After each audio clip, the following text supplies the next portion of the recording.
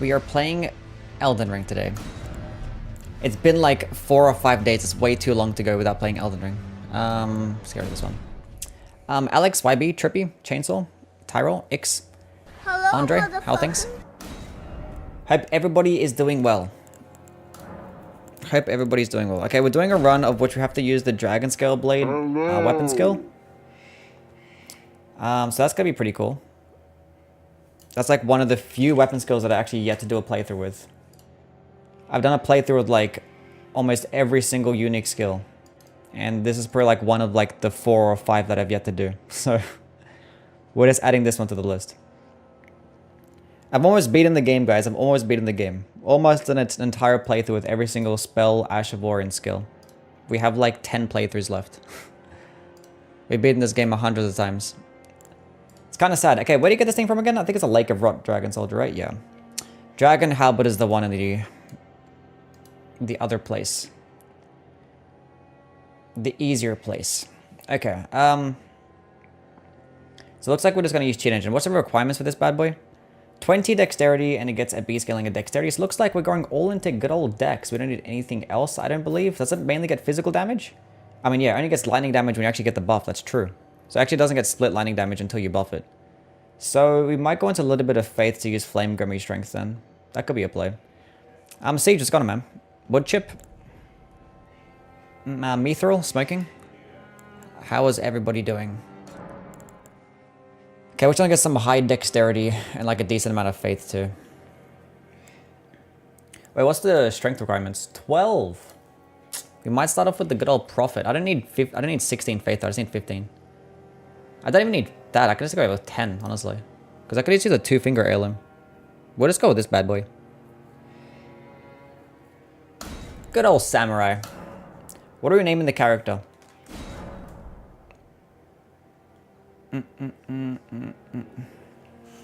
Bruh.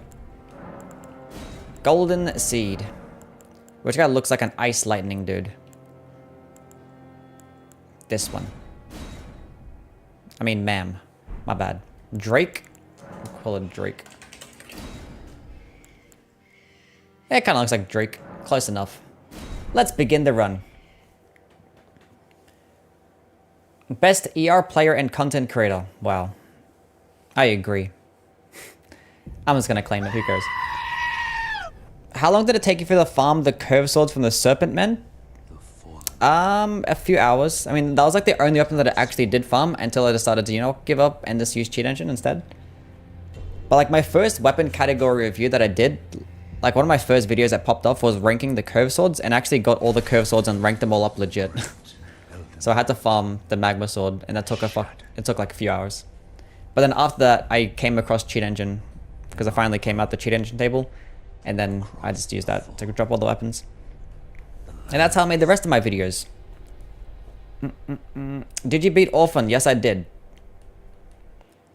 Yes, I did. Farming sucks in this game. Yes, that is true. It is not good at all. I did not understand why there's like 70 weapons in this game and like 100 different armor sets and shields that require it to be like farmed. I don't know. And like the drop rates for those things are like 4%, 10% at max. Some of them like 2% or 0.5%. Like I think a lot of them just average around about 4%. Which like, if you're a completionist and you want to get every single weapon and max it out, you probably have to play thousands of hours. Like literally. Because you have to have like, how many like dragon stones if you want to max out every single weapon and shield and shit? That's a lot of dragon stones, and you need to go to like new game plus 1,000 just to get all the dragon stones. So if you're a completionist, this game is not for you. Why is Arcane improve item discovery? Why does it improve item discovery? Because it always has, I guess. Like Arcane was kind of like the luck stat from Dark Souls 3, and luck improved item discovery and just did like some extra benefits like improved bloodlust build up. There weren't many like luck scaling weapons out there.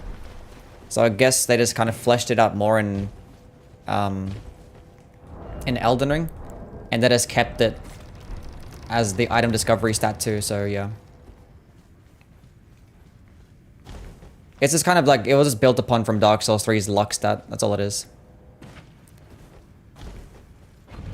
Basically. How about you do a speedrun, no hit, blindfolded? Yeah, sure, tomorrow.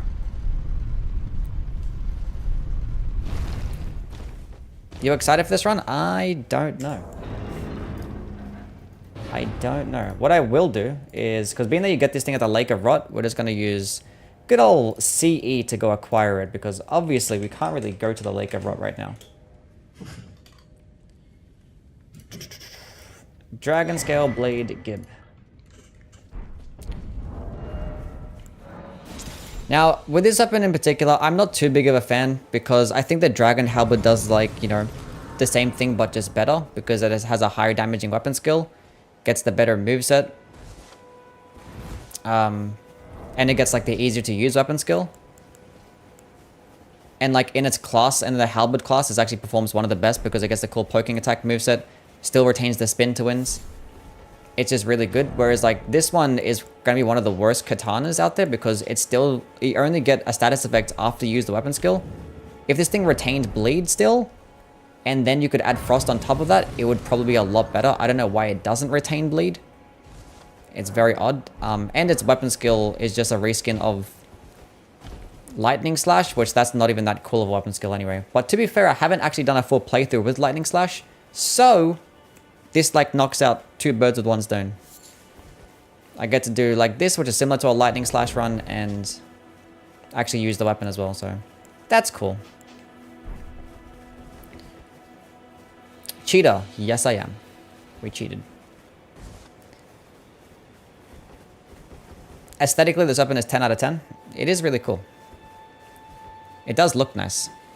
I like how, like, the hilt is like a dragon head. Wait. Let's go next to old.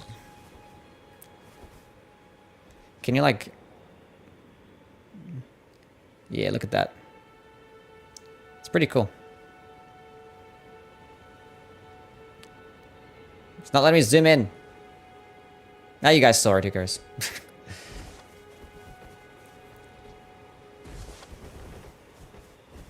Are we winning? Yes, we're winning. We haven't died a single time.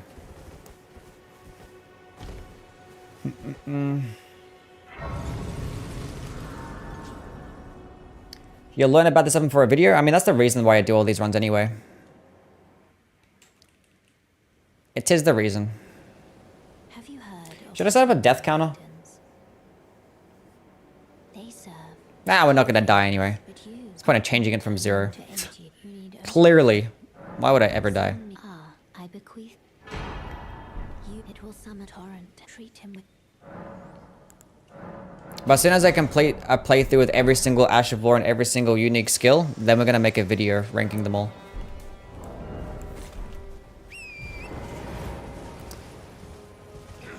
I mean, I already have a ranking in place. I just want to play with a few different more Ashes of War. And then rank them. So we'll make separate videos for, like, the Ashes and then a separate video for the unique skills. I'm not going to compare them all. Because that would be a kind of annoying thing to rank. So that is that. But I definitely want to make those 2 videos, and I still want to rank the sorceries. Those are 3 things that I want to do definitely before the DLC comes out.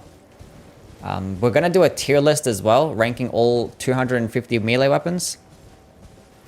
I haven't done one, like, since the beginning of the game, and I want to do another one before the DLC comes out as well. It'll probably be like a month before the DLC.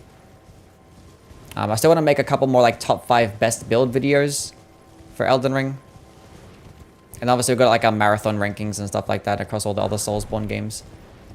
So it'll be things like that.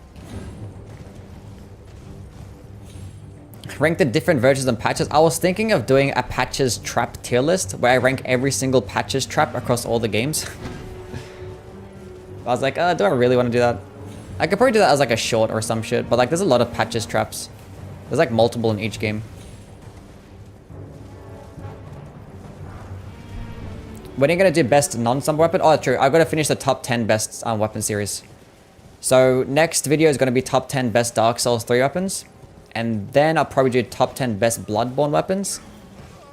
And then I'll do top 10 best Elden Ring weapons, but I'm going to separate it for Somber and Smithing Stones. So unique and non-unique. How should I title it? Should I say Somber and Smithing? But then again, like, somber smithing is a thing, so like, I don't know. I don't know how I should title that video.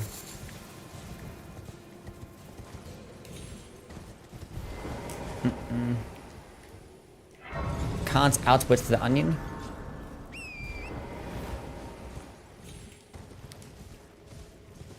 Ludwig's Holy Blade def the best weapon on Bloodborne? I disagree. I probably put it number 2 or 3. I just don't think anything can trump the Whirligig Soul. It's just way too good. Like the DPS and like the ability to cheese like smaller enemies is like just ridiculous.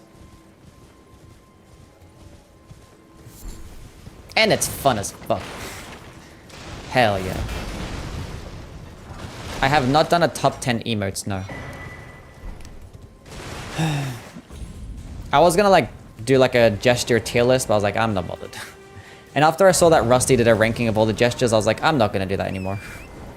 There's no need. Samba versus Infusible. That's a good, yeah. Top 10 infusible weapons. Thank you, Chainsaw. Now we have a title. A dog tier list? I've already done a dog tier list. Like literally, I've already done one. I thought that I didn't do one until I was like looking through my stuff again. I was like, oh, that's right. I did a dog tier list. My mom is infusible? Anna, what the fuck? Where you been at?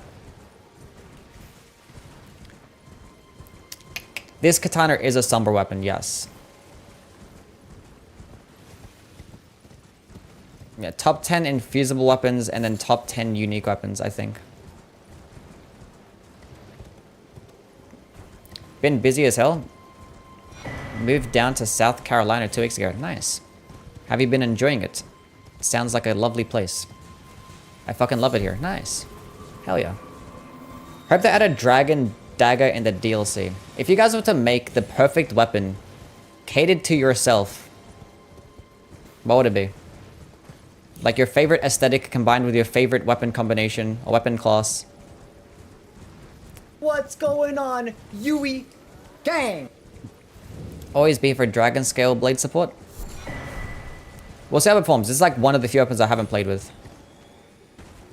One of the few that I've yet to do like a playthrough with. Obviously, it's not going to be a good gauge as to how the weapon does perform because it's just going to be using the weapon skill. But I can still get a rough idea. We can still get a rough idea. Probably an ice scythe. I'm guessing you really like the Freida's Great Scythe from Dark Souls 3. Have you tried Helldivers 2? No. It might seem like a game that I like. It's probably something that's more fun when you play with friends. But like the thing is, I'm just so busy playing these games and stuff. And it seems similar to something like Destiny, and I do like Destiny. But like, I haven't played Destiny in a while, so I might as well just get back into Destiny. If I were to play something like that, you know what I'm saying?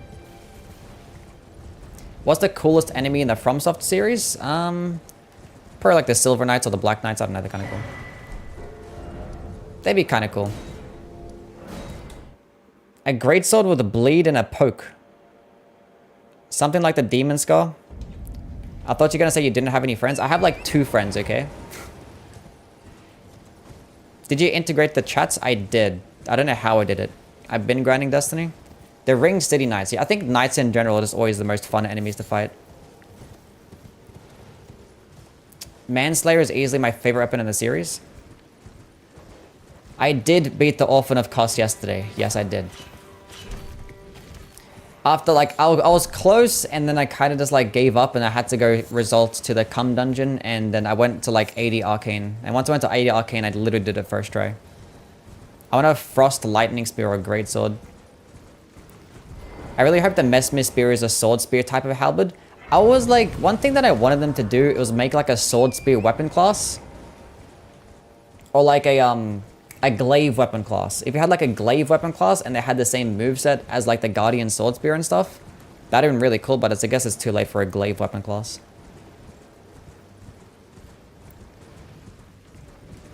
Have you done top 10 Soulsborne OSTs? I actually did top 40 Soulsborne OSTs. It was going to be a top 10 Soulsborne until like I started realizing that From Software has the most banging ass fucking OSTs known to man.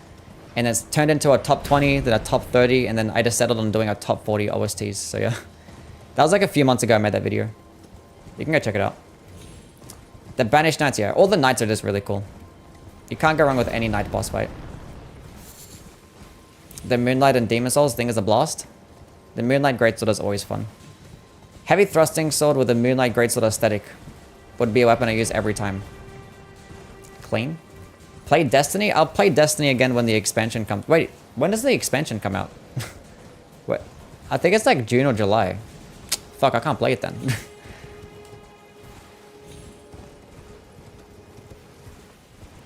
Never mind.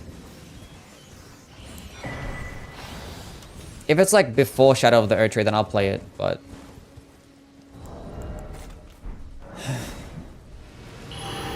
If you made a Souls game, what would it be? Caveman Sekiro. W. Nosif? Yes. Top 40 OSTs vid is the best way to fall asleep at night. Safe for nothing. Where am I going?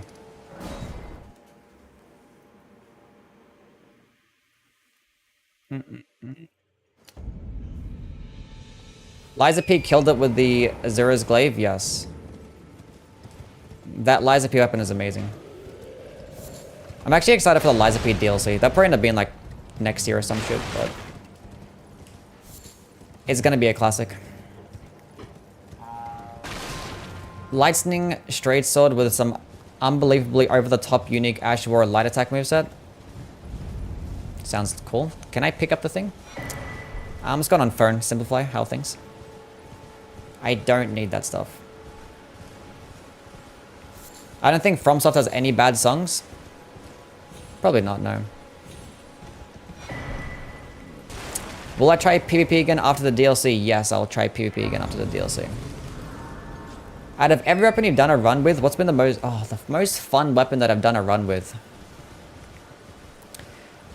The thing is, the stuff that I always default to, I think the most fun things in this entire game are the Crucible-based stuff. The Crucible weapons, the Crucible spells, they're just always the most fun. They just look the coolest. I like the aesthetic of the Crucible stuff, and they're just always fun to use. Because they always like result in like such high stagger damage. They always get good hype armor as well, and like I think those two things are just really fun to me. Mako, thank you for the follow.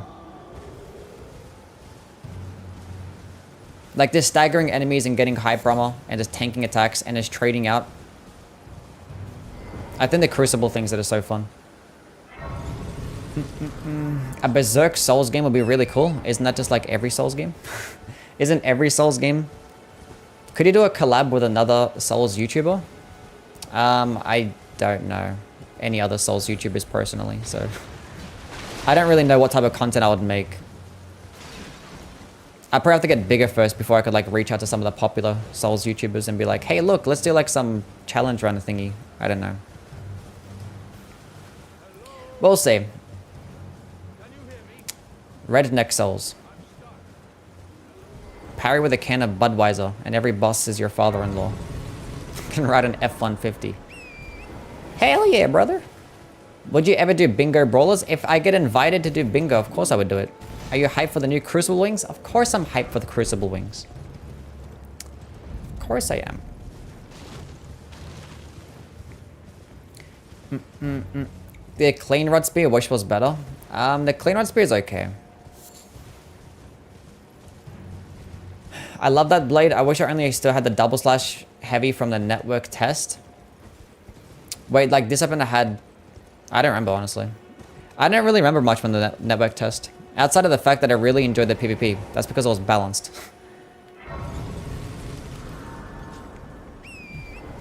Smurbolt's gone on. Souls in space. Yes. You should do a challenge in Elden Ring where every single time you get hit, you get shocked with a shock collar. No. That sounds terrible.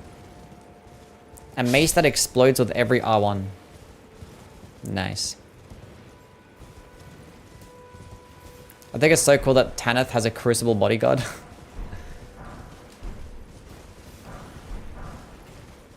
Don't let chat cook.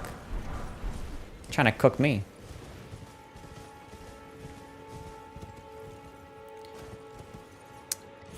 Did I kill Orphan? Yes, I killed the Orphan of Kos yesterday. It took like the entire stream, but we finally killed Orphan of Kos yesterday.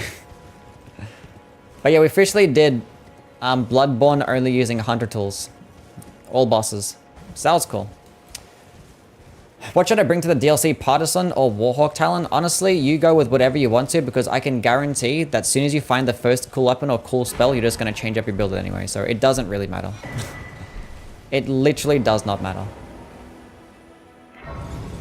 Who wants to place bets that almost every DLC boss resists holy damage? I'm willing to place a bet that every single boss is going to resist all types of damage by a large margin. And be really resist to status effects. That's what I'm betting. I don't think any boss is going to be like weaker to holy damage. Maybe like one. I hope Black Myth Wukong has better bosses than Liza P. That'd be very hard to pull off. But yeah, Liza P definitely set a new standard for Souls-likes. A vendor with larval tears? Knowing From Software, I'd be very surprised if they did give us a way to get infinite larval tears and Dragonstones, because for some reason they're just against us from like, I don't know, testing out builds, which is so weird to me. Because like in Armored Core is like the complete opposite. Just like, please, let us experiment with builds. I mean, it's fine for me because I can just like, you know, click a button and have 1,000 larval tears, but Mesmer is daddy. Valid. Bet Mesmer will be weak to fire. I ain't know about all that. Who's winning in a fight, Gwyn or Marika? I haven't seen Marika fight, so I don't know. Look, Gwyn in his prime is like overpowered. Like Gwyn literally separated his soul into like 5 different parts, gave them to other people. He was literally like suffering and dying from like the curse of hollowing, and after like, you know, sacrificing his whole body to rekindle the flame. And then hundreds of years later, he's just dying. He's like just literally decrepit and dying there after like doing all those things. And he's still overpowered. Like, he still does so much damage. So imagine what it would be like fighting Gwyn in his prime. I don't think there's any other boss that has been nerfed that much just so we could fight him. There is no other boss. AC6 is amazing.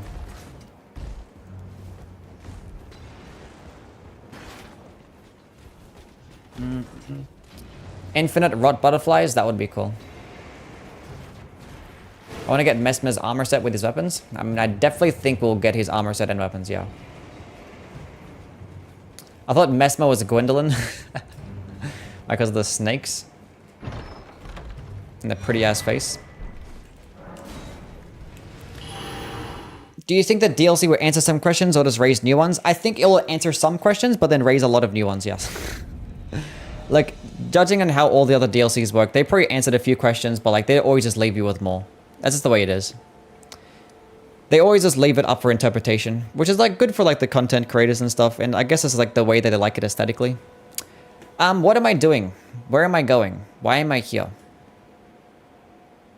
What I need to do is go level up. I'll get some souls, then we can level up. Meet the requirements for this bad boy, go get this +1 or some shit, and let's go kill Margit. It's gonna be the strat.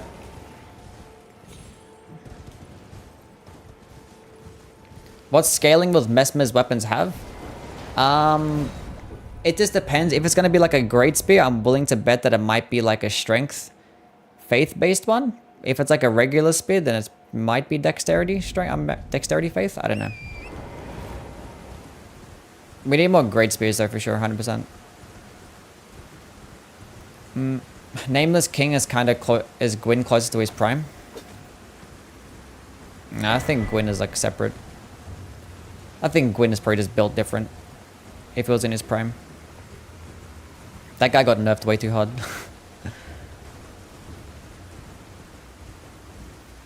Dex, Faith, Arcane. If there's a Faith Arcane weapon, that would make me very happy. Can you even attack in this run? I can attack in this run. I just gotta get my shit first. I'm just reading chat while I do preparation. It's just like easy.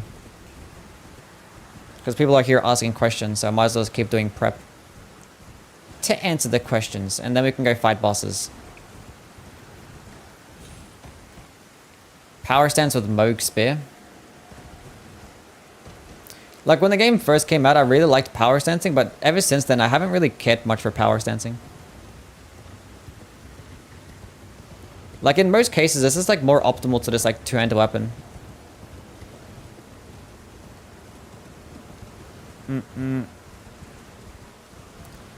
There's a few power sensing combos that I do like, but for the most part. And no attack run.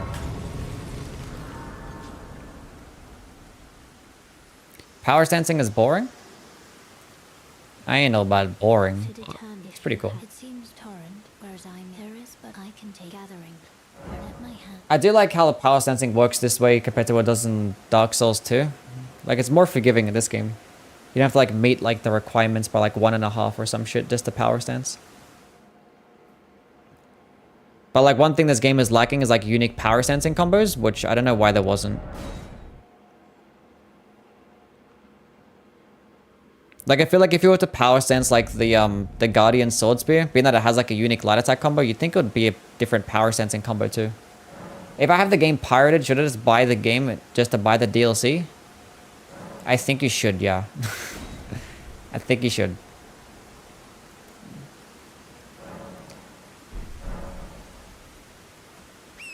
For power sense, I like straight swords, curved swords, spears, and great spears. Yeah, typically, if the weapons hit at the exact same time, then power sensing is really good. If they don't hit at the exact same time, and it kind of like, you know, off-kilters like the attacks, then I'm not too big of a fan. Because it's like, just makes the animation like so much longer. And then for like weapons that do like stance breaking things, like strength-based weapons, you're probably like better off just going with this two-handing, because you can just get more stance damage for the most part. I should just spamming jumping attacks, then I guess not.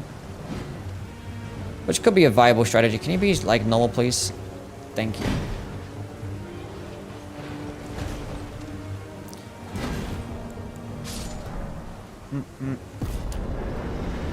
Power stancing giant crushes is a vibe. I agree. You can't go wrong with that. What weapon is most similar to the Cell Sword Twin Blades? Probably like the Bandit's Curve Sword, I want to say. Power stanced. It's a lot of runes? Yes, it is. I don't need that.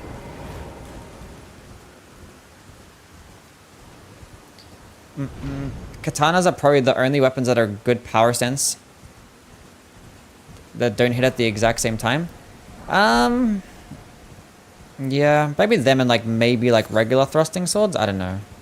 Either way, I'm still not too big of a fan of the power sense katanas. I like the jumping attacks and rolling attacks they get because they hit at the exact same time, but power stance rolling attacks that the katanas get actually like stagger smaller enemies or stagger like larger enemies, I mean. Like, you know, Lendel Knights, Omens. Rolling attacks like katanas can stagger them. But with things like hammers and axes, there's like no attack that can stagger those types of enemies, which is like really weird to me. I don't know why hammers and axes movesets are so fucking bad in this game, but it is what it is. We should play Sekiro on stream. We actually might play Sekiro tomorrow. We might do a prosthetic tool only run.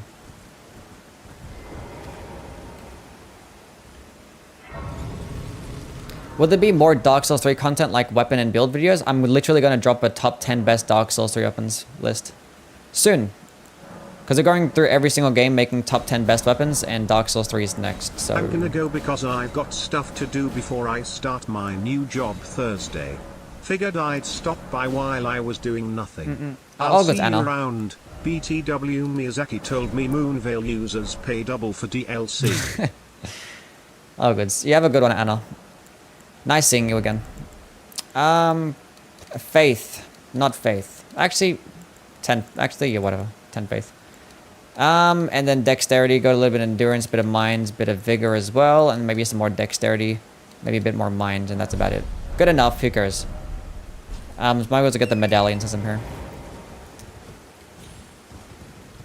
I'm not going to kill Grail because I need bleed for that. And we don't have access to bleed, and I don't really need to kill him anyway. I just killed that boss because, you know, it gives you enough souls to set you up in the run. If I'm going to do prosthetic only run, I'm going to be using Cheat Engine to have infinite spirit emblems, because I just want to test them out and like see like which are the best prosthetic tools and like rate them and shit like that. Because I'm going to do a video where I rank every single magic type across all the Souls games. And I'm going to include like Hunter tools and Sekiro prosthetics. That's going to be the strat. Yeah, hopefully one of the DLC weapons is a Faith Arcane weapon, because that would just make Faith Arcane builds just even better.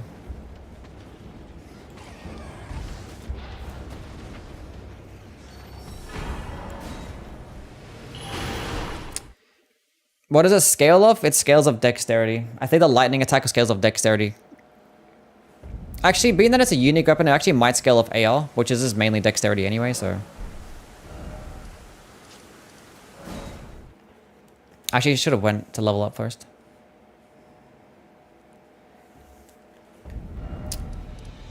I mean, like, I'm not going to be able to use a bleed weapon, because, like, it's an ice, what do you call it, lightning sword, Ash of War run. Oh, god damn it, why are you here? I'm not allowed to use anything else. Like, I'm only allowed to use the L2 attack of this weapon. I was instructed by torrents. 'Tis a summon there, the spirits now it is that. Do you know Likes axes in this game? Even a battle axe he thinks is really good.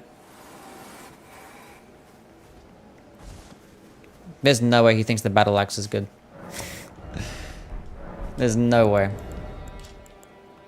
That thing is dog shit. Axes are terrible. +1, that's good enough. Let's just go fuck this guy up. Frost build up should scale with int. Maybe it should. I don't know. I'm fine with the fact that it doesn't scale with anything, honestly. I was in his stream, he literally said that. I mean, I'm like, you know, I'm glad somebody likes axes. If he likes axes, that's cool. There is no reason to use an axe over a hammer, and there's hardly even a reason to use a hammer. Because hammers get the exact same moveset, very similar range, very similar damage, but they just get strike damage and just more poise. And strike damage is just like way better to have than standard damage. And then obviously more poise is more poise. The only thing that axes have over hammers is more weapon skill options. So I think you get access to things like spinning slash and sword dance, which I think you cannot put those things on a hammer. But like, that's the only thing. I should have picked up Golden Veil, but that's fine. We should be doing enough damage, honestly. The Stormhawk axe is pretty good. It's very mid, honestly. Like, the Stormhawk axe is decent because you get access to, like, Stormcaller. And, like, it just buffs the weapon. And, like, it's a summer-based weapon, so it's easy to upgrade. But, like, if you're trying to optimize, like, a Stormcaller type of build, like, this... No. Just go pick up, like, any other weapon class, like a spear, a great hammer, a halberd, a katana even, and put Stormcaller on that thing. And if you want to pair it alongside Bleed, you just have, like, a weapon that's 10 times better than the Stormhawk axe. Because Stormcaller, I'm pretty sure it consumes less FP. I think it does more stance damage as well. And it's, like, the exact same range. So, like, I don't know.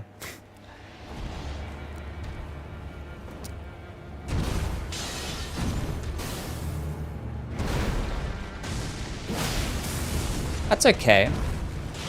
That's okay. I'm pretty sure, like, the initial lightning attack actually does hit him too. 7 damage. It does. It definitely does hit him.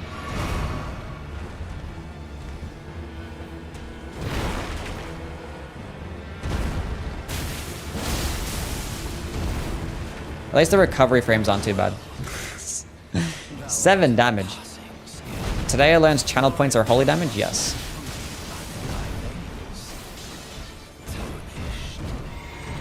I thought I could have had time, but I clearly didn't have time. Great axes and great hammers outclassed by a lot? Yeah. There's no point trying to be at point blank range because it's only 7 damage. I thought the initial lightning attack was going to hit more. That's fine. That's okay.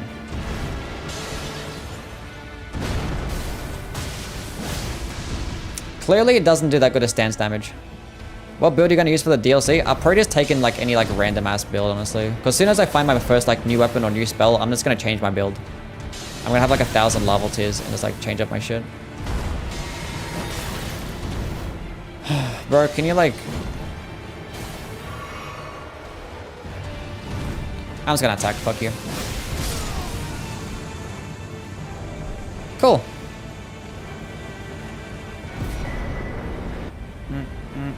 It's a little stomp that you do. They patched it in later on. The little stomp that you do. What are we referring to? What do you think about the lack of hyper armor on the Godslayer's greatsword? I think it could do with more hyper armor, I guess. But it still like damages like a lot. I forgot to do an electrify armor. Wait. Does electrify armor scale of faith? Yeah, it does, yeah. All like weapon buffs, all faith weapon buffs. Did you even upgrade it? Also, why is Margaret or incantations, I mean.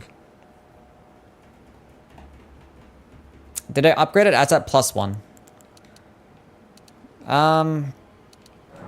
It's at +1. Does Alexander's Shard buff this? Yes, and thank you for reminding me. I forgot to grab that. To get the platinum, should I do all the requirements in the same character? It might be easier. I don't know. I forget like what the requirements are to platinum the game. I'm going to play the intelligence for the DLC. 24-hour stream when the DLC drops. I'm not sure if I do a 24-hour stream because I might, depending on how it goes, I might actually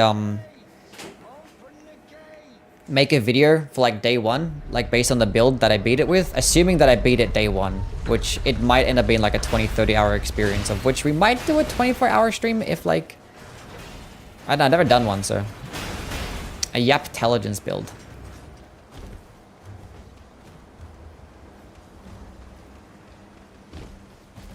What damage type do the silver tiers do when they spawn? I'm guessing standard physical damage.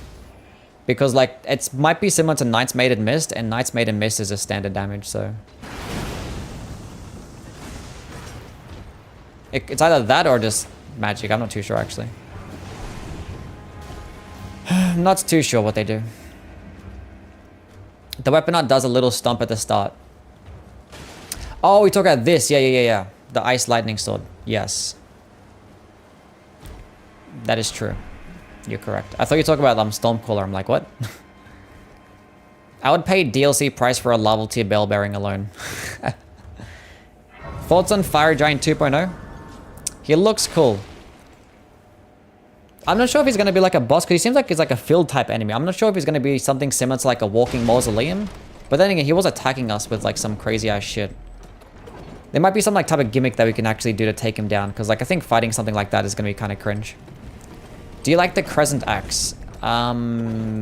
Yes. It has a unique heavy attack. Wait, no, the Crescent Axe. Wait, which one are you referring to here? Like the Great Axe, the Moon Crescent Great Axe?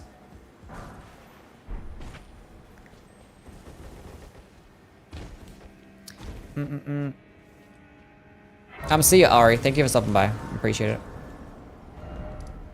I thought Night Maiden's Mist was magic. No, that's physical. It just flat amount of damage. It doesn't scale. If anything, it doesn't. You can't improve the damage. It's just always like a flat 1500 damage, which makes it really good for early game, but kind of shit later in the game. Cha-Cha, what's going on? It's not bear witness time just yet. I want to go grab the dexterity tier, go kill this guy, go grab the 2-finger heirloom and get this to +4. Then we can go kill him. Can you hear me? Oh, I at ease. Just give and I'll pop. Don't dally. Give it your all. Weird game, Ice Lightning, Bloody Fire. And they popped off. Well, And they popped off.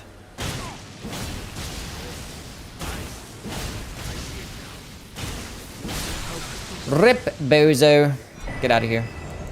Oh, that 10% more damage. Give me that shit. Give me that shit. Wait, how much stance damage does this do?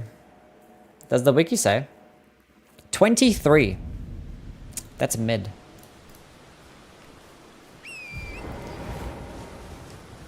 Oh, I need gold value, yeah, true. I need to get a seal also. That's fine. Give him a chance. I don't know why they made Alexander's health so small. He actually has like a pretty cool like moveset. I don't know why. They made him like die in like 2 hits.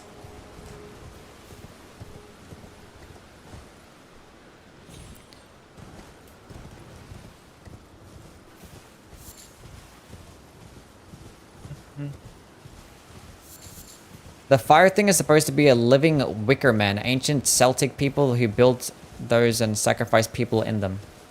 Okay, cool. How much does the final Alexander shot amplify your damage? It's 15%.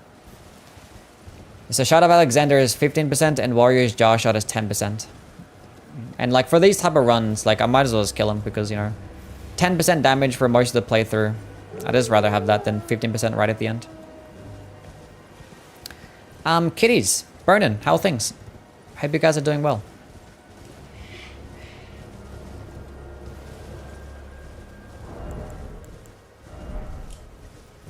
I don't know what type of talismans we'll get in the DLC. Like, I don't think we really need any other talismans. Outside of like, you know, one that gives you boost to Arcane. Like +5 to Arcane, that's kind of cool.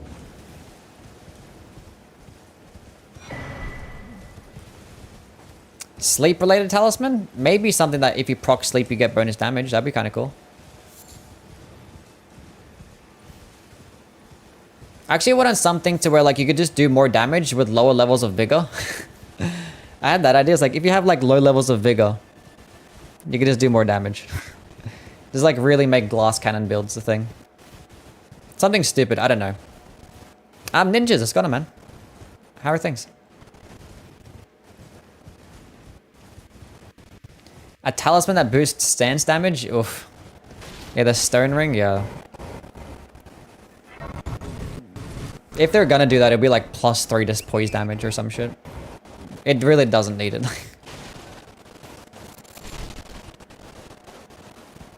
As to add like a multi-hit talisman type of thing, but like instead of accumulating more damage, it accumulates more stance damage. It's like a Millicent prosthesis for stance damage. That could be kind of cool. That could make trying to be like poise breaking with light attacks that's more viable. Your audio is messed up. Is it the game?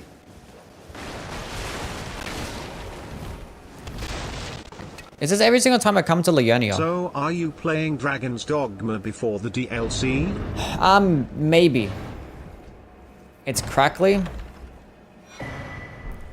It fixes itself. Just give it a minute.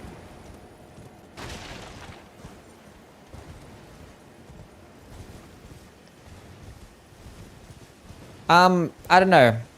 Like, I have the first Dragon's Dogma game. I want to play that one first and see if I like it. If I like it, then I'll go play Dragon's Dogma 2. Do you wipe or let it crust? Shut the fuck up, man. I use a fucking bidet, okay? If you want to know.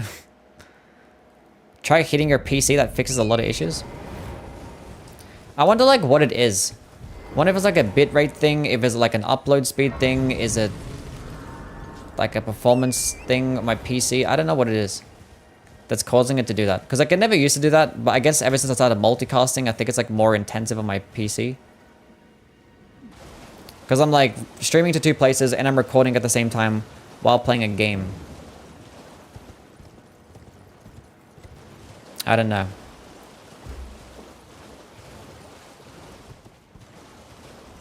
Dogma balls. What?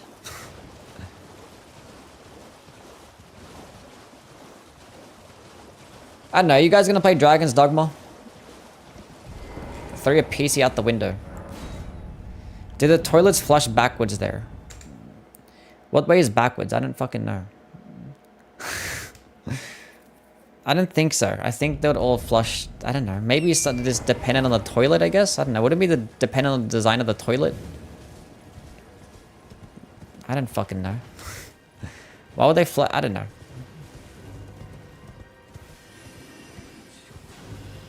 I'm playing Rise of Ronin before Dogma.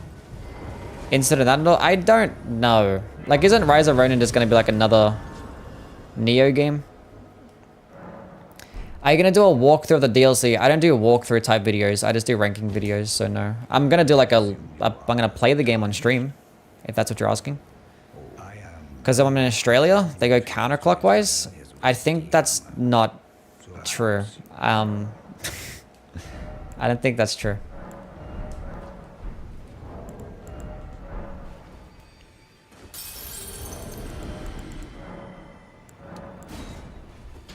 Giant's Blacksmith or EG? Which is better? I mean, EG is right next to a Grace, so I'm gonna go with the EG. EG gets my pick for convenience. God damn it. I wish you could sell to him, though. Rise of Ronin is not a Souls-like. People say Neo games are Souls-likes. Are they not? I don't know, I'd classify it as a Souls-like. If you have like a dodge button and you use a sword to attack things and you have to read an enemy's moveset. I mean, either way, I don't really care. Like, it's still like the reason why we call them all Souls-likes to begin with is because like they have similar like, you know, styles and aesthetics, and like the player base is going to be very similar. Like people that play Neo most likely play the Dark Souls games, you know what I'm saying? So like, it's just, you might as well just classify them as like, you know, the same genre, and we just call it Souls, so. Either way, it's like a made-up genre anyway. Like, it's just, it's nothing specific to do with like a Souls that says something about Souls genre. Like, I don't know. We make the rules for it, so we're classifying as Neo as a Souls-like. That's how words come about to begin with. Anyway, what am I doing? We have a +4 weapon. Let's go grab Golden Val.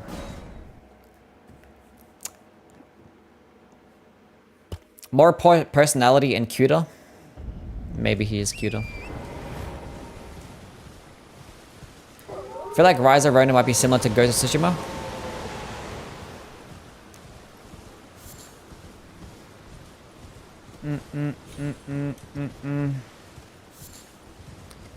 Worst Souls-like I've played.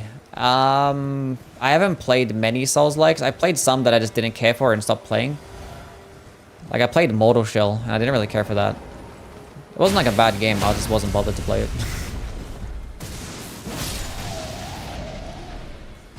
Oh, what I need to get is the Dexterity too. Let's go get that first. Favorite build weapon. I tend to like cater towards more like faith type builds, and I like the Maracas hammer the best. I wouldn't say Lords of the Fallen is the worst one that I've played. I mean, it's probably the worst one that I've beaten. Because I haven't played many.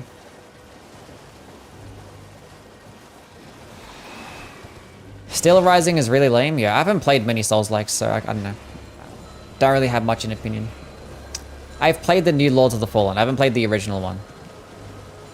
But yeah, I played the new Lords of the Fallen and I made videos on it as well. I made like a bunch of videos in that game.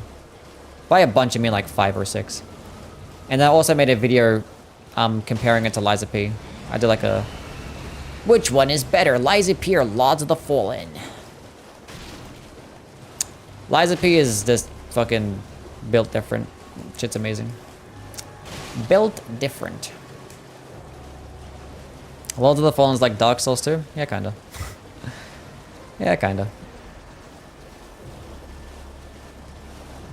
Hopefully, the DLC... I don't think the DLC is gonna have an area like Leonia of the Lakes. But it better fucking not, honestly. Because this shit is super cringe. Like, trying to memorize where the fuck to go in a place like this is, like, terrible.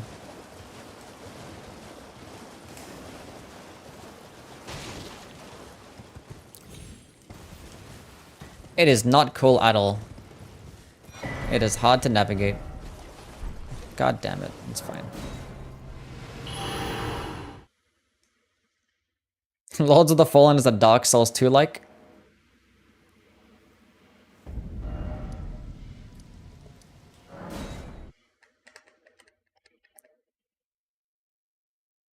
Can I turn my head to the side? Why, so you can see my big ass fucking nose? Deathblight Swamp? I'd rather there be a Deathblight Swamp than a big ass fucking empty area like Leonia of the Lakes. I'm not going to lie. Honestly, I want there to be one. I want there to be one. I want there to be a Deathblight Swamp. I need it, actually. I'm fiending for it.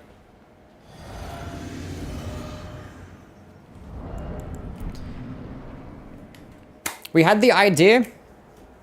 My Discord yesterday was talking about it. If you haven't joined my Discord, join my Discord. Bunch of stupid people there talking about stupid stuff. But they were talking about the best boss transitions. So we're gonna have that be a video. Deliver me Top 10 best boss transitions across all the FromSoft games. Confirmed. That's gonna be a video. Do you play with the subscribers or viewers? No. I mean, actually, when I played PvP way back when, I did, like, play some viewers and stuff. Maybe, like, after the DLC comes out and I finish making a bunch of, like, ranking videos and stuff and I kind of want to play some PvP, we might do some, like, fight clubs or some shit. Hopefully there's 6-player online sessions in the DLC. That's one thing that this game is lacking, is, like, 6-player online sessions. Ludwig is gonna win. Yeah, it is, yeah. Regal Ancestor sucks. The fuck? Does it suck? Wait, I forgot to go equip Golden Bell. God damn it. How am I gonna win?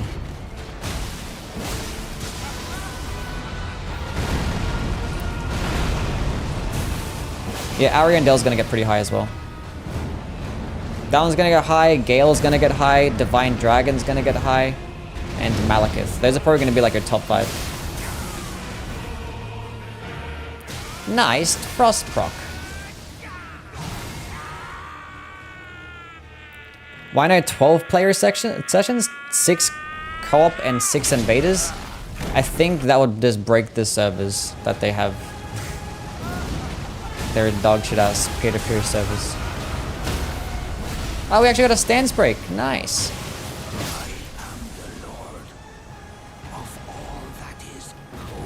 Okay.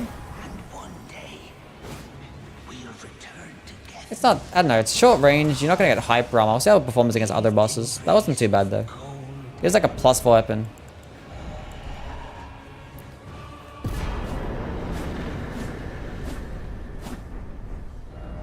Does the Sword Saint Ishin cutscene stand out? Yes, that does count. That does count as a phase transition, yes. That is also another good one. I gotta go look into it. Let's go kill, yeah, let's go to Altus, go grab Ritual Sword Talisman. Most limp dick boss. I wish PS5 had cheat engine. I got 1,000 hours just making builds. Yeah. Booster, what's going on, man? I don't think PvP belongs in Souls games. Why not? Look, they're interesting and entertaining enough, and they're fun enough. Like, what I like I like the most about PvP in this game is that there's nothing like the invasion experience in, like, other games. I mean, maybe now, but, like, the invasion experience is, like, so unique to, like, Dark Souls. Like, how many other games could you, like, invade somebody else's world and fight, like, a 1v3 or a 2v, like, yeah, 1v1, I mean, 1v2, 1v3? Like, how often could you do something like that? And, like, some cool melee-based combat. Just, like, run in, invade someone's world while they're playing the game and just, like, trying to beat a gank. Like, it's such a unique experience. I like it. I think it's cool. Or something like fight clubs. I've never gotten invaded in this game. That's because in this game they changed it to where if you don't summon anybody, you're not going to get invaded. Which, honestly, I like. But, because for me personally, I don't want to invade into a 1v1 fight. Like, I hate invading and seeing a 1v1 fight. Like, it just doesn't excite me. If I want to do a 1v1 fight, I would go to the arena or do a fight club. But, like, the only reason I wanted to invade is if I want to do, like, a 1v2 or a 1v3. So I actually don't mind the fact that they did it like that. It's just that the game was, like, so large and there's, like, hardly any people that you actually end up fighting at, like, meta level that are people that are actually playing the game.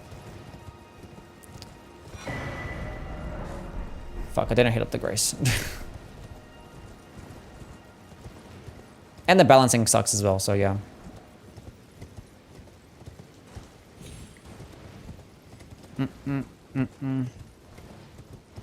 But Dark Souls 3 just did it the best.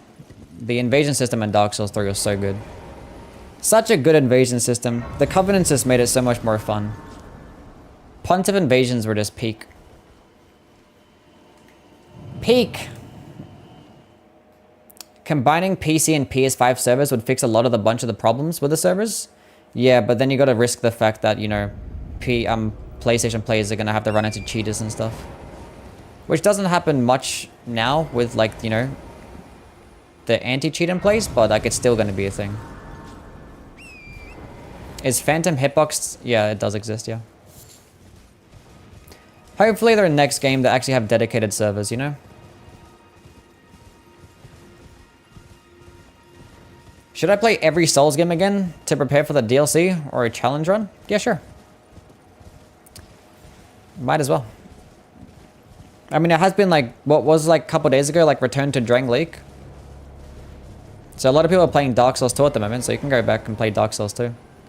Are you gonna watch Dune 2? I haven't seen the first one. I'm not really much of a movie person. I don't watch movies.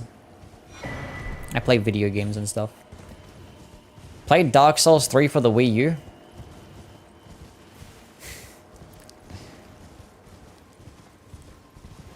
I hate the Carrion Knight in front of Renala. Moongrum. I hate him too.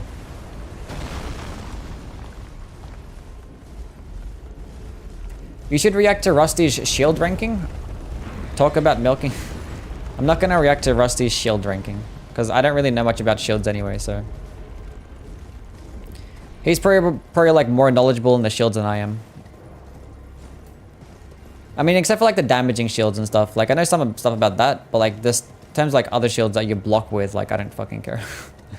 This one is really good because it has high stability and can block all physical damage. It's really cool.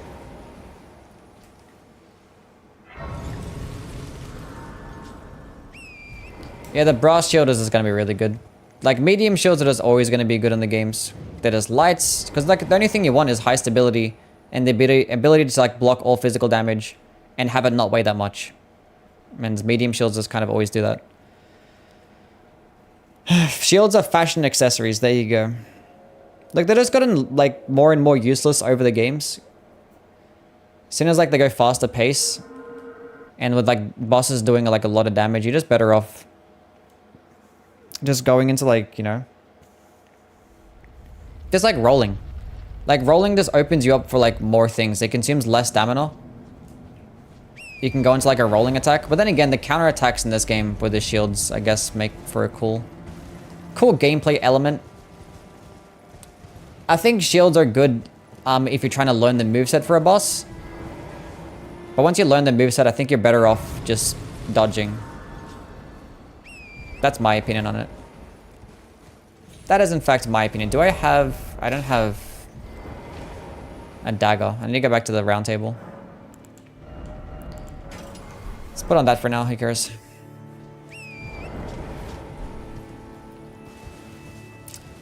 The only time in my first playthrough that I ever used a shield, because like I was so like hellbent on power stancing things, and thankfully I did come across power stancing curved swords and straight swords, which both of those things were really fun to power stance.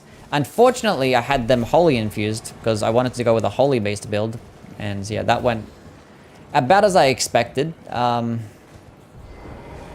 not as I expected, but about as you would expect nowadays, because I didn't know back then, because obviously the game just came out. What the fuck was I saying? I forgot what I was saying. Chat, what was I saying? At stream a video, watch video, wow, wow. Quang Quang, what's going on? How are things? Wait, let me drink my juice.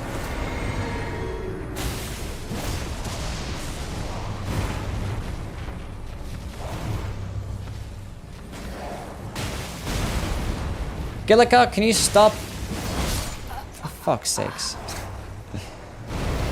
No bullets are clicking on that video, fuck off. That's right, shields. The only time that I used this shield was against Millennia. Trying to like memorize how to dodge waterfowl dance. That was the only one. Like blocking waterfowl dance was like the strat. It helped me beat her. Because like I was trying to dodge her, I was like, I can't do this shit. She got her health back, but, you know. As long as I didn't fucking die. I just like had some like random medium shield that I had. Then I just like used that shit.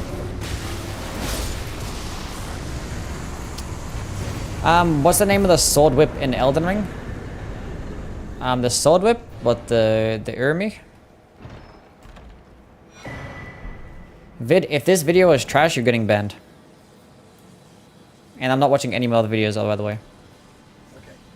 Make sure it's on low.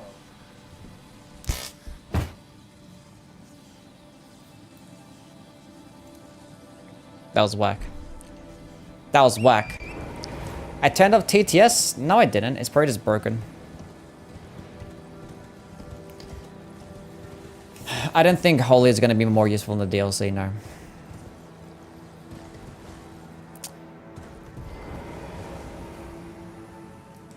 I do not think it's going to be more useful for the DLC.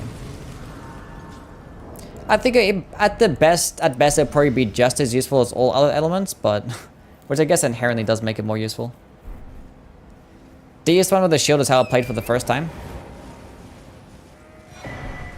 I don't think TTS is working. I pay $5 a month for that shit, or like $8 a month for TTS, and it doesn't fucking work. That's disgusting.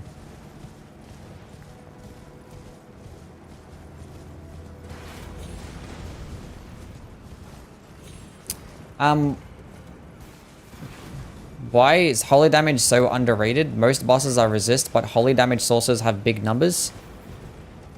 We're talking about the damage type itself. Like, the damage type itself. Like, not talking about the sources. The holy damage in itself is just the worst damage type in the game, and it's not even close. And even if you are to include the sources, right? Even if you are to include the sources, the weapons are pretty good. Like, some of the best weapons that do holy damage are mainly only good because they do part physical damage, like Marika's Hammer, Siluria's Tree, or Davis's. They do mainly physical damage. But the thing is, you look at something like Envoy's Longhorn. It's one of the best weapons in the entire game. Envoy's Longhorn, right? If that did lightning or magic damage instead, it would easily be like top 3. It would be even better. It would just be better. If it just did another damage type.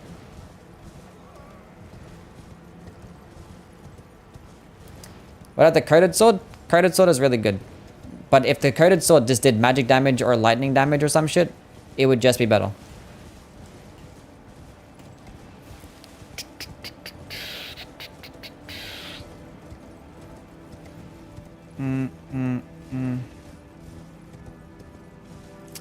DLC bosses are probably going to be weak to Holy? I don't think so, no.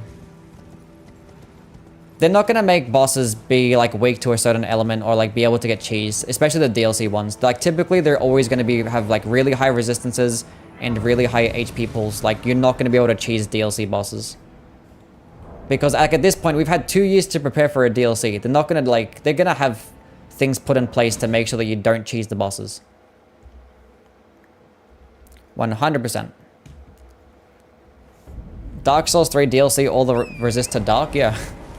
A lot of the base game Dark Souls 3 bosses were like resist to dark. It's like maybe dark will be better in the DLC.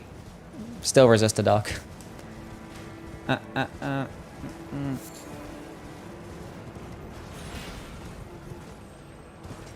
Envoy's Lightning Horn? Yeah.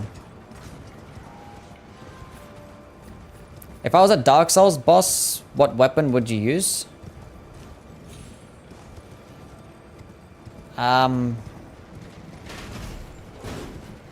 My fucking fists. I'll be Radagon for the Marika's Hammer. Shit's badass.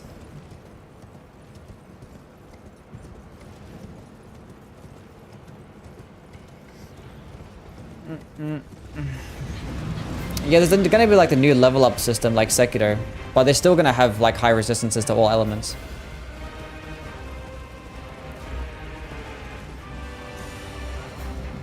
Like I still think even if you get like all those items to improve your damage,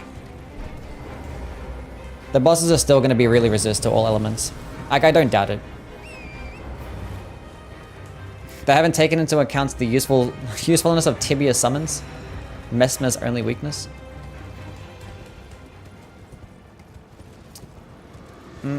What's the best path for a Claymore run in Dark Souls 3?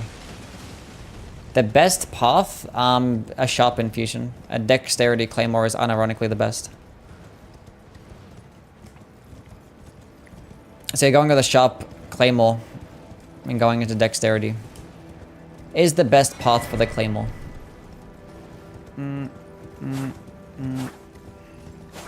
A rework of Madness and Deathblight in PvE would be nice. Yeah. I was away for 40 minutes. What did I miss? I beat the entire game in the 40 minutes that you were gone. This is actually New Game Plus. I told you about the system yesterday and you shut me down? Yeah, I didn't know about it. I thought you were just speculating. You were saying like, oh yeah, I think there's going to be like a secular type system. I'm like, oh, I don't think so. Until like yesterday I looked into it. Like I saw like an article like, oh, what the fuck, it's actually true. And then I made a YouTube short about it today.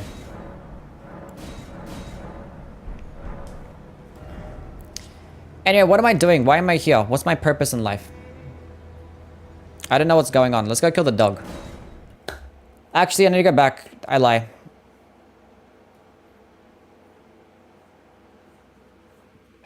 Will it be separate from your level? That's what it seems like. Miyazaki described it as similar to Sekiro memory mechanic. Of which it's most likely going to be killing a boss. Then you get a certain type of item and like these items will just help you just do more damage against bosses. Like just having them in your inventory maybe. Or like consuming them. But it's specifically just for the DLC. Those things are not going to do anything outside of the DLC. Cool.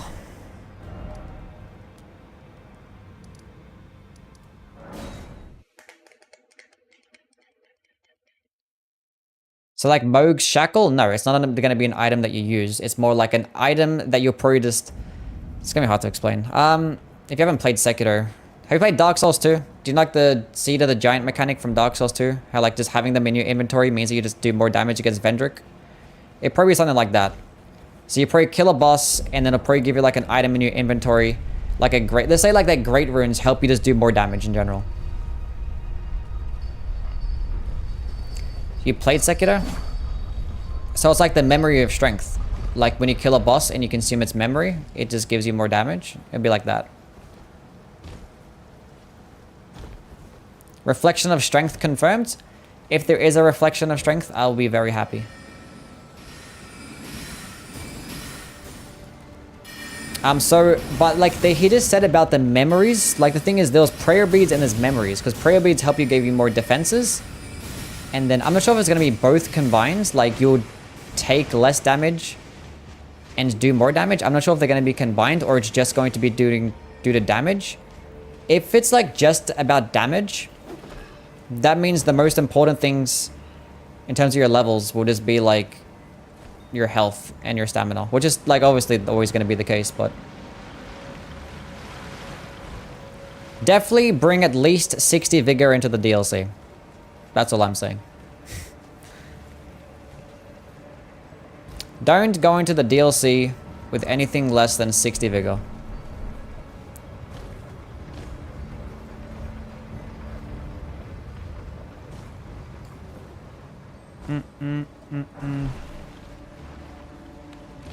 Boss gauntlets for weapon recolors would be nice. Do you want a bonfire aesthetic feature to be implemented in Elden Ring? It would be hard to balance. It'd be hard to balance. Like the thing is, there's so many bosses in this game that you can kill. And there's like ways to duplicate remembrances. So like, it doesn't really need it.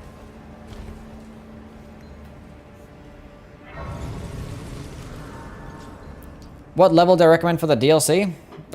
Like, you can go whatever level that you want to. Being that your damage is going to be based off items for the DLC, you can just go into whatever level. As long as you have, like, 60 vigor and, like, the minimum requirements to use whatever weapons that you want to. I don't know. I'm going to go in at level 150. I probably recommend between 120 and 150, but as long as you have about 50 to 60 vigor, then that's going to be the most important thing. Okay, speaking of which, let's level up my vigor.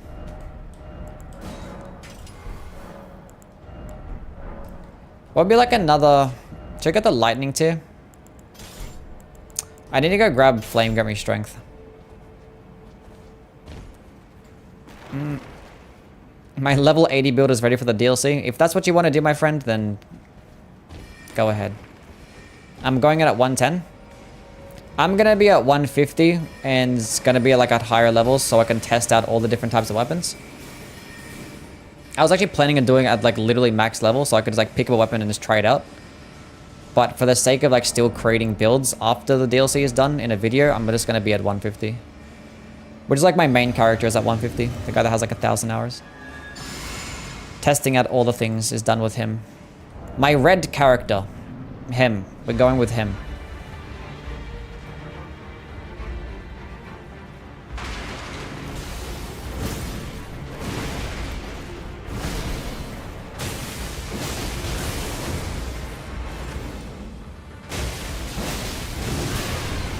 That's fine.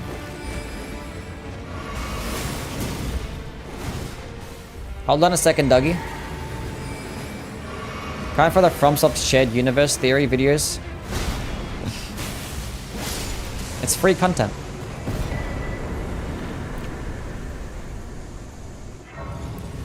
Level 150 frenzy build? Nice. Why is this boss so dog shit?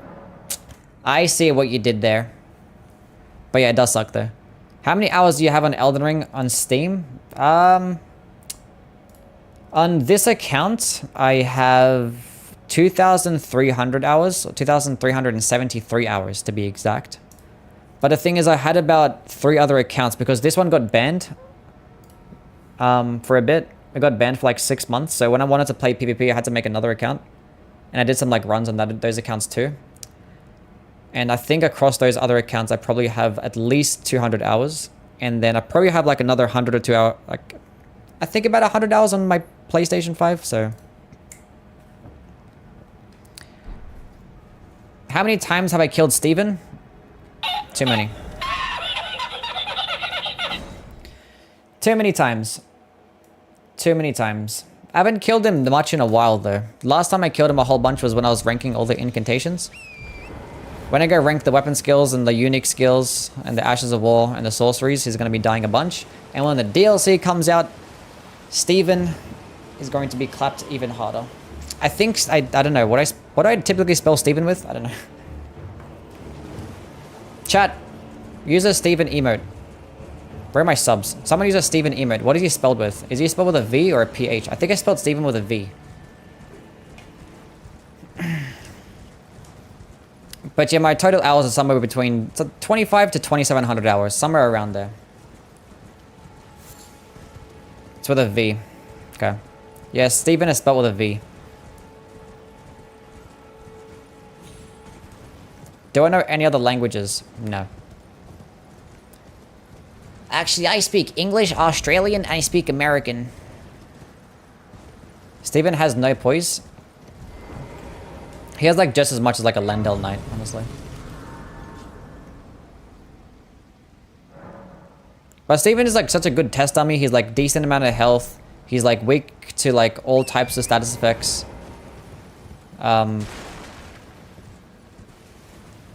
He's like right next to a Grace. It's just nice. He's a big solid target. He's just like the best testing dummy. And he's resist to holy damage. But yeah, the only things he's a resist to are holy damage and like poison and stuff.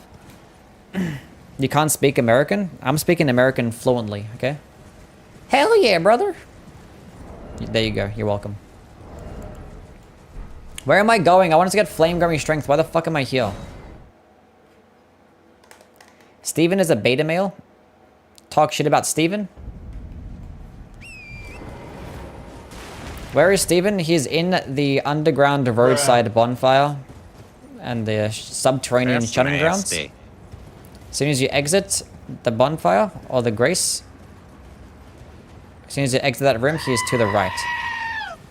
How many warped axes? A lot. I mean, I don't pick them up anymore, so if he drops it, I just don't pick it up. But yeah, probably hundreds. Look, as many times that I've killed Steven, he's probably killed me more. Okay? Steven does not stop fucking attacking. There are so many times that I had to like just delete footage because he just would not fucking cooperate. He was constantly fucking attack and like I'm trying to get my gameplay off.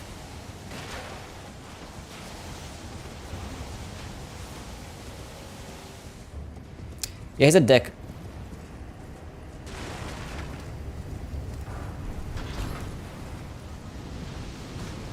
Who's Steven? He's the Omen test dummy that I've been using since the inception of this channel. I think Steven's introduction was literally like... I think it was my seal ranking video. My first ranking of the seals. It was a terrible video, by the way. Bad video, terrible opinions. I mean, it was good for the time. It was useful for the time when it came out. But yeah, a lot of those older videos have not aged very well. But yeah, Steven is the Omen. He's my test dummy. He's been around for a long time. So every single time you see me killing an Omen, his name is Steven.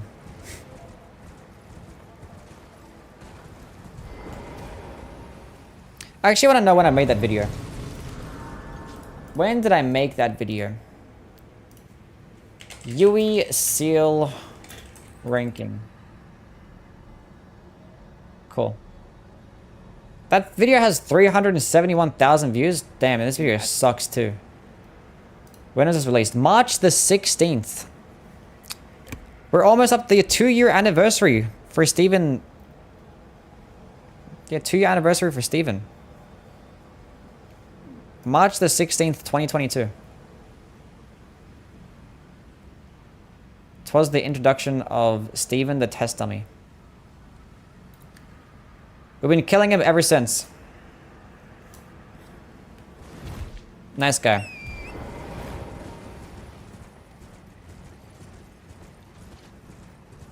Okay, why am I here? Let's go kill the Clean Rope Knight, actually. Are you excited for all the new cool weapons? I'm excited for everything. What happened to Shoddy? He died. I don't know, he comes in every now and then. A lot of the usual suspects are no longer here.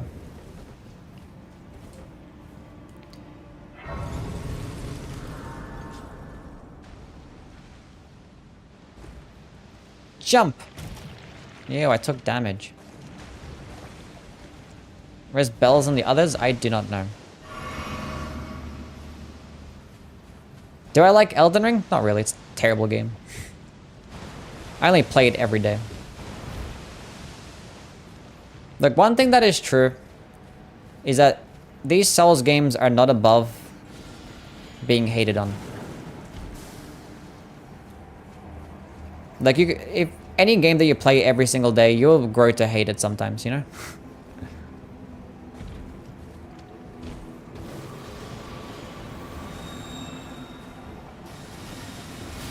Doesn't matter what game that it is. If you play it every day, you'll hate it eventually.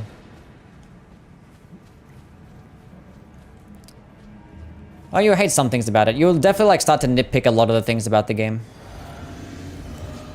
That's for sure.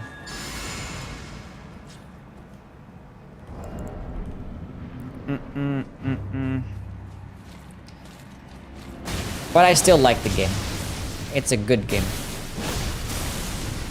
I was stun locking him. I should have just refilled my FP. Stagger. That's not too bad against smaller enemies. You gotta like... Fuck you. That's we're gonna roll catch me. I knew it was gonna roll catch me. Oh, why do you queue up inputs for? Why do I bother? I'm so stupid. Gang. It's my own fault. I wanted to roll I wanted to roll beforehand. Before I got hit, I wanted to roll. You don't queue up the input and be like, oh, you wanted to roll? Here you go. I hate that guy. It's fine. This time we're gonna win with the great skill. Watch this. Ready? Watch this. There's no way that I lose this time. Absolutely no way.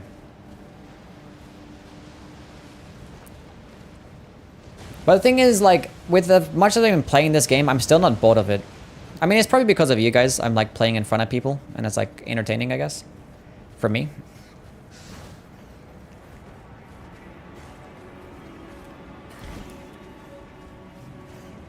Twitch chat over YouTube chat? Is that true?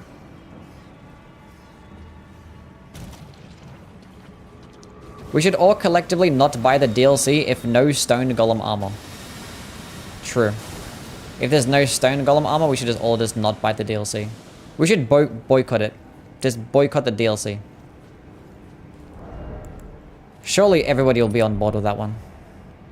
Top 5 weapons build in Elden Ring. I have a video for the top 5 best builds. Did that like a few months ago.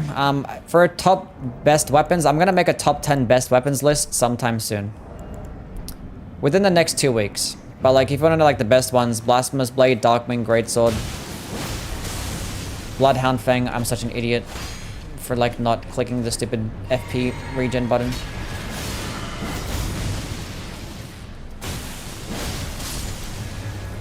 I don't like this, like the Halo scythe dude. He's so annoying. I don't like him at all. Begin the stun lock, and of course I have to drink my juice. So now the stun lock is no longer a thing. And now I might die. Unless we get this dagger. Easy game.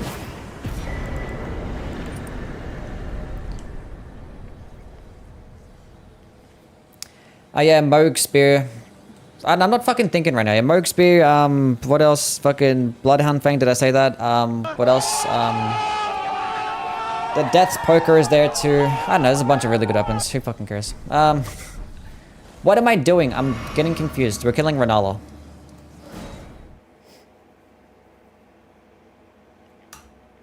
Covenant system in the DLC. If they're gonna add covenants, which I hope they do for the DLC, which I don't think they're gonna do though, but if they do, hopefully they actually add a PvE system to it as well. So like there's actually a way to go get all the stuff in both PvE and PvP. That would be really good. Ice Lightning Blade looks busted. It's still a short range. But the damage is okay. I cannot beat Elden Ring with the Dragonscale blade. Literally impossible. I hate Covenants, so I don't care. I think Covenants need to come back. Like, they just make the online experience so much better. Like, PvP is so much more enjoyable with Covenants. But like, if you have Covenants and have it be tied to PvE as well, have like a game mode. Not like the stupid Covenanted Champion shit like in Dark Souls 2. Not like that. That shit sucked. That shit sucked. But an actual PvE Covenant, or like a game mode. Like if you have like a PvE arena, and you fight like waves of enemies, and like, you know, that could be tied behind like a Covenant too. And like pledging to a certain Covenant could like result in different... You need to get the fuck out of here. That shouldn't work, right? Yeah. I fucked up. I fucking hate this fucking piece of shit motherfucker, dude. That was my own fault. I should have like been standing at the edge of the platform. I wasn't paying attention. Anyway.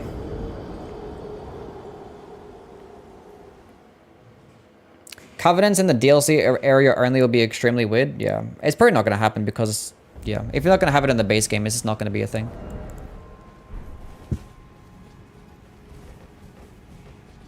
I just hope they don't hide rewards behind RNG drops. They're going to definitely hide rewards behind RNG drops. There is going to be more enemies that have 4%, 2% drop rates, 0.5% drop rates. One thing that I'm actually going to do, I'm going to stack up on a bunch of silver pickled foulfoots, and I'm just going to constantly fucking pop them everywhere that I go. I'm going to have like 999 silver pickled foulfoot, and then I'm just going to constantly use it. Constantly use it.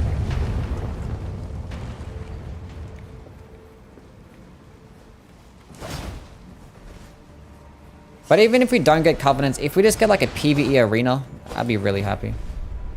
Can you like come fall off the ledge, please? Idiot.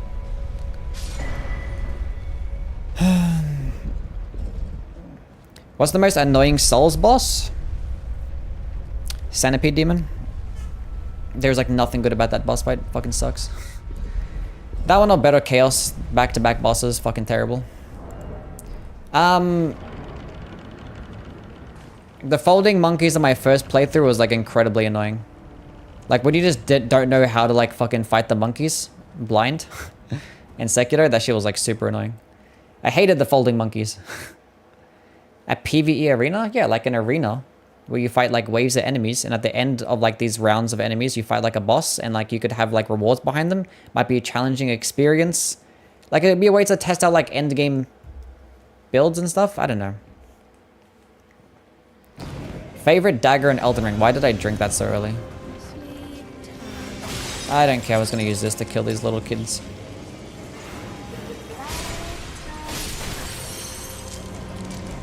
The folding monkeys are the best boss in Sekiro. What do you mean?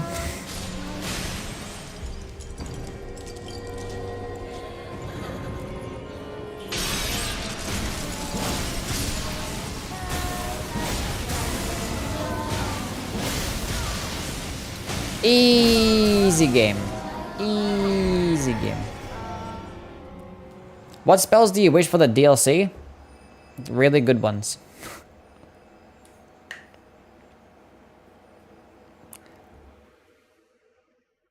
What's the source of that DLC having the Sekiro type leveling system? You could just type it up. There was, I think it was part of the... Was it part of the IGN thingy? But like Miyazaki did say that it was gonna...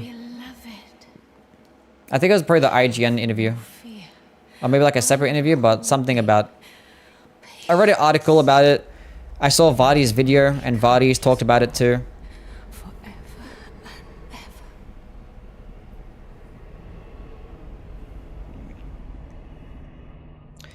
Am I the only one that never used prosthetics in Sekiro? I never cared to use prosthetics in Sekiro. Outside of like, I threw like the throwing dagger a whole bunch. But I just use like combat arts. I use combat arts way more than prosthetics.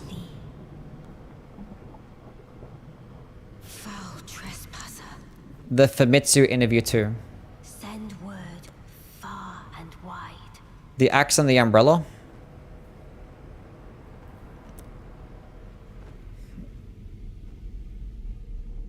Where do you do damage depending on how many giant souls you found? It's against Vendrick. Your damage against Vendrick is scaled with how many giant souls you have. It's not for the whole game, it's just for like, this is for Vendrick.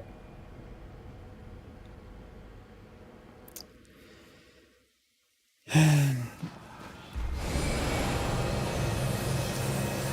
you think that leg attacks in the trailer is an actual... Oh my fucking god. God damn it. Why did I have my dagger out? What the fuck? I'm gonna stay at full health for more damage. I'm gonna drink this too. What the heck is wrong with me?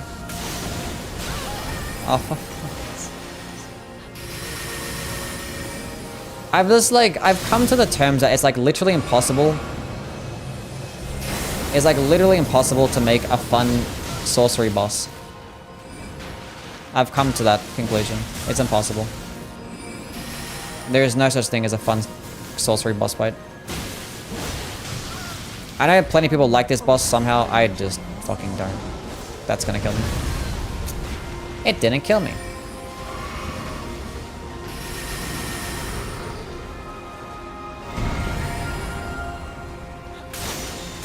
Dark Lurker.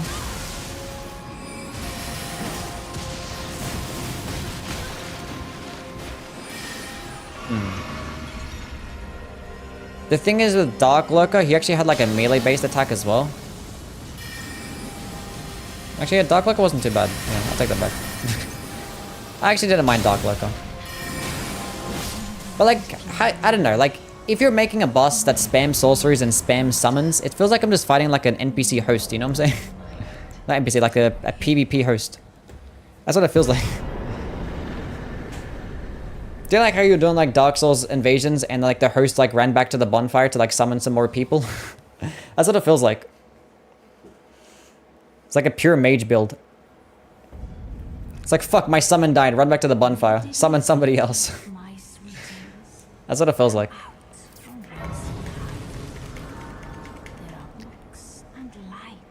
How come you don't kill the Godskin Apostle for an early max level weapon? I do it every single character since I saw you do it on YouTube. The Godskin Apostle? Oh, you mean the Godskin Noble? Because I don't need to. Like, if my weapon was like shit, then I probably would, but like, it's not necessary.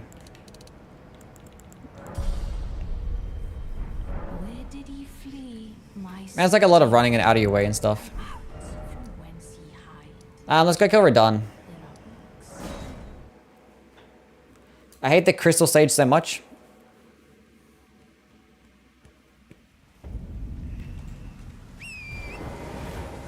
Renala is a stupid character and a boss. that's funny.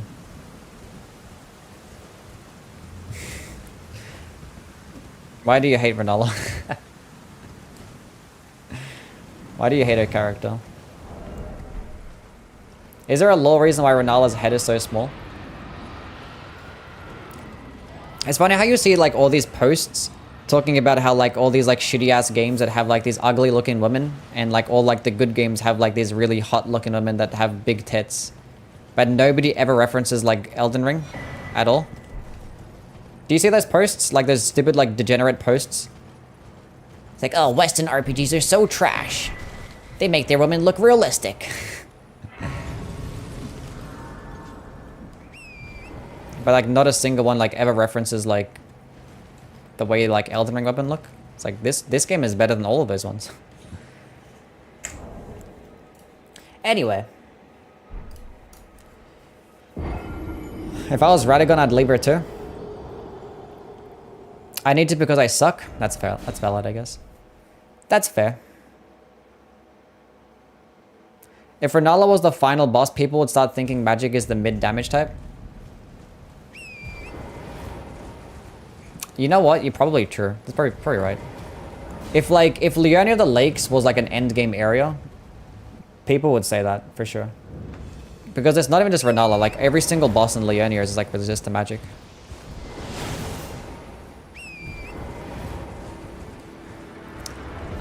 But it doesn't change the fact that holy damage is still the worst. But in like, there actually are more like enemies, bosses that actually resist to magic than are that are weak to it. But the thing is, magic is like so neutral. Like there's like so many things that like, there's not much that's weak to it or not much that's actually resist to it. It's just like very neutral. It's just very neutral. But if Renala was the final boss, everyone would be talking about how shit she is, honestly.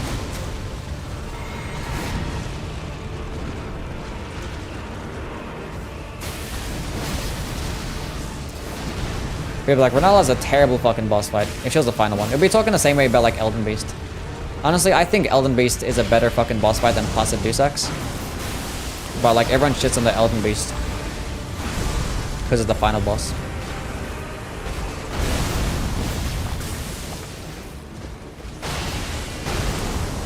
In my opinion.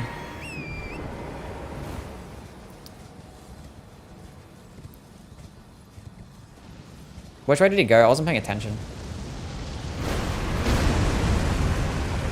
Nonsense? What's nonsense?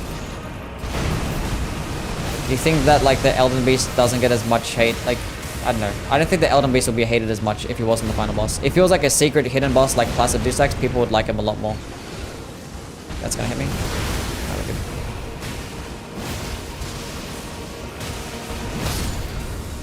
good. Nice poise break, GG.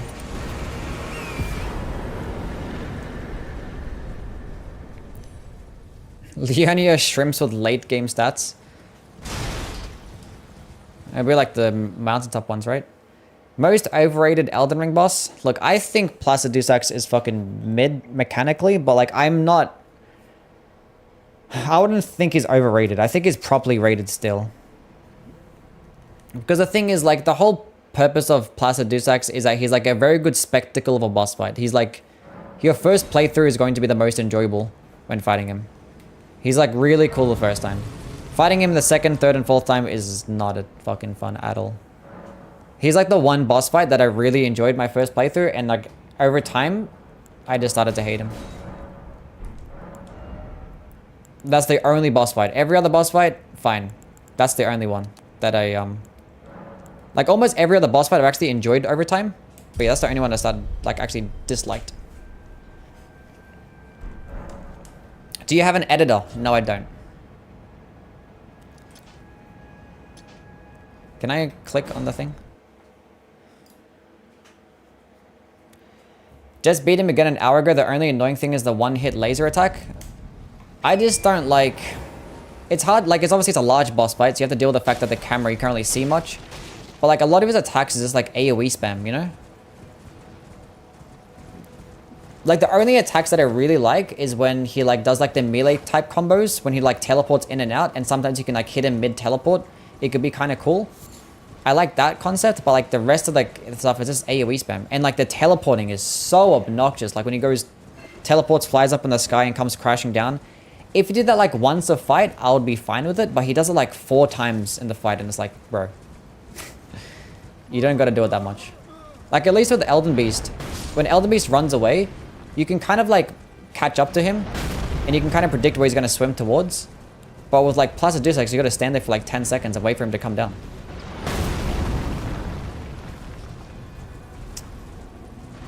Double Crucible Knights is not fun no matter what.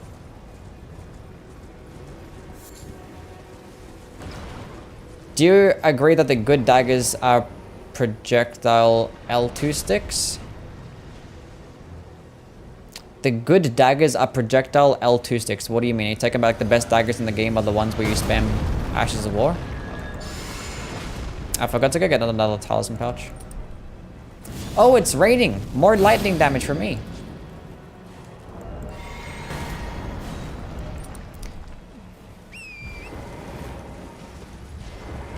How do you find the motivation to replay Souls game?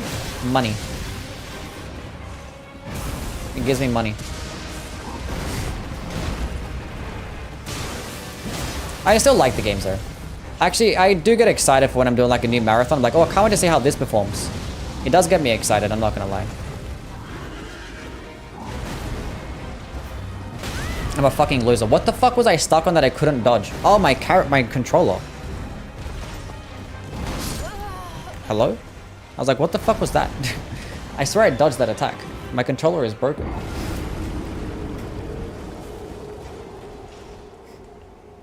Don't you make like $30 a month? On Twitch, yeah. I mean, all my money comes from like, not from ads, because I don't play many ads. No, I don't need to open this one. Why did my controller stop working? What the fuck was that about?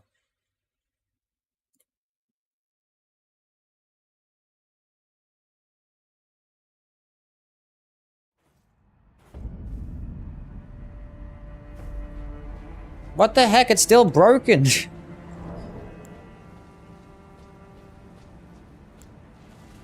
Wait. Wait if I unplug this. Huh? It's not even the fucking controller that's doing it.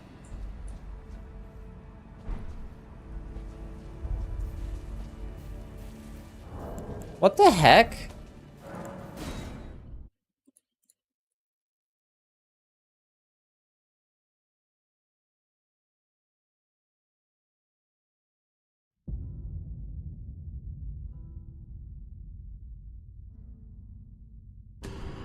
I'm so confused.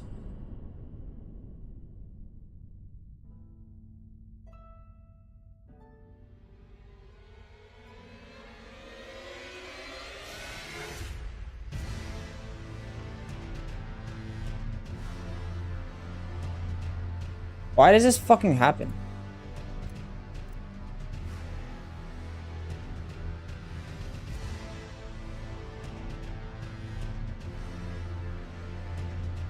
It's failing to remove my devices from the Bluetooth now.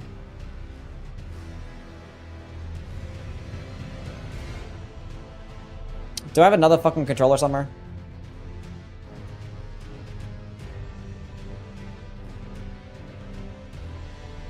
This shit's broken. Can't put it away. I have like 3 controllers. I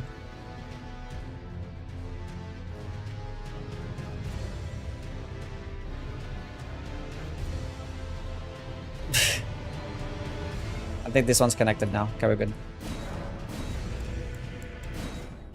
Everything's fine. We're doing okay. Keyboard and mouse? I'm not playing with keyboard and mouse. Bruh. I don't need a new controller. I have like 3 controllers. Caught cheating live?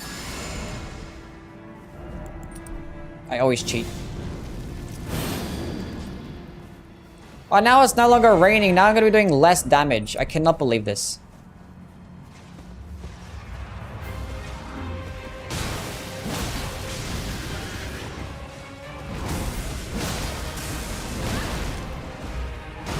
Okay, when you're gonna upload the Bloodborne vid to the VOD channel? The Bloodborne, oh, like the Hunter Tool run? Oh, you can just watch it on my live section on my actual channel. Does it like play better on the VOD channel or something? Come on, dude.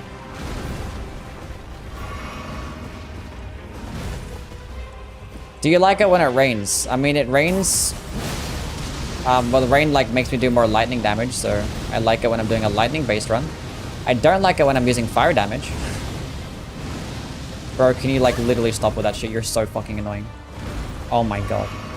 Any tips for a Ruin level 1 run? Ritual Sword Talisman, Ritual Shield Talisman. And then use weapons like the Iron Balls. They're really good. Serpent Hunter, really good. A straight sword is perfectly fine as well. And obviously it gets the dexterity and strength based tiers. They're gonna be extremely good to have. I actually probably need... I probably fucked myself here. Probably fucked myself here. What are you doing? Oh my goodness me. I knew he was gonna run away and I still did that.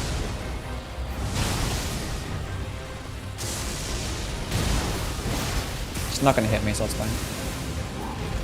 If I get a frost proc, we'll be okay. Thank you. We're still gonna be fucked, but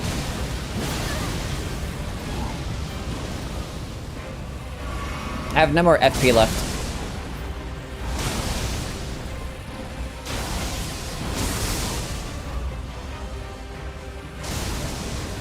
I'm just gonna use this, I don't care.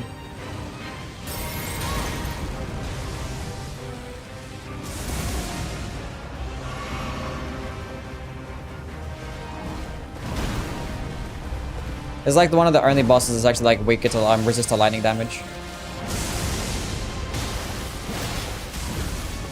Nice, he missed. Nice, he missed again.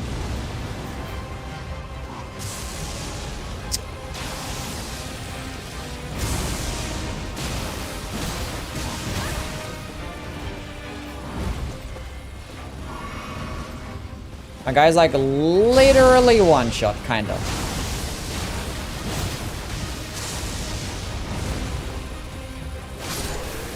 I did it, chat. I won.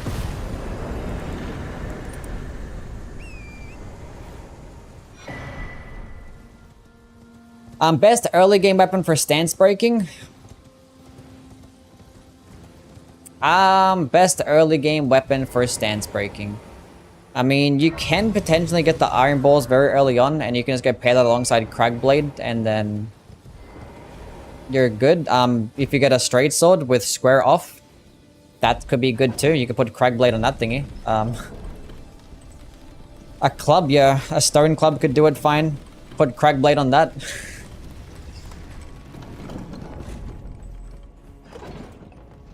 Why did I send that back down? I don't know. That's probably gonna be your best ones. That was not even that close of a fight. I need to get another talisman pouch. Wait, do I want to get the lightning scorpion charm? Most of my damage is coming from physical. I get 160 after I buff. But then again, the projectile is going to be doing lightning. I think I do get the lightning charm, and I get the lightning too.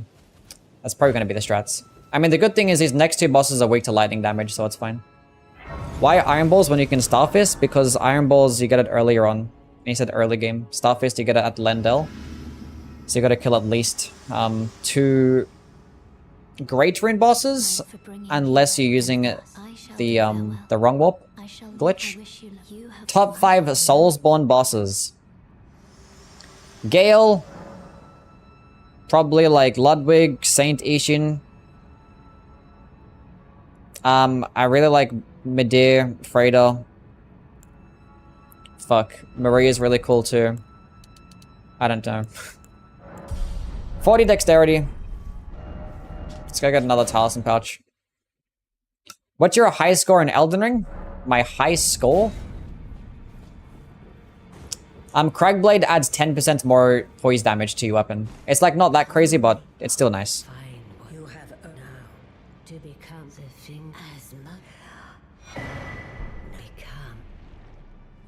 But it also just adds like more physical damage too.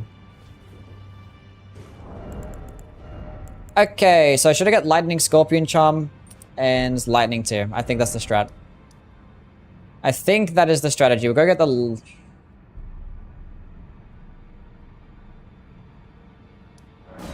We'll go get the Lightning Scorpion Charm first. We'll do that.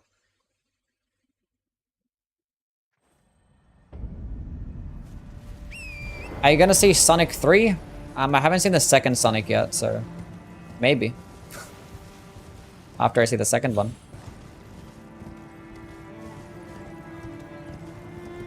Why did you say 60 Vigor before the DLC?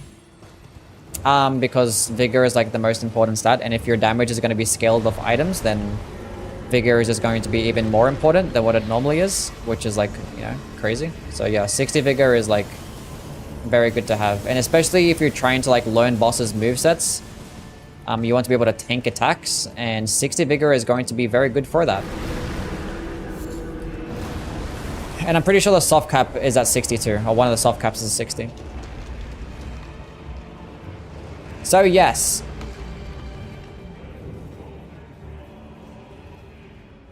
I'm gonna go into DLC with 60. I mean, you can probably get away with 50. You probably just need to get some damage negation based things as well. I don't know, I think like the DLC is gonna hit super hard, so... Sonic 2 was peak cinema? Was it?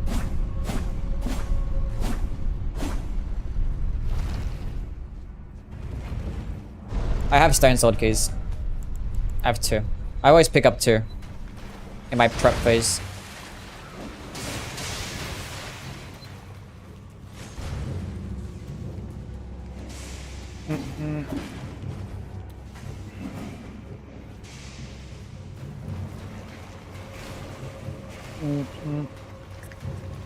You can go in at any level if you don't want to PvP. 55 Vigor with the Crimson Amber is slightly better than 60 Vigor. Yeah. If anything, that makes this Crimson Amber Medallion just less useful, I guess.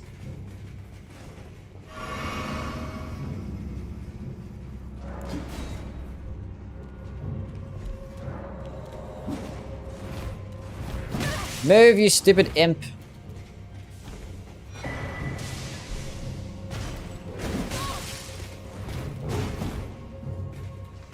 I don't even navigate this fucking dungeon again. There's a level. Let's go pull the level. Fight the boss, I guess. Okay, kill me. I hope they'll rework the Great Rune system, but they're not going to rework anything. See, the FromSoft formula is that you put things in the base game, you don't touch them, and then you just add more problems in the DLC. That's the formula. It's like if you thought the base game was going to be imbalanced. The DLC is going to be an absolute fucking mess. What boss is this again? I think it's like a watchdog or some shit.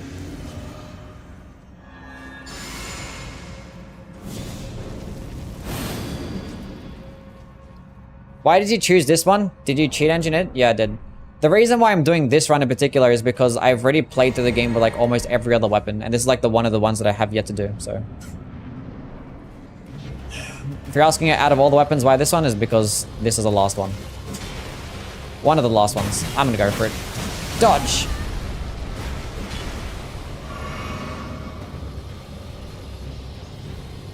Come on, buddy.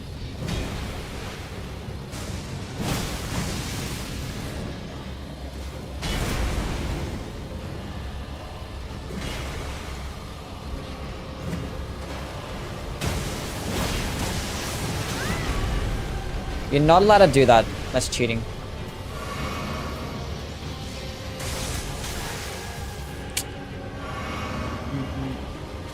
Best early armor for good poise protection? Best early game armor for poise.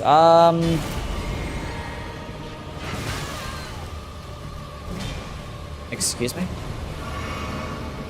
I don't know. It's a good question.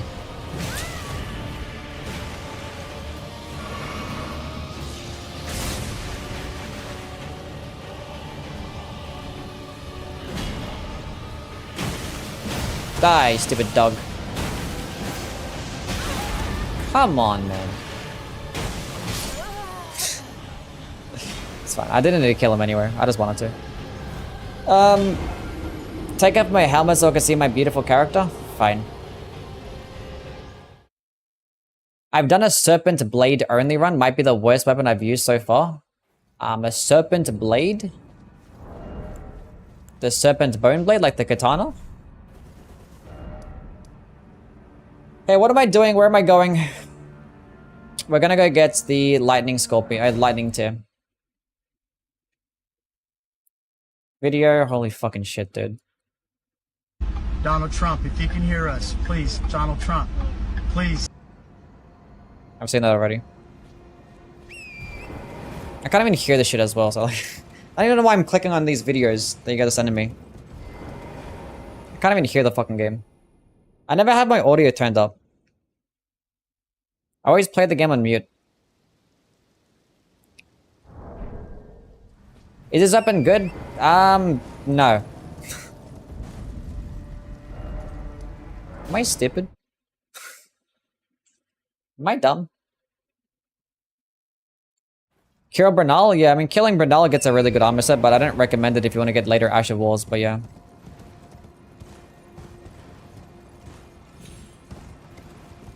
I mean, the armor sets that I get early on will be like the Carrion Knight set, but I don't think it gives you much poise. Yeah, it's not much poise. It's a decent amount of poise. I mean, it gets you like 50, so maybe the Carrion Knight set's not that bad. That's not 50, I lie.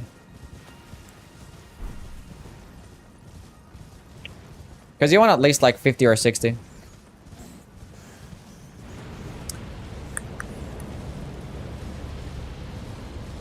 I mean, like, the weapon's okay. It's just like, when I use this thing, I'm like, the Dragon Halberd is like way better. And this thing should still get bleed. So like, I don't know. Like, out of all like the Lightning Ashes of War to reskin, they reskinned Lightning Slash. Like, why? I've always missed the fucking Grace. Why do I always miss it? Am I stupid? The Knight set? Oh yeah, the Knight set at the round table. Yeah, there you go. You can buy that one.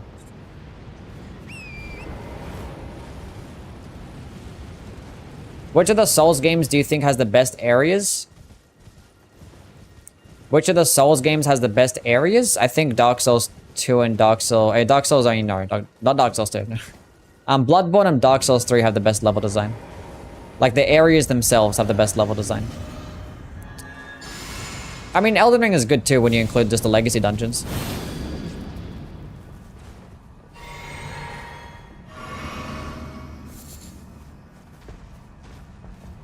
Favorite status effect? Probably poison. It's fun.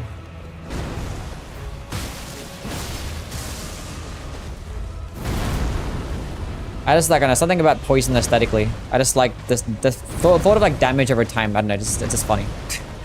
Like just doing damage and like just seeing the bosses like slowly drain its health while you're just standing there looking at it. I don't know, I like that. It's cool. Too bad it sucks in this game. I mean, deadly poison is nice. Hopefully I get some more deadly poison sources in the DLC.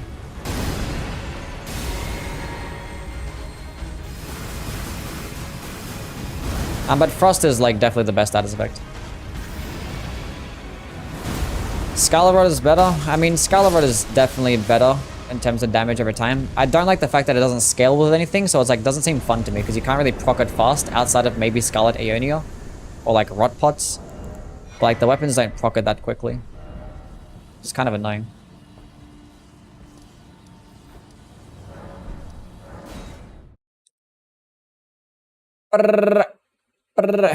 Poison is so deadly in Bloodborne? Which type of poison? Because like there's regular poison and there's rapid poison, which like rapid poison is like bleed, so.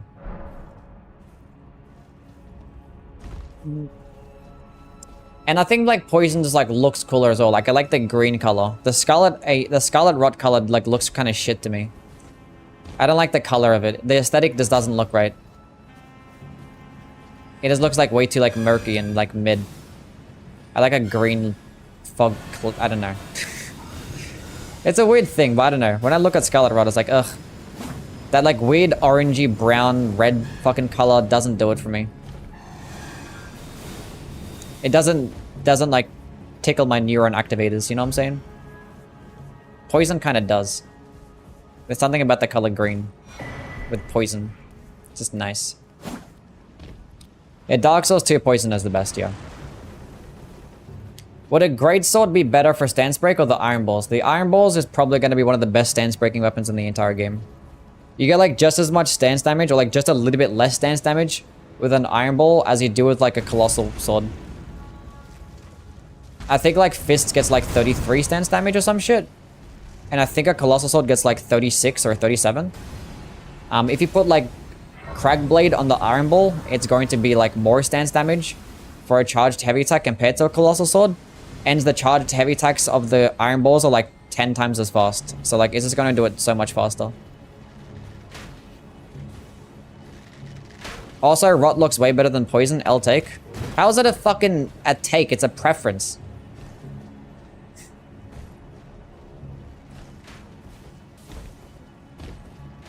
I like the greenish tinge that the Poison gets.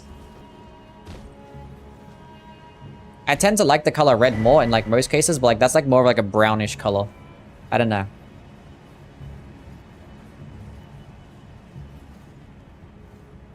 Obsidian, what's going on, man? How is the run going so far? It's going. It's not bad. I mean, it's like, it's a weapon skill that does okay damage. Like, that's enough reason for it to like be an easy playthrough. Charge attack is the heavy attack, right? Yeah, charged heavy attack, yes.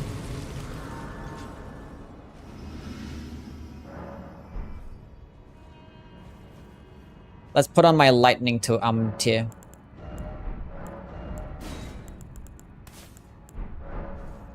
Cool. Get any connections? We'll be okay. I'm on my first run of Elden Ring and I'm being shit on by the Godskin doer. Dang. Yeah, it'd be like that. It'd be like that. Godskin doer is a terrible fucking boss fight. Do you have any favorite Souls creators besides yourself? I like Yui VODs. The Yui VOD channel? I'm kidding. Favorite Souls creators? I don't know. I like Distortion. I've like watched him for like the longest time. He's really cool. And I haven't really like, watched many Elden Ring content creators. Like ever since I started making content, I don't really watch much stuff. But like from back in the days, like I watched like a bunch of like Dark Souls 3 like PvPers and stuff. That was like way back when. A lot of people did like troll invasions. There was so many like troll invasion like channels out there. Like just funny invasion channels, and I don't know. In this game, like it's kind of gone away. Like the invasions are like not the same. Yimfa is pretty entertaining, yeah. Sometimes like the music can be annoying, those videos.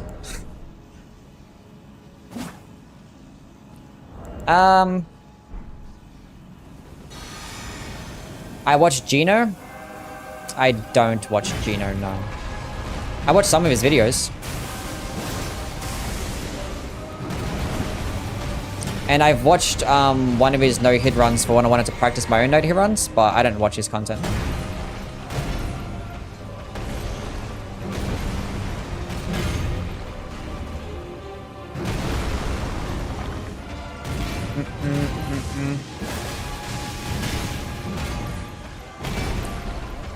What's the biggest dono you ever gotten? It might have been the one that I got fucking a few days ago from Chainsaw. It gave me 250 bucks. I shouldn't have done that.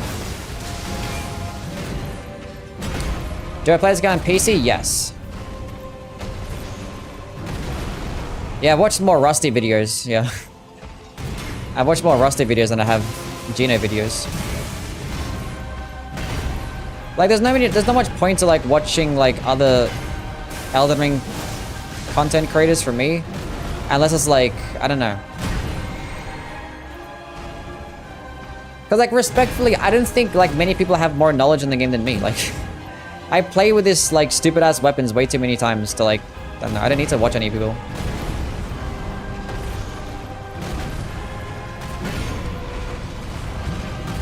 And I don't even watch, like, lore content as well, because I don't really care about the lore.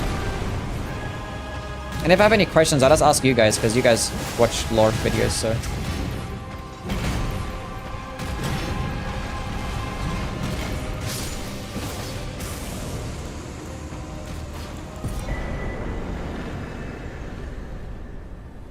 But yeah, all the Rusty videos that I've watched has been, like, on stream, though. Any tips for getting better at dodge rolls? It's just practice, that's all it is.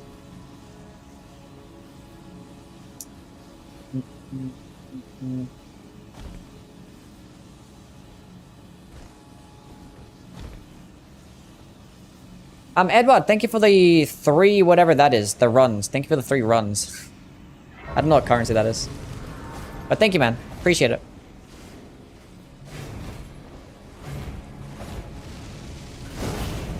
Because, like, if I want to find something out about a weapon, I just, like, do the run myself. Like, I don't need to watch, like, videos for it, you know what I'm saying? Oh, it staggered him.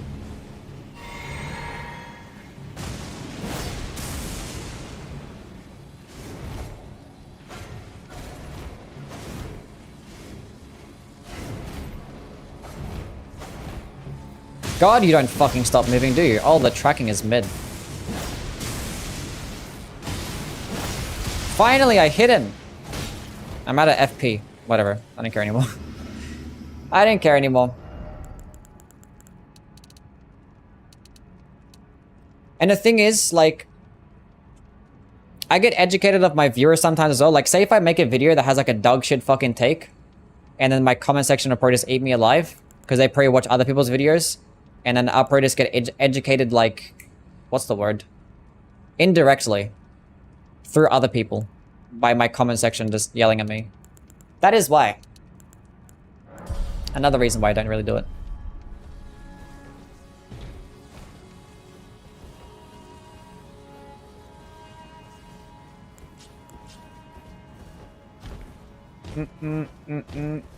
You're so underrated. One of the best Elden Ring YouTubers? True. Favorite bar in Elden Ring? Probably stamina. I think the stamina bar is pretty cool.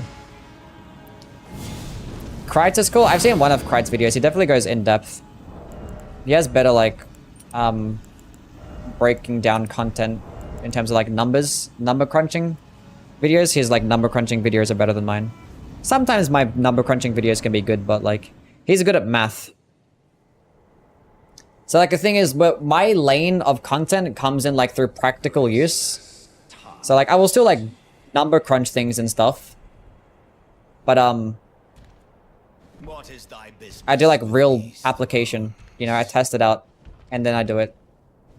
That's why, like, all my ranking videos are like, no, I want to do an entire playthrough with it first before I rank it.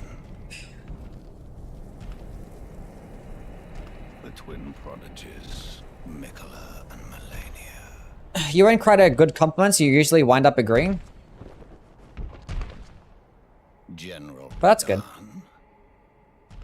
Praetor Rykard.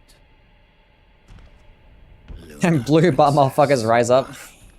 Is Renala stance breakable? Yeah, every boss is. Willful I became a fan when I heard you constantly say doo-doo trash. If it's doo-doo trash, it's doo-doo trash. Put it on a t-shirt. Yui is experimentalist. Krite is mathematically correct. That's a good way to put it.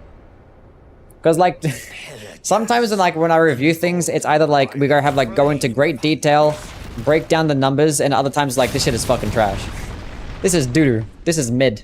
Have it writ upon thy meager grave. My family all now say doo-doo trash. I mean, it's a good alternative to swearing, I guess. Even though, like, I swear, like, every sentence, but... I have, like, a video full of swearing, but, like, I'll refer to a weapon as doo-doo trash. It's doo-doo trash. I need to have more FP. I keep forgetting to, like, re-allot my flasks, but that's fine.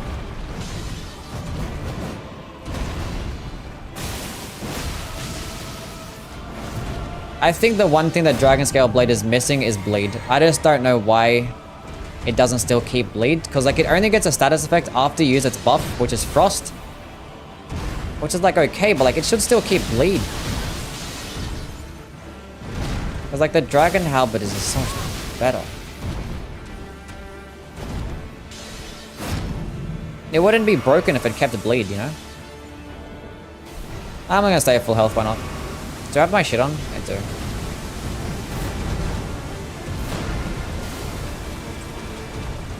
Charged heavy attacks here are the best way to do it. Charged heavies. Like typically charged heavy attacks and weapon skills would be like the best way to stance break enemies. I'm gonna go for it, hopefully he doesn't do a quick attack. And he did. Do you like a grab attack, please? That's not a grab attack. Pro tip, dodge that strap to the right. He's actually weak to lightning in the second phase because, like, see the water on the ground? It makes him conduct the lightning better. Now you know.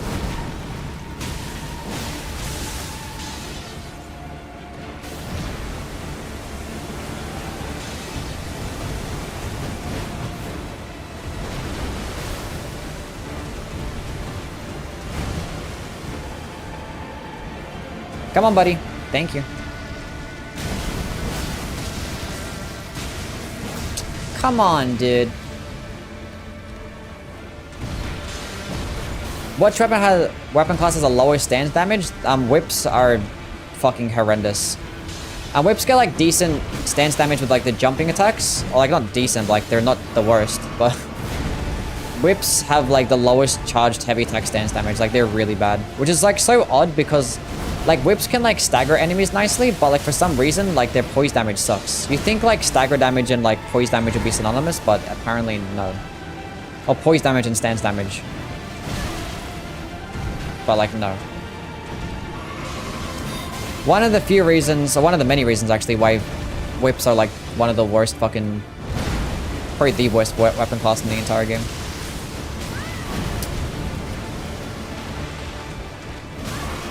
Can you like stay still, please? Bruh.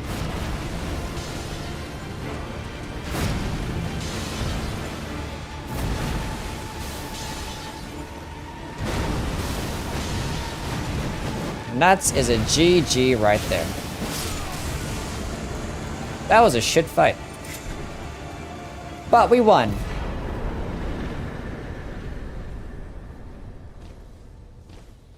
Why did he bust everywhere? Because he likes to do it. Oh yeah, jumping heavy attacks can stance break too as well, yeah, true.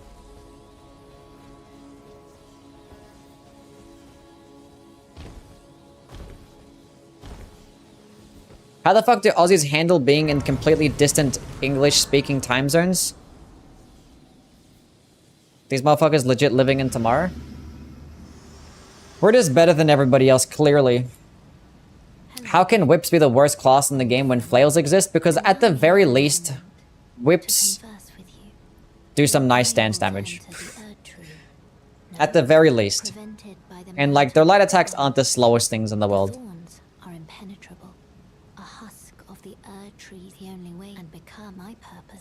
And like, the light attack damage is actually respectable. Whip damage is fucking awful.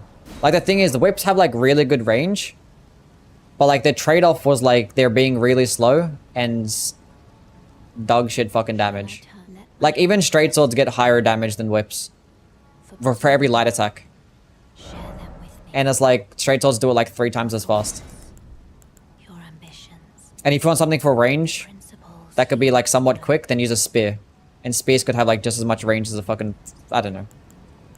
Whips are terrible. And the fact, but like the worst thing about whips is that you can't get a riposte. You can't like riposte enemies. You can't critical attack them at all. It's like, it's just bad. Yeah, spinning chain is actually a decent Ash of War, but like obviously it's not an Ash of War. So it's a weapon skill, but it's not an Ash of War in this game.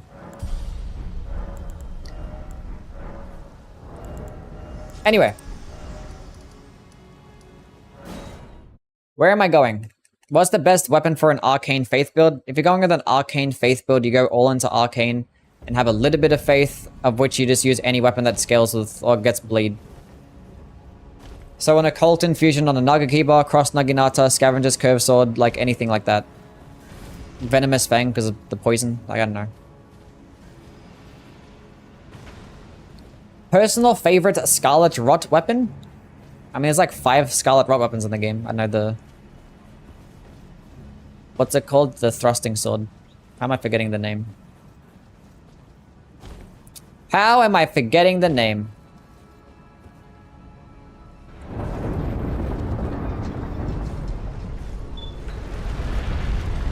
Oh yeah, also, yeah, Ansper Rapier, true. Also, whips get like the least amount of Ash of War options as well. Like, there's no unique Ash of War for the whip. And, like, there's no weapon skill that hits the weapon directly. They get, like, no Ash of War options. It's, like, really bad. Like, flails would at least get things like Stormcaller. You can get Lion's Claw in a flail. Spinning Slash and stuff. Like, you just, yeah. With the whips, you get nothing. They're, like, the worst weapon type. Why are you here? He has the ability to roll catch me? What? I've never died to that guy. Hundreds of playthroughs, that's crazy. Actually, I think I have once, I lie. Smoking, thanks for the $10, man. I was inspired by your sorcery playthrough. I'm currently doing one for Elden Ring. While sorcery is powerful, many casts too slow. What things are casting too slow for you? Maybe you need to go get the Radagon's icon. SpongeBob Souls-like? Maybe it is. I need 31 faith. I can't stand this game without Golden Bow and Flame Grimmy Strike. I mean, you just need 25 faith for that. So if you're at higher levels, just go like 25 faith and like 60, 70 arcane or some shit. And then just go pair it alongside an occult infusion, then you're bowling. Flails also have rule of cool. That could be kind of cool. Do you think flails would be usable with a spinning chain Ash of War? That'd be slightly better. They wouldn't... I mean, they're still usable, obviously, now. But, like, they would be slightly better. I wouldn't put them much higher in, like, a weapon ranking list. The things that flails need is, one, an actual good and unique moveset, and a much better heavy attack. Their heavy attacks are, like, the worst in the entire game. I don't know why my alerts are coming in, like, way later than normal, but... Anyway, once again, Smoking, thank you for the $10. Should whips have spinning chain? Whips should have literally any type of unique skill. I don't know why whips don't have anything. That's all it took. One hit from that idiot. How hard are the DLC bosses gonna be? Hard. I don't doubt that there's gonna be a boss harder than Millennia.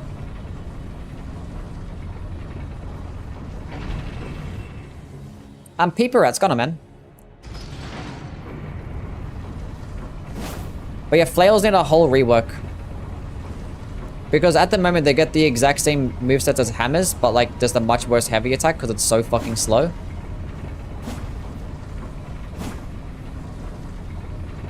I don't know. It'd be cool if like you could infinitely charge the heavy attack and like block at the exact same time or some shit. I don't know. Something cool. Some type of unique, but like they're never gonna rework the flails. Like, one thing that's always been consistent and one thing I've always said is that the DLC is just gonna add more problems with balancing on top of the base game. They're never gonna like fix things in the base game. And proof in the fucking pudding is that we're gonna get 8 new weapon classes. They'd rather make 8 new weapon classes than rework the ones that are shit in this game. Can you spoil your top 10 best DS3 weapons? Not yet, because I don't know what the list is going to be yet. I have like a rough idea. I have like a rough list of like 20 or 30 weapons, and I gotta condense it to 10. Which sucks, because there's so many like S2 weapons in Dark Souls 3, and I don't like having to make it 10, but it is what it is.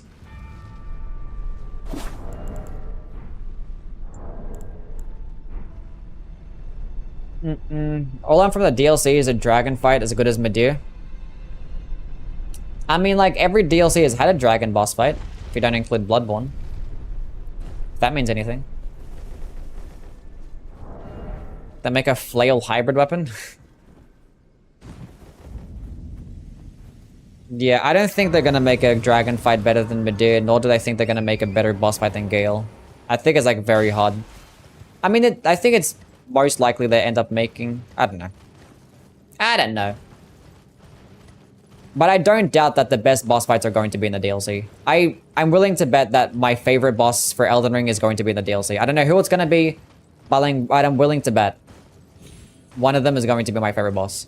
Because at the moment, my favorite boss is Radagon. And he doesn't even have a fucking, like, an actual second phase. So, like... It's not that high of a bar. It's not that high of a bar.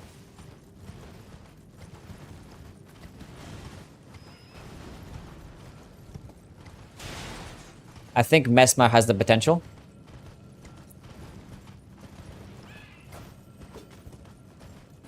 Do you know what I didn't fucking pick? My shit's still at +4. My shit is still at +4.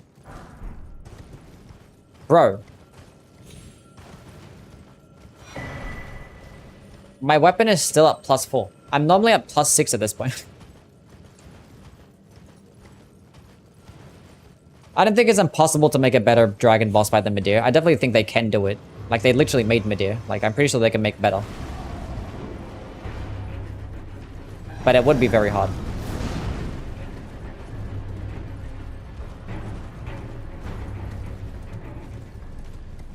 You're right, if there's 8 new weapon classes, then likely new regular weapons, the area would have to be bigger than Limgrave. Unless it's like super dense, like 6 to 8 Stormveil castles. Yeah.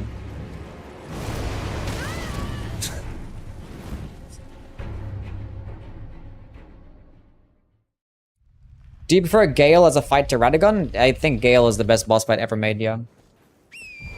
I mean, for me, like, if I'm gonna go my top 10 best bosses in this series, out of all the FromSoft games, I don't think there's a single Elden Ring boss on that list. Radagon might be close, like, towards the bottom of the list, but, like, the DLC bosses throughout the games are just too good, you know? But I don't doubt that there will be, like, a top 3 boss all time in the DLC. I will not doubt.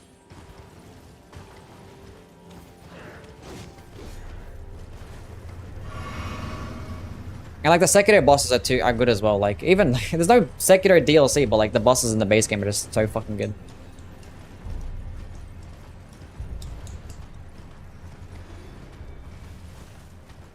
Will they nerf the bosses if they're too hard? No. I don't think so. Like we have the tools to counteract them. We're gonna be fine. They ended up like nerfing like Radahn. But like I think the reason why they nerfed Radahn is because like it was somewhat of like an earlier game boss, and I think it was like it probably turned off people from actually wanting to play the game. And I don't know, they probably just did it for like publicity as well, to like just change up a boss. Get more people like, you know. Because the people that played Elden Ring and found it too hard, and if they heard the news that certain bosses got nerfed, they'd probably go pick it back up again. And I think that's what they wanted at the time. But for the DLC, everyone knows the game's already hard, so like there's no point of trying to like, you know, make it easier.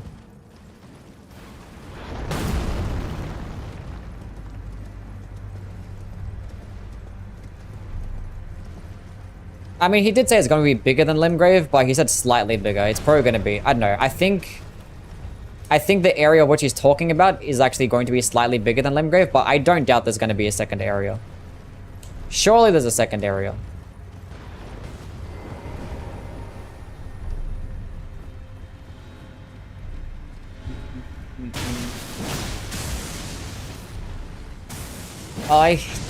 Why do you do things for it? Come back.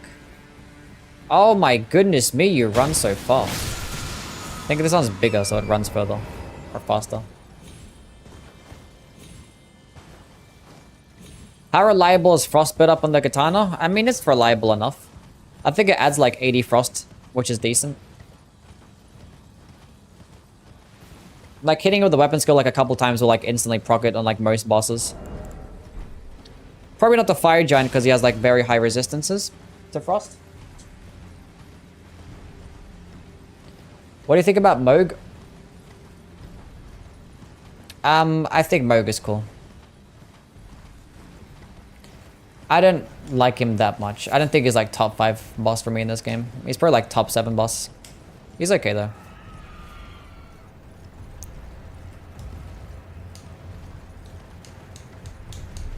I wish I was as cool as you are. A lot of people think that. Obviously, I'm like the coolest person in the world. Why do you think Moog is cool? You're a pedo. I mean, for me, like, my favorite boss would be Radagon, then probably like Godfrey, Malekith, Millennia, Radahn, Morgott, and then probably Moog.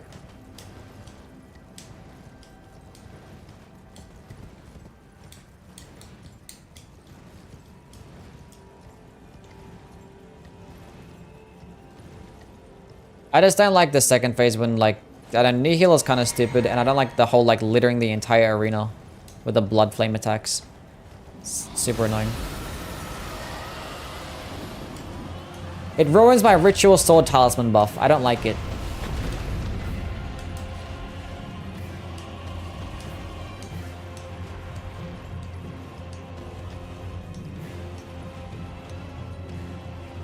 Godfrey is my favorite. A walking JoJo reference. My top 3 is Millennia, Moog, Morgott. Millennia sucks. I like Millennia. She's cool.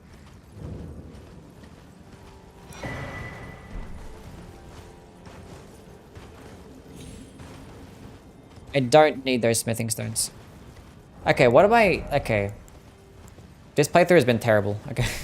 I need to get some smithing 5s and 6s. I think tomorrow we actually play Sekiro. We might do a prosthetic tool only run. I haven't played Sekiro in the longest time. I'm probably gonna suck ass at it, but it is what it is. I think the rules for the run is I'm not allowed to do damage with my katana. Or like combat arts. I'm only allowed to do damage using prosthetic tools. But I am allowed to deflect though, because, you know, I'm not gonna not deflect. No deflect? Do I just like block? What if I accidentally deflect? We'll see how it goes. If it's like easy to like stance break enemies with just the prosthetic tools, if I have like an infinite amount, we'll probably just do that.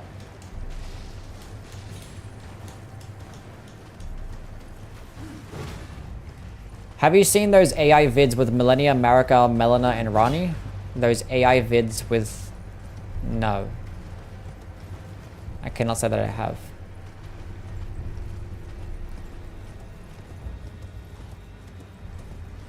I just got the Gelmir Glintstone stuff. First try on a build that won't ever use it.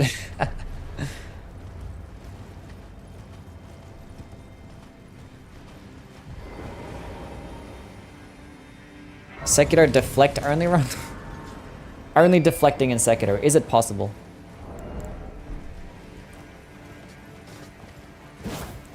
Maybe.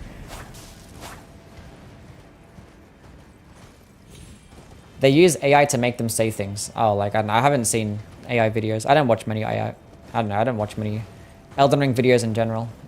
Let alone AI videos.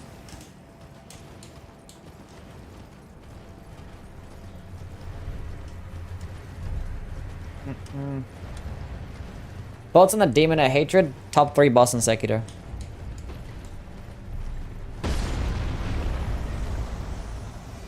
Top 3 boss fight in Sekiro. I fucking love the Demon of Hatred.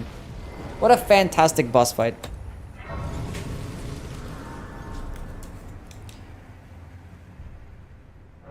Really solid moveset. Really cool animations. Amazing moveset. Music, I mean. His attacks feel cool to dodge. He's not in the wrong game.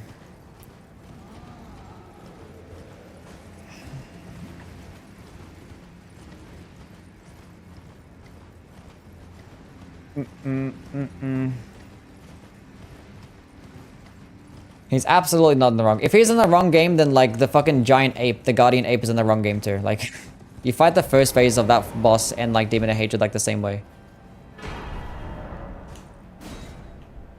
The thing is, with like larger bosses like that, you're not typically like deflecting their attacks. You're actually just fighting it like, you know, a Dark Souls boss, which it's very possible to do in Sekiro because you also get an iframe dodge and you also, you know, get a katana that you can do light attacks. Like, you can very much use the exact same Dark Souls combat in this game. So like, why is it in the wrong game? Exactly. Exactly. Checkmate, liberals. Okay, where am I going? I need to get a smithing 4 and a 5. Or 5 and a 6. I'm back. The chicken shawarma was amazing. Nice.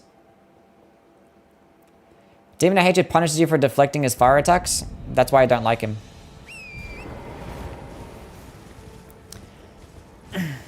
This is why you don't deflect his attacks and you just dodge it.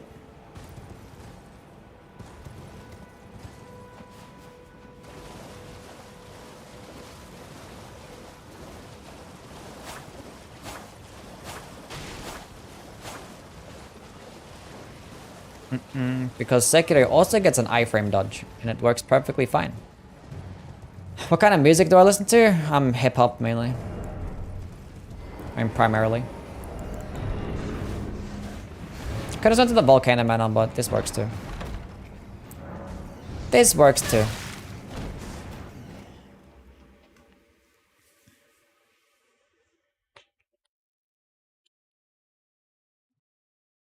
Speaking of shawarma, I just took a massive shit. Nice. Hopefully it went well. Probably a Taylor Swift fan. There is nothing wrong with Taylor Swift. She has bangers, okay? She has classics. You guys are just fucking haters. It didn't go well? Damn.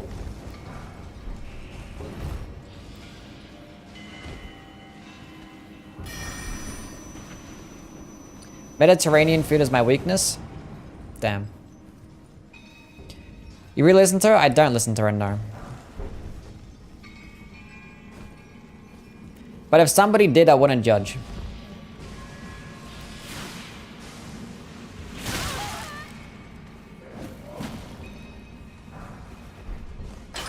Favorite musician? I don't know.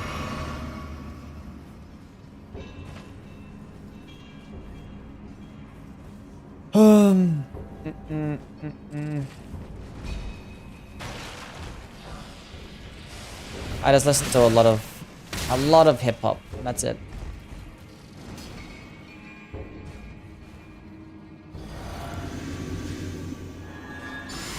Could range from fucking Kanye to Kendrick to Wu-Tang to fucking Nas, Lupe,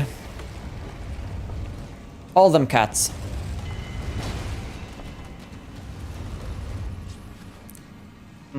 Black Thought, Outcast. Them dudes.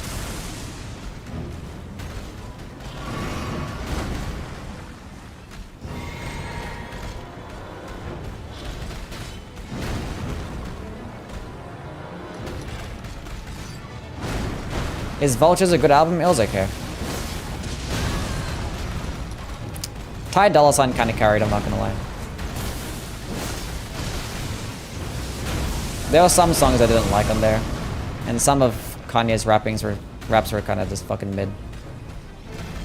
He had some good verses.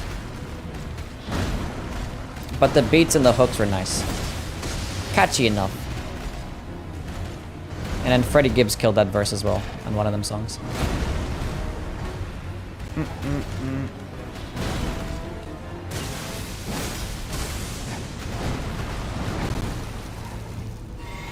Better or worse than Watch the Throne? It's worse. Watch the Throne is amazing. Watch the Throne is fucking good. That's a good album.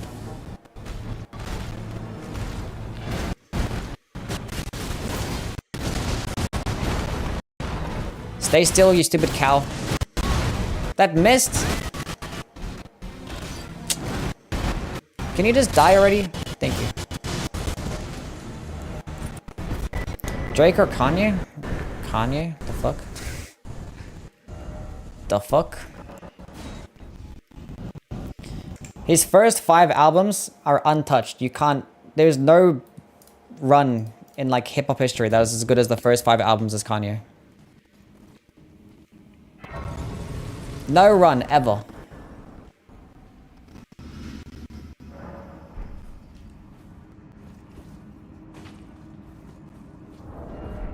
The only like discography that could be close to be like Outkast or like The Roots. That's it.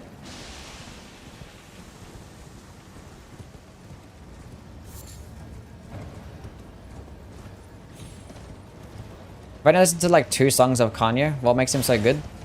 His artistry is amazing, his production is flawless, and typically, I mean especially like the older Kanye, his like lyrics were like really like relatable, funny, witty. But yeah, his just artistry was just on point. He just like made really good songs. And he was like genre defining type shit, you know? Basically.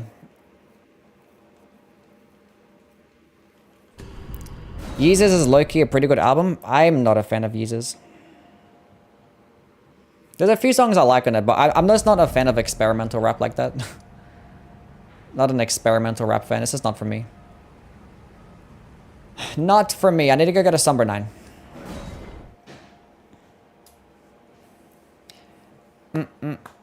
Merzel, what's going on, man? How are things? It's 3 AM. This chat has made me hungry. Guys, stop talking about food. You're making people hungry.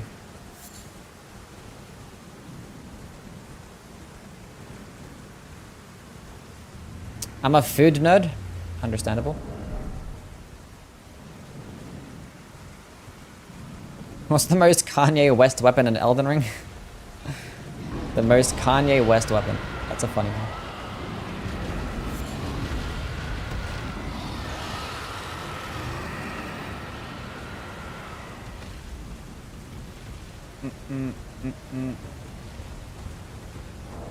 I don't know. Wait, do I have a Somber 8? 5, 6, 7, 8. Yeah, cool. There's a podcast that breaks down the albums and it gave me a new appreciation for it. That's cool. I don't think I can like listen to any podcast that can make me like that. There are like some songs I'm like, bro, what the fuck is this? I like about 70% of the album. I just don't think it's as good as like his first 5 projects. Like those first 5 are just like, oh. The rapping was really good. The soul samples. The features are all amazing too. It was just good from front to back.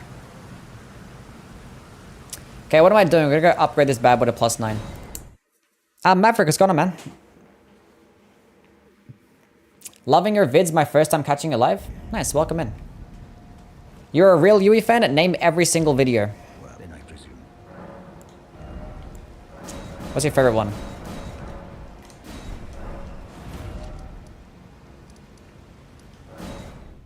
What's everyone's favorite Yui video? Do you guys have a favorite? Probably not.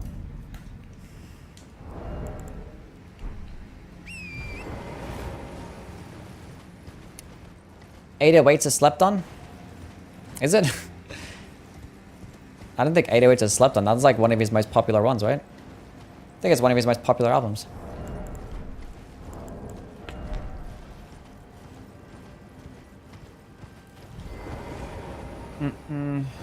It was like for a different demographic though, I think. Because like the sound was like much different to his first 3.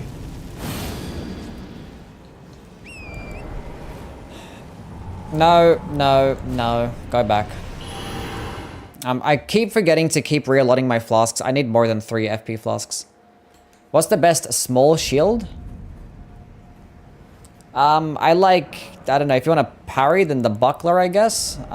If you want to do something that does some cool damage, then the coil shield that does deadly poison. I don't know, I don't really use shields to block with things. I don't know. Flasks. Let's go 6 FP flasks.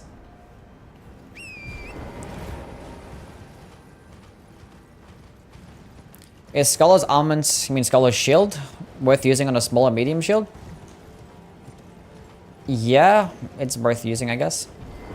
If you like to block, then yeah, I'd give it a try.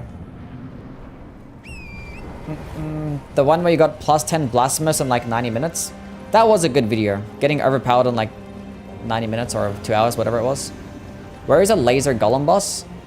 I don't think the laser golem is a boss. I think it's like it's a random enemy. It's like in Caelid. I think it's like between like the Dragon Bar and Caelid type thing. I gotta make another video getting overpowered and killing Moog early as well. Fastest way to kill Moog. Wait, I was hearing things that people were saying that to access the DLC you have to kill Moog and Radahn. Is that true?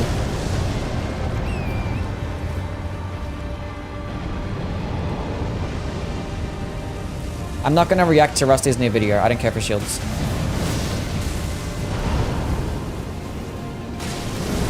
Shields interest me none.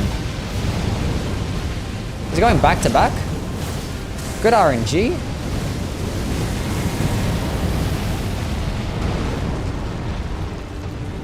Miyazaki said, okay, cool.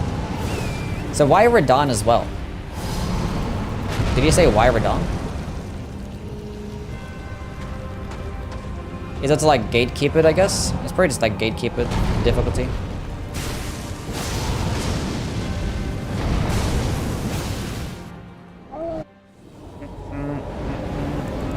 How many do I have? I could have used Golden Power again.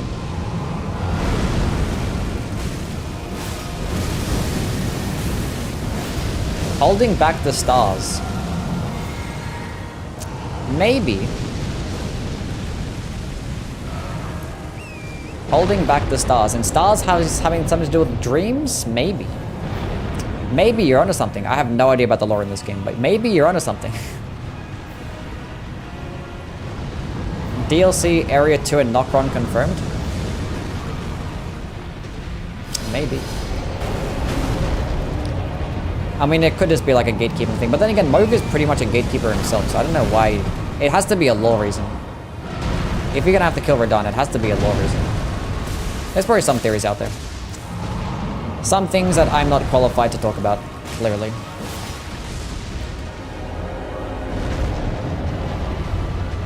Another evolution of Astel.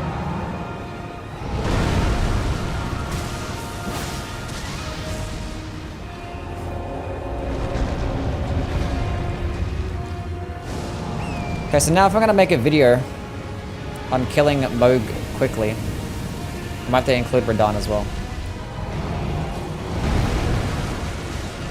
That fire breath attack needs to be deleted. It's so shit. I mean, it'd be fine if the terrain wasn't so bad. The terrain is just like dog shit in this game, or this boss fight. Really bad stuff. It's going to be stuck on fire-based characters. Moog's 80% resist, yeah.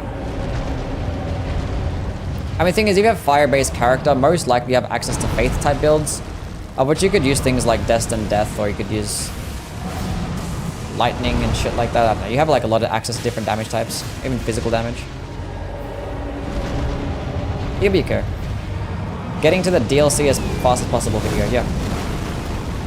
I'll probably make it like a closer release date towards the DLC, but like it'll be a video talking about, or just like showcasing the fastest way to go kill Radahn and Moog. I'll probably try and make it like universal for like many different types of builds.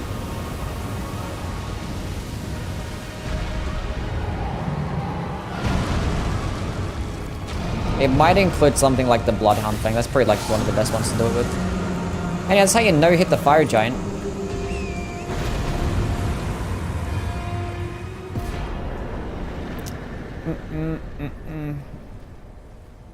All Miyazaki said was touching the arm hanging from the egg. Yeah, but I guess heard people talking about how you need to kill Radahn, and I think Vardy said the exact same thing. And if Vardy said it, it has to be true.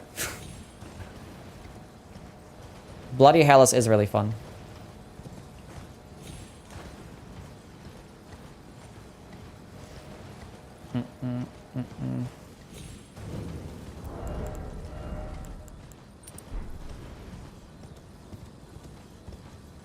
I prefer to like see like scripted types of fights. I want to see if like there's a way that I can script the Moog fight to where he doesn't do Nihil. But then again, I could just do like a run where I can pick up the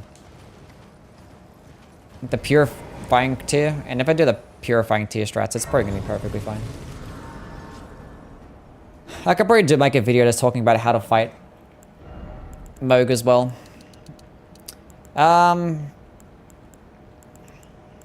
much FP is this shit cost? Like, it's 25 FP.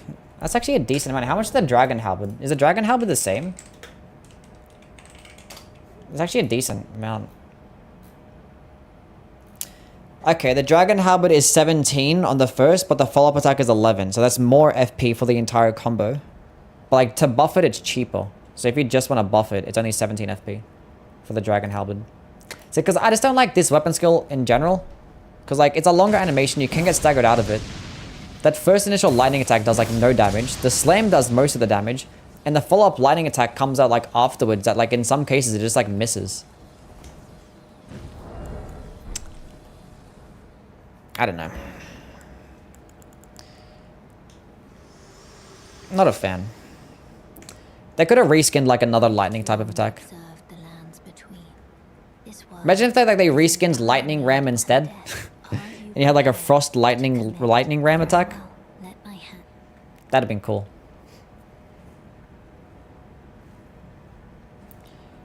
I don't think they're gonna actually give Madness and Death some utility in PvE. Like, I think they've committed to the fact that they're just gonna add so many like new things to the DLC. Like, they just want new stuff. They're not gonna rework anything in the base game. They're just gonna make brand new things. And the proof is the fact that we're getting 8 new weapon classes. Like, they're just gonna add a bunch more stuff. Like, the DLCs have always just had like terrible balancing, have the most broken stuff and the most fun weapons. Which is like for the best, I guess. Your video made me use the Death's Poker. That is a very underrated video that I made. Getting overpowered early with a Death's Poker.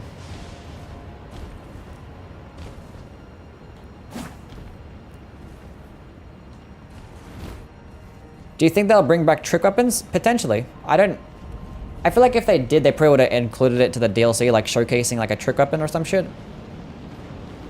But like they might make like a trick weapon like class.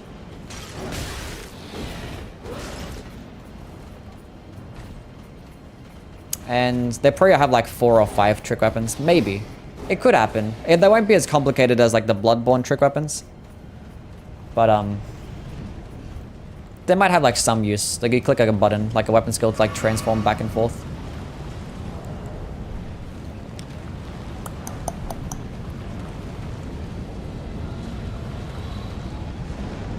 You have to beat Radahn in order to unlock Rani divorce questline so you can marry Mikola.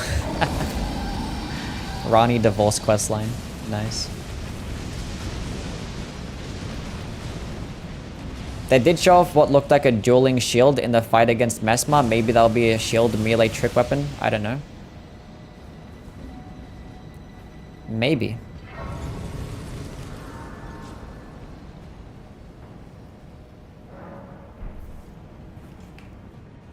Miyazaki did say Radahn was necessary in the Famitsu magazine.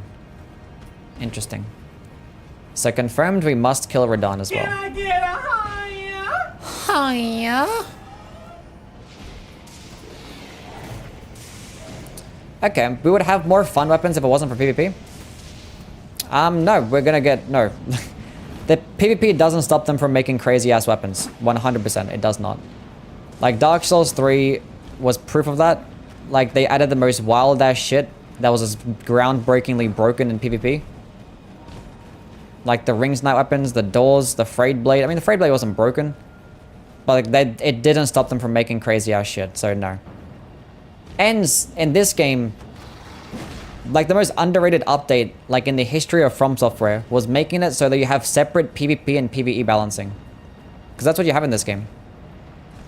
They can separately balance both PvE and PvP. They don't have to nerf one and just, like, it nerfs both forms of the game. That update was like a few months in. It was like, how long was it into the game? I think it was like 6 months in.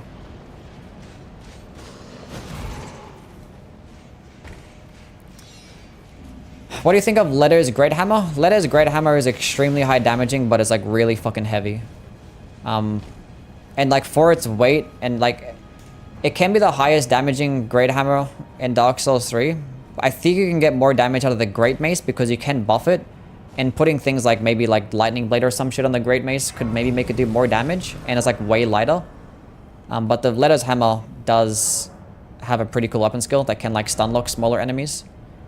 It is pretty high damaging. So it's really good, but the downside is going to be like the enormous weight. Like it just weighs a lot. It does have more poise health too. You get more poise health with Letter's Hammer. But I'm pretty sure it's the heaviest weapon in the game. It weighs like 30 something units or some shit. Okay, go with this. I kind of want to go grab... We'll see how this fight goes. If this fight goes like doo-doo trash, I might end up going to grab the Carrion Filigree Crest, because I kind of don't like the fact that it consumes 25 FP. Bit more than Fugs. Yeah, I mean, Fugs doesn't even do that much damage anyway. Like, Fugs got nerfed pretty hard. Like, when, like, day 1 Dark Souls 3, Fugs was, like, broken as fuck. But then they kind of nerfed it. To no longer be as useful. It's still really good, but... it's no longer the same. Oh, for fuck's sakes. I just realized this is gonna be some ass, bro. I'm dead.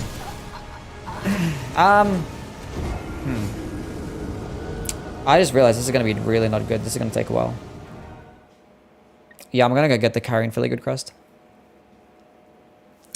Wait a minute. How many golden seeds do I have? 2. I should have... I have 10 flasks. Okay. This is the strategy. Okay. Let's go kill Loretta. So I can go get the Carrion Filigree Crest. This is gonna take a while. I need to go sell these remembrances so I can go get some more points into Vitality. Or Vigor, I mean. Yeah. Like, anytime you fight in the Godskin Duel with, like, a slow projectile that gets no hyper armor, that's melee range, it's just gonna be a bad time. Going to be a bad time. Weapons that act as casting tools? Yeah, they probably will bring back Catalyst weapons. Maybe. I mean, it just makes the game, like, so much more fun. Like, it's never optimal to use the Catalyst weapon. But, like, they're just always fun. Top 10 Golden Seeds video.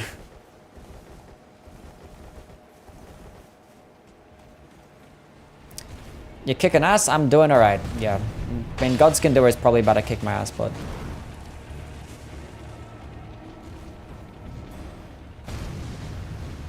I think the twin swords with the winged Ashes of War are just weapons wielded with a new Crucible Knight type. And when that Tarnish does Kung Fu moves, he's on a Knight with a twin blade weapon.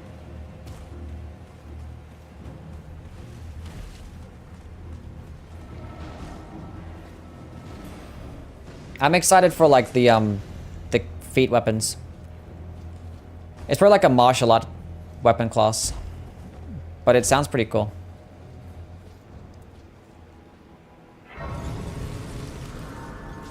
Haven't made top 10 tree spirits?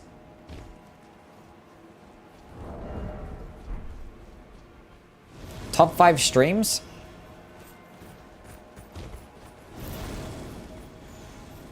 Elden Ring PvP is about to come pay to win. It kind of always has been with the DLC. I guarantee you're still gonna have broken ass builds from the base game, so it's like not gonna be the worst thing, but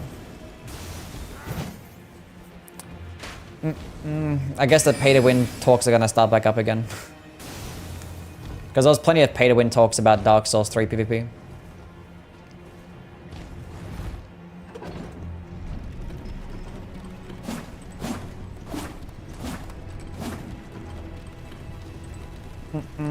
Can I drop DLC weapons to my friend that doesn't have the DLC?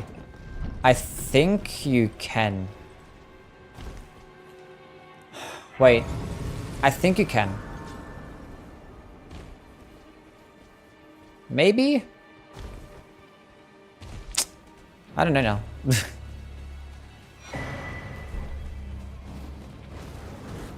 It might get you banned? I don't know about getting you banned. You could in Dark Souls 3. Yeah, I remember you could in Dark Souls 3.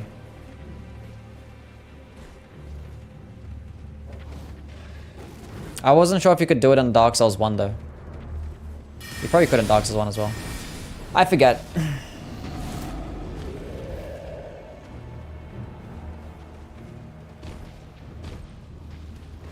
What do you think the area with the blue grass and red sword dancer is? Probably in the DLC. I don't know. We haven't been there yet, I don't know.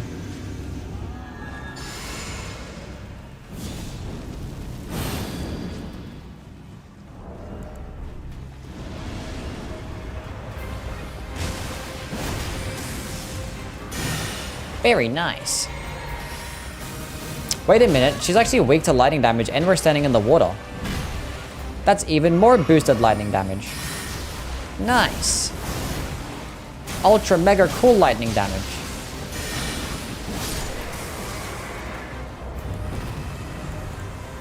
She's like mega weak to lightning. Hell yeah. What are you wanting in the new Elden Ring deals? I don't, like, bro, whatever they're cooking up is whatever I want. I don't care anymore. Like, from the looks of the trailer, like, it's just gonna be everything that I want, honestly.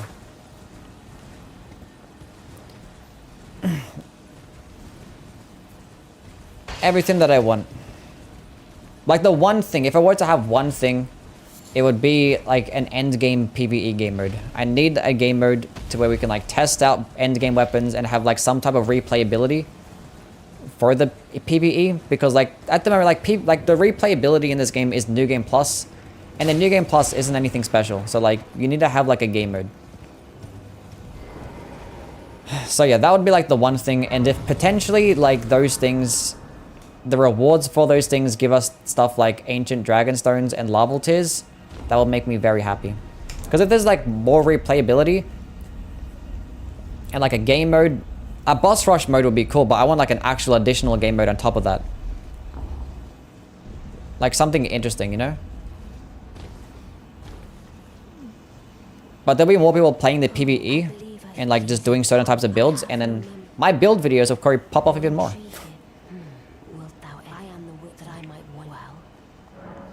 Because there's always going to be people playing the Souls games. Like, it's just always going to happen. In PvE and PvP. But having a game mode will just, like, enhance that. Have even more people playing for longer.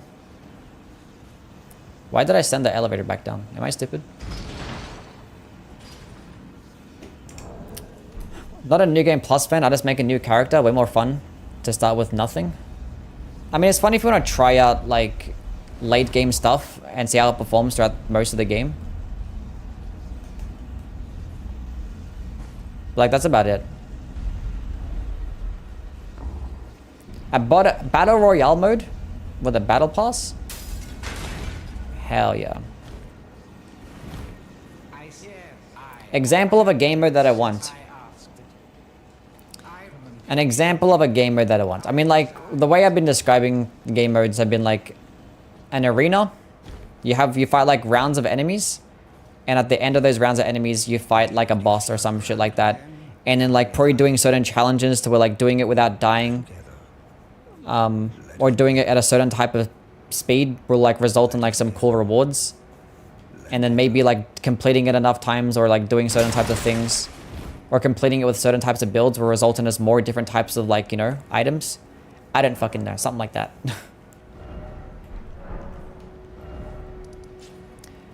A rogue, kind of like that, yeah.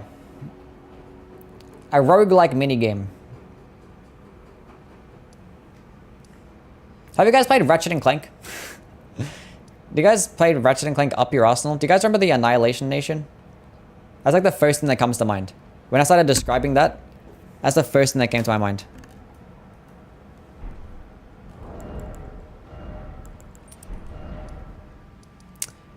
Anyway, what am I doing?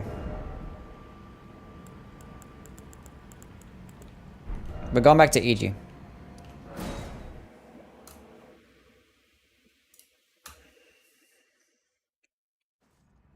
Love Deadlocked?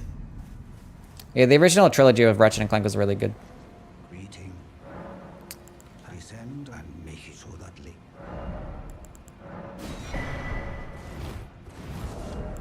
Okay, Carrion Filigood Crest acquired.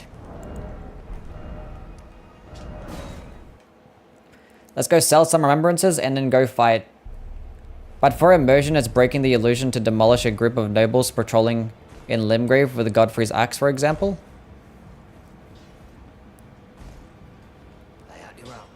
Are you talking like New Game Plus is immersion breaking? Because I guess.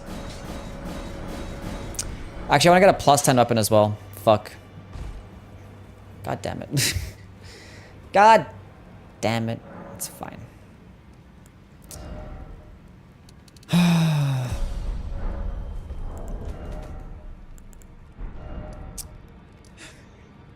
Where do I get a Somberstone from? I get one after God's Gindor, and I have to go to Moog. We have to go to Moog. That's fine. Okay. Okay. Does this guy sell...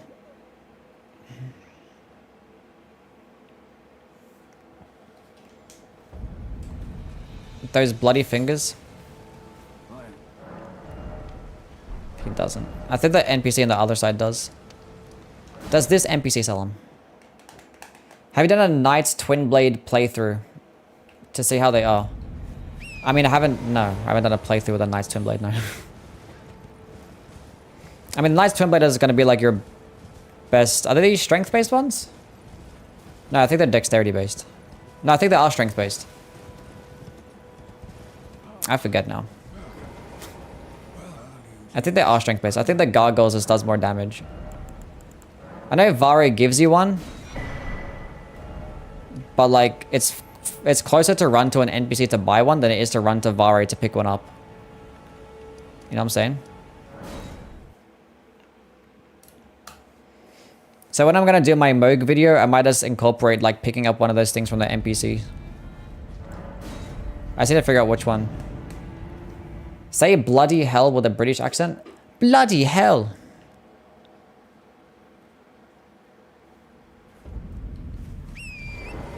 Did I do good? Was it good?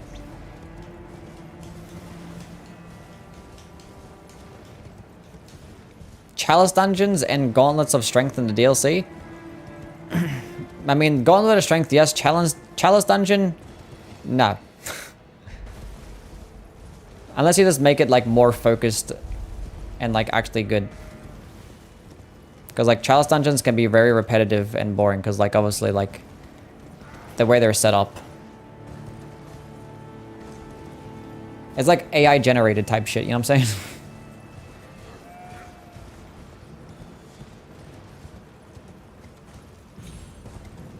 Like Chalice Dungeons is like, if AI was to make a Dark Souls game, it would be the Chalice Dungeons. Where am I going the wrong fucking way?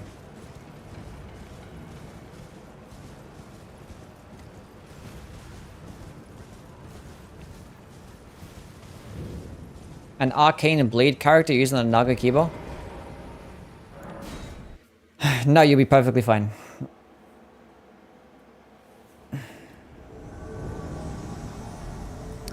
Can I hopefully this guy stays still long enough? Nice. Sorry.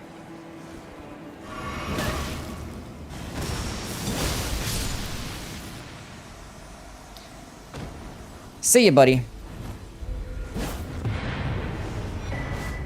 But this heavy attack has always been so ass.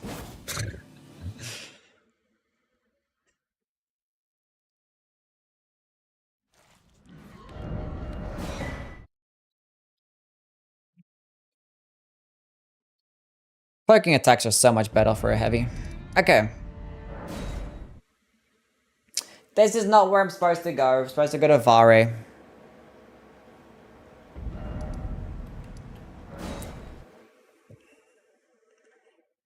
How do you feel about Eleanor's pole blade? And using the dragon communion seal with it? What's the scalings of the Eleanor's? Doesn't it like get like a D scaling or a C scaling in Arcane? I mean, you can make it work if you plan on using the Eleanor's pole blade, and then like you just want to use some types of spells just for like have some type of projectile option. Then yeah, the dragon communion is going to be best. But like the thing you got to keep in mind is that you got to spec into a decent amount of faith to meet the minimum requirements for some types of spells. But Eleanor's pole blade is an okay weapon. It's pretty good. It's fun to use. It's definitely very like good at like smaller enemies that can get staggered easily. It does very high stance damage. Against larger enemies that don't get staggered. Being that like it's a longer animation and it's melee range, you're probably gonna get trade out a whole bunch. So you might notice it's not going to perform as well there. But it still is a good weapon. Give it a try, and if it high, there's no baton. Be sure I'm quite. Be sure I'm quite. I have to fucking reset the area. That's cringe.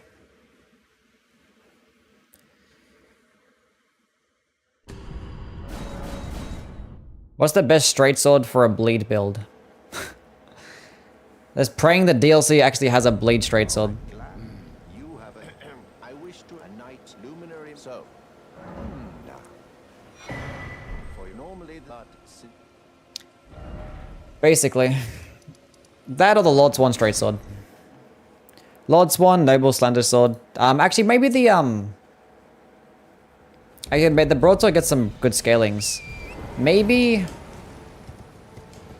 the Warhawk Talon, because it has like a double swipe for a heavy attack and it could probably proc bleed pretty quickly. So maybe the Warhawk Talon. That might be my pick. Why am I talking to you? Go away.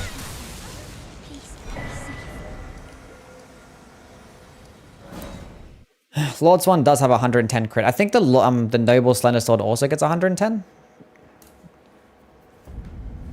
I think one just has better base damage, one has better scaling. So like, it just depends on what type of build that you're trying to go through.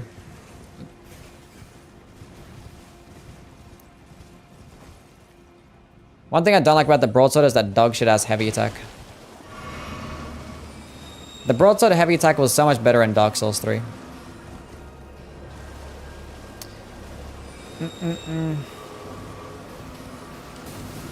It's doo-doo trash in this game. Free thinkers will use Vari's Bouquet on the DLC. Yep. That is true.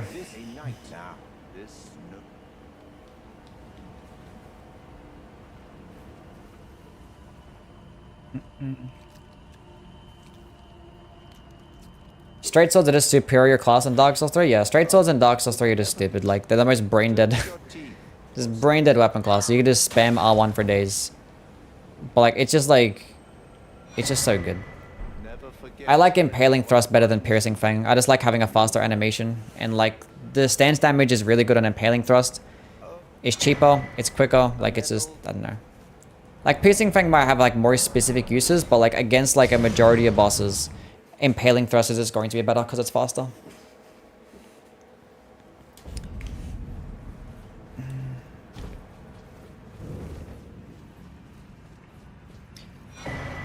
You have a guide for starting a new run in Elden Ring? A guide for starting a new run. I have a couple of guides on how to get overpowered early. I have one for the Blasphemous Blade and one for the Death's Poker. And I do have like a beginner's guide too. But that's like for beginners. So. I wish the Vike's War Spear was better for PvE because it's such a fun weapon. You could probably use like Storm Assault because like it's a better version, even though Storm Assault still kind of sucks. But like Storm Assault is very similar.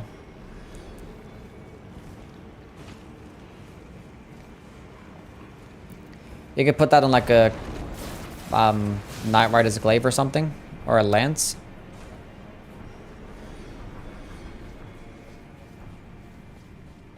It's not gonna look as cool because there's no fire effects, but it's like a very similar animation.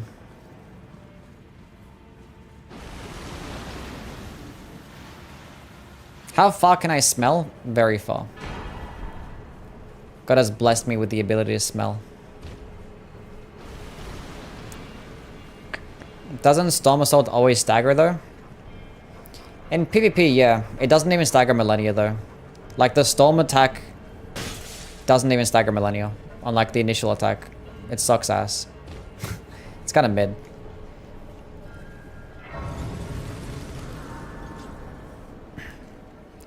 Stormcaller is better for that type of build.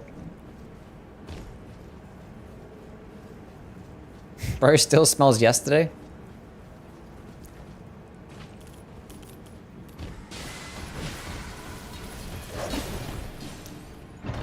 So let me get this. I got this without getting hit. That never happens. Never happens.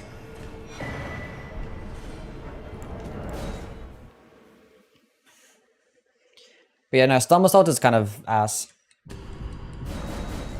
I still think it's better than Vike. How into the lore are you? Not very into it. I'm not going to lie. All the stuff that I know about the lore is the questions that I ask my chat, so I don't really know much. What's the best staff to pair with the Darkwind Greatsword? Well, it depends on what or how much intelligence you have. If you have like 60 plus intelligence, then use the Carrion Regal Scepter or the Lusat Staff. I probably recommend using the Lusat Staff if you have like very high amounts of mind. Action Jackson, thank you for the follow. Welcome in, my guy. Okay. How many golden seeds do I have? I have 4. I can get another one. I can get another one. I can pick one up right here.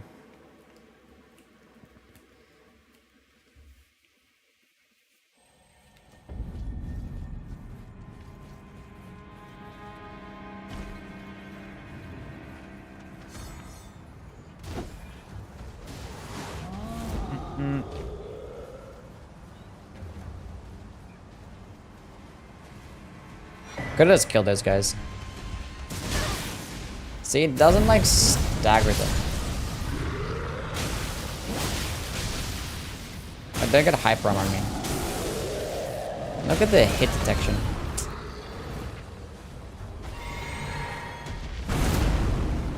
Get him.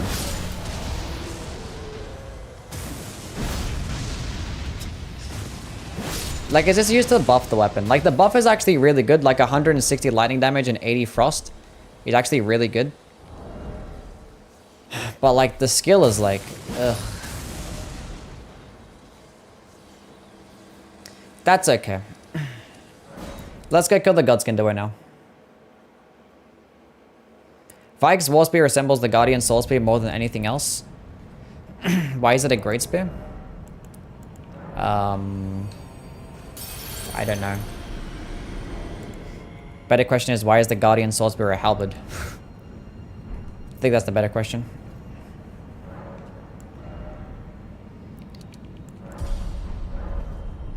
Okay, we have 4 FP flasks. We have the Carrion Filigid Crest. I have like 15 mines. That was probably a mistake. We'll be fine.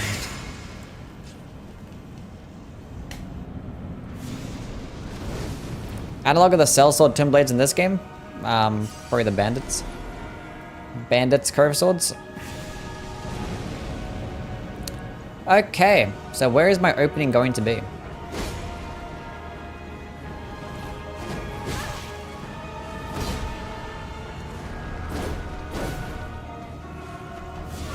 Huh.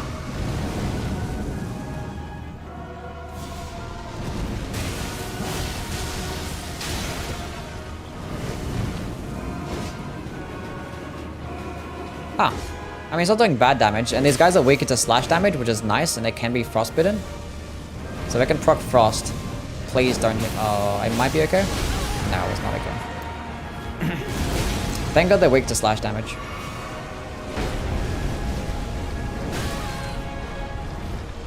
Well, that was a terrible attempt at a dodge. I might have to reset here. I just want to see like where I find my openings. This might be a suicide run.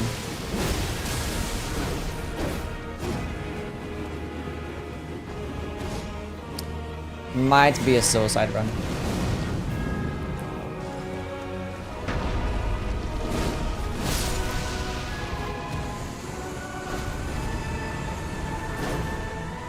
Come on, buddy.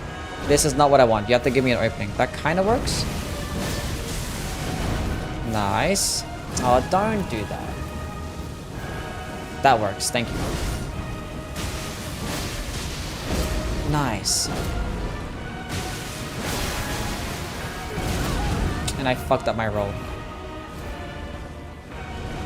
Oh, I should have hit him afterwards. He might go over this one, does he? It's fine. Should I? Can I hit him from here? I think I have enough FP. I'll wait for him to come back down again.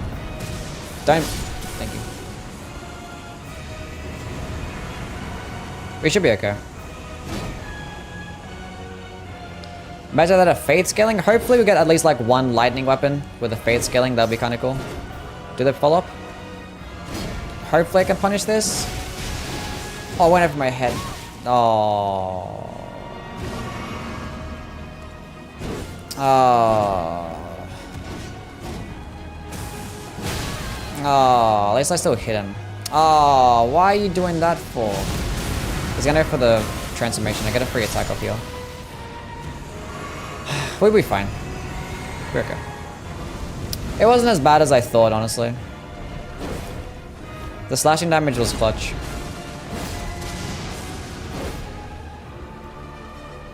You gotta give me like an actual good opening. Nice. That's a GG. I can just wait for him to summon his friend. Oh, I could just do that as well. And it's a GG. Nice. Easy game. Fatality. I fucking love Twitch chat. Why do you like Twitch chat? What? Why?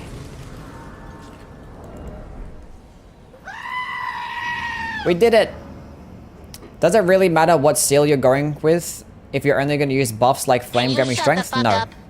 If you're using buffs like Damage Negation spells, Flame Gary Strength, or Golden Vow, it doesn't matter what seal that you have. Doesn't matter if it's upgraded. Does not matter. Have you seen the mod that makes Millennia harder? I have seen that, and I was literally planning to do it until I saw it. And I was like, you know what? I value my sanity just a little bit too much. It seemed like a bit too much for me. Maybe if I'm like really bored one day. A tier list of the Soulsborne hub area? I did that. I did a ranking of the hub areas. I did it as a YouTube short, but yeah. I ranked all the Soulsborne hub areas. Valuing your sanity is such a weak mindset. Look, there's certain things... Like, it'll be one of those things that will take, like, an entire stream and I still wouldn't even win. You know what I'm saying? What should do? Passively regen health? I wish it was just that, honestly. If you just passively regen health, it'd probably be better. Shit's fucking nuts.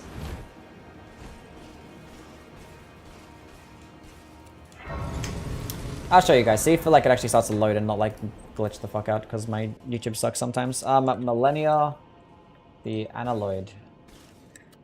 Analloid. So fucking stupid.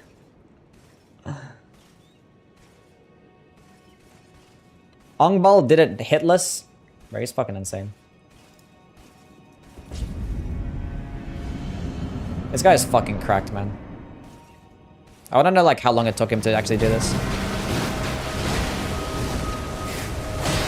Let's just watch this shit. I was gonna pretend I'm playing. I'm kidding.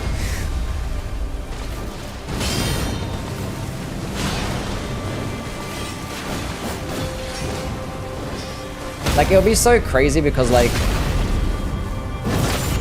you have to, like, readjust because I'll be so used to fighting her normally and she does, like, so many different things. Like, the third waterfowl dance, she does, like, the old waterfowl dance. And then she follows it up with the old... Like, that just went, like...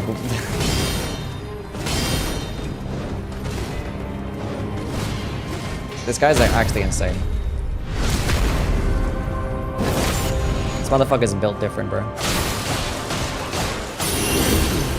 My words. I am Millennia.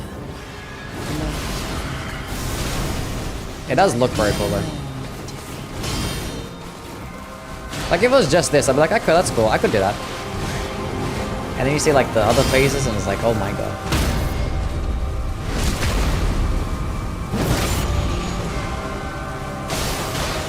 That's me playing? Yeah, that's me playing. Let's hold my controller.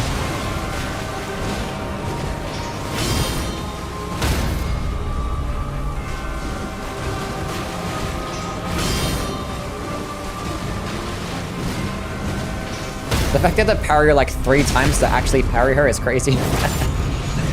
Millennia is such a like a crazy boss.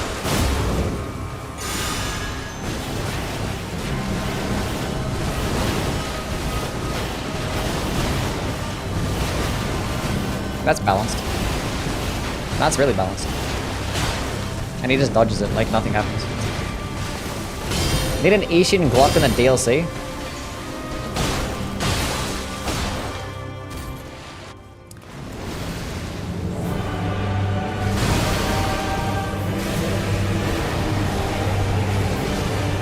It's a big Scarlet Aeonian. Look at this shit, bro. Just doing a back-to-back is crazy.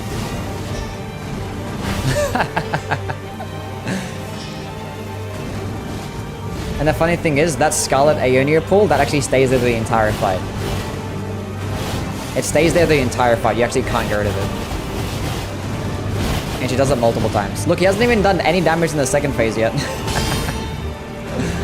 It's fucking insane.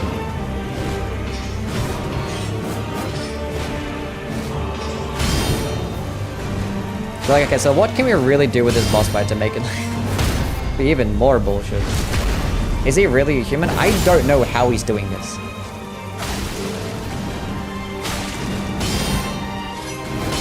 I do not know how this was even humanly possible. Like, I think only like 5 people have actually beaten this in general. And this guy just did it like fucking no hit. This guy's actually insane.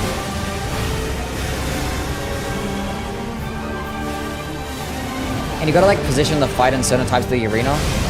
Because like those Aeonia pools that stay there. Look at this shit, man. These guys aren't human. Like, this should not be humanly possible.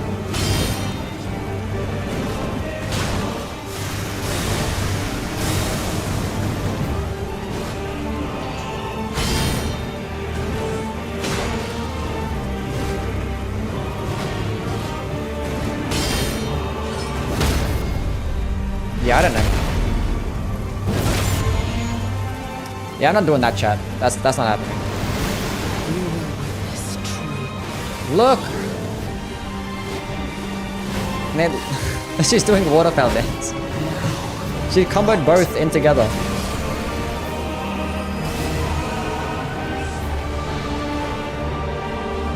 Look at the entire arena's just turned into like passive Scarlet Rot.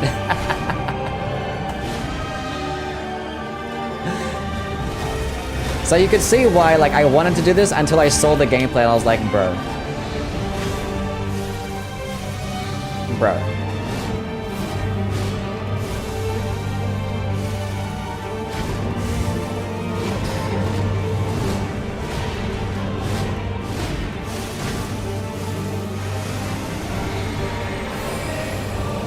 I mean, it does look really cool.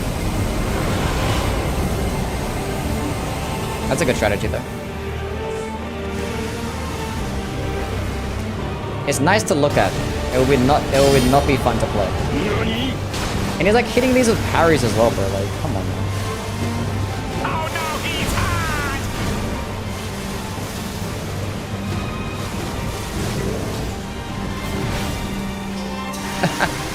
He's just scraping the attacks.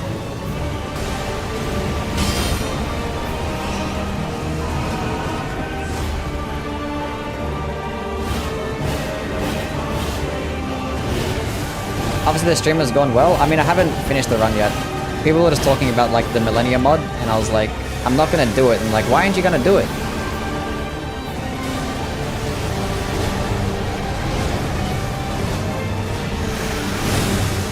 This is why I'm not gonna do it.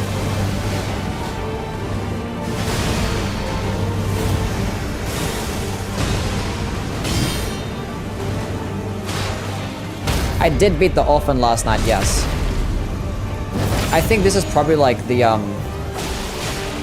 strength. this is probably the hardest thing anyone could probably ever do in a fucking video game. Of a true. Probably the hardest thing, but like That's one of the nasty. hardest things.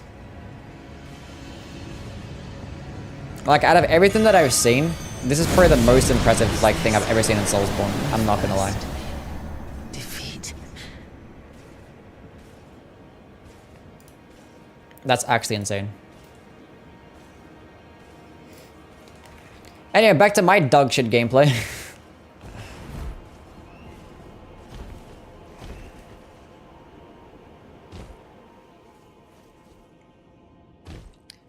Oh my god. Needing a use of limited resources like boluses doesn't look fun.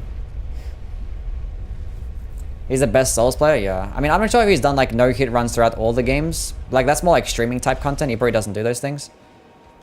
But I don't know, like a god run no-hit run is like probably like just as impressive. Probably even more so because like you have to focus for like that long. But like in terms of like a single fight, that's like the most impressive thing I've seen. Oh yeah, yesterday's run against Orphan of Kos, like I tried for like hours. I almost had him dead and then I kind of just conceded, then went back to the cum dungeon and I got to like 80 arcane. Then once I had 80 arcane, I literally got it first try. I got it done first attempt, so. Hollow Knight had a modded boss that took people literally years to beat. Really?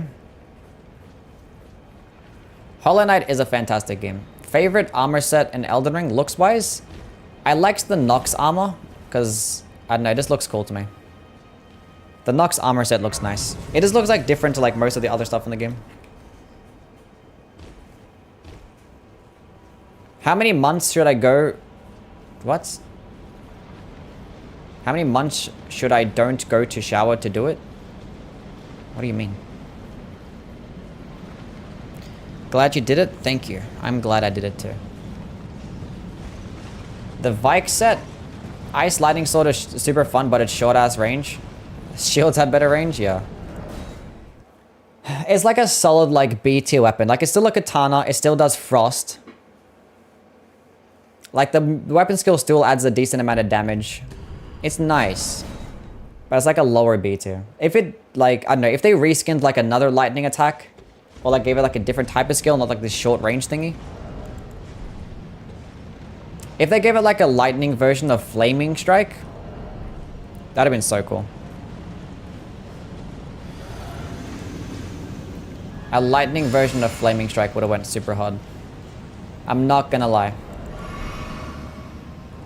It is better than the Meteoric All Blade though, yeah. Because at least it's unique. At least it does something unique. Outside of some stupid heavy attack.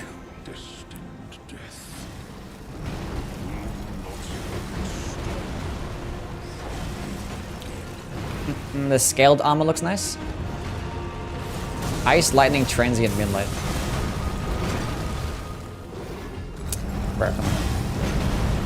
He's no-hit bosses in...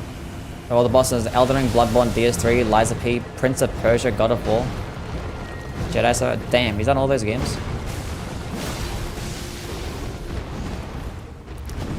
That's crazy. W spacing. How many FOSS do I have? 4, that's enough. That's enough.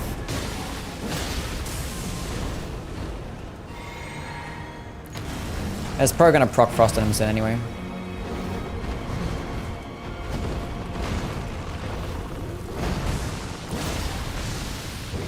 Actually, I kind of want to not proc frost on him until the second phase, so I'm gonna wait a little bit. We'll wait. Wait for his frost meter to reset. Okay, pop this.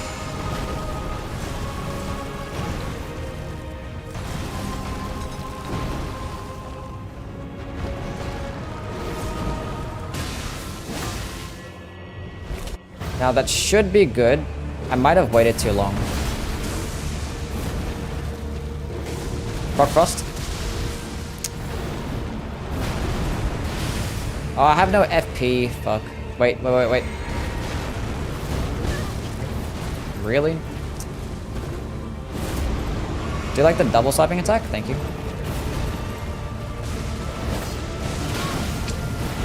Oh, the animation.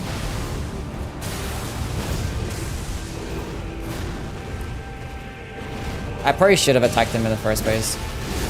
Because now it's not going to proc frost. That's fine. I might proc frost here. Nope. What a mistake that was. Confessor with the prelate's fire arms and legs. That hit me? Fatality. God damn it. I had a feeling I was gonna fuck up that dodge as well. I was like, he's literally one shot. Like, if this is typical Yui behavior, I choke that every time. Why do I choke so hard all the time? I don't get it. I mean, thankfully I didn't choke it on like something that's challenging. I mean, I would have focused up more anyway. Brother, this guy stinks! Snatching defeat from the jaws of victory, yeah. Typical Yui behavior.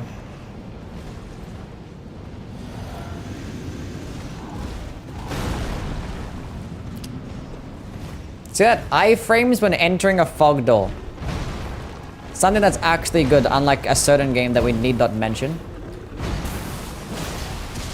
It's fine. No hit starting from now. Why do you do the things that I don't like? It was perfect timing here. Were you intended to say like fatality for when I was gonna die or when he was gonna die? Either way was impressive.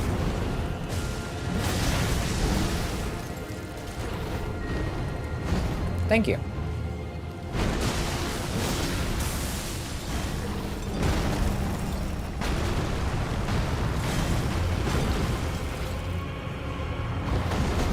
Still waiting for you to do a DS2 Scholar of the First Sin no hit run?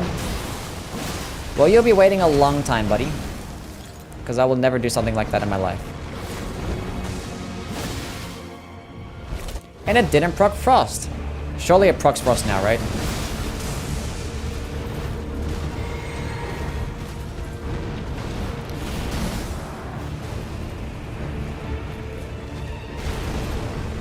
Can I get this up in time? Wow. How'd that miss?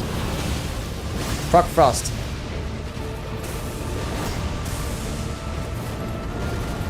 Proc Frost.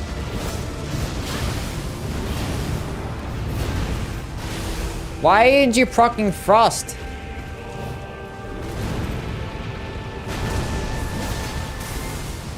Bro, come on now.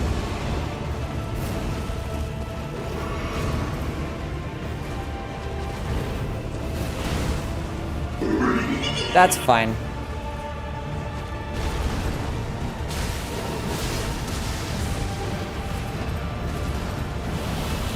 Does the Garank spells do magic damage when he uses them?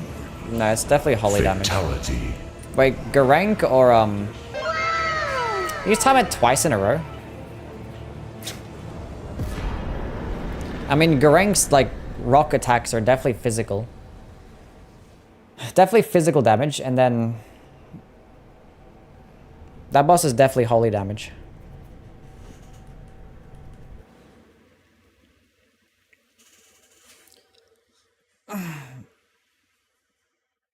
Anyway, easy game. Millennia time? Not Millennia right now. Not right now. Damage is damage, just don't get hit. True and real. Dexterity time. I don't think Gideon's gonna be too bad, right? Kill Millennia for once? We're gonna kill Millennia afterwards. Gotta kill these bosses first. We'll save Millennia for last. Which weapon are you using? The Dragonscale blade. This is like one of the few weapons that I haven't done a playthrough with. I can almost do a all unique skills ranking video. I'll gift 50 subs if you complete a no-hit Dark Souls 2 run. You can keep that money, bro.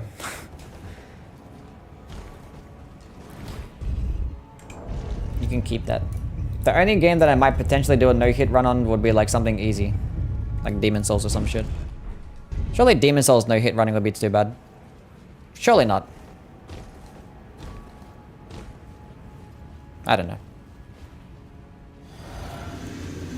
How much money for a DS2 no-hit run? 6 figures minimum. Minimum 6 figures. And that's in like real currency, not like fake currency, you know? To become Elden. What a sad state of affairs. What a sad state of affairs. But alas. Shut up. That's what I'm saying.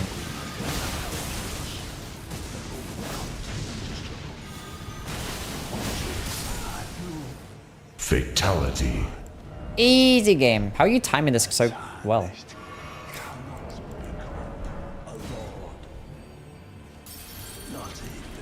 Best part of the frenzy run is grabbing Gideon and frenzying him. That is true.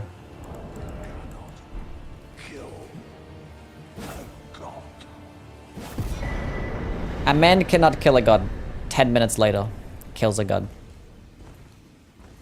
You know, for being the all-knowing, is kind of stupid. I'm not gonna lie. Like, if he was actually smart, he'd be like sitting at the back of the Godfrey boss room and then spamming projectiles. If he was actually smart, but he's not. When you make your build videos, do you use mods to reset the bosses? Yes. I mean, like, when I kill a boss, you can just, like, quit the game out. And then most cases, they don't die. But, yeah. You can use Cheat Engine to revive the bosses. Is this New Game Plus? No, it's regular New Game. I use Cheat Engine to drop the weapon.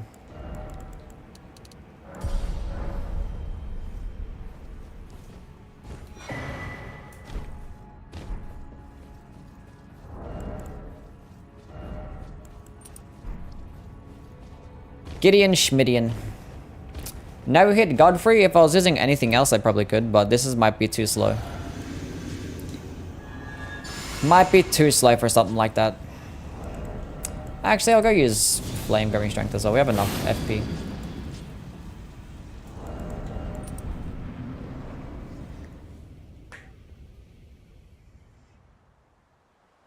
I ain't bothered to watch all this stuff.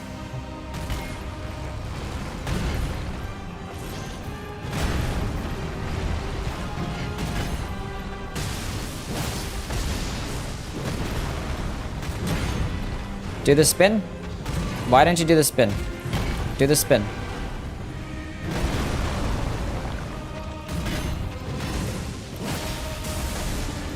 If you know you hit, I'll give you $1. Oh, it's gonna end right now, so it's fine. Never mind. I don't need $1, it's fine.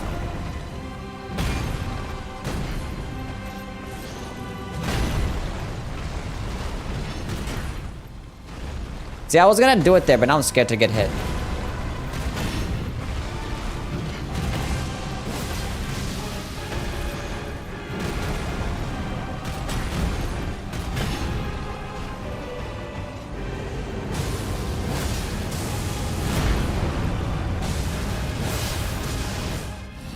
I wonder if I can get this off here. I can.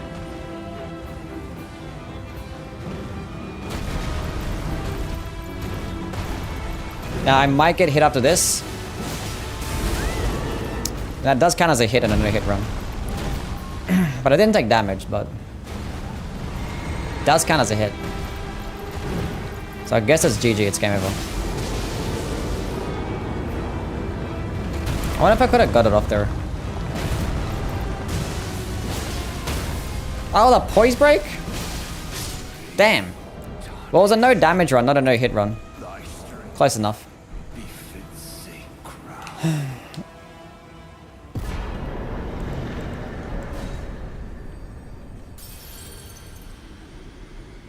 Close enough, I guess. 50 cents, yeah.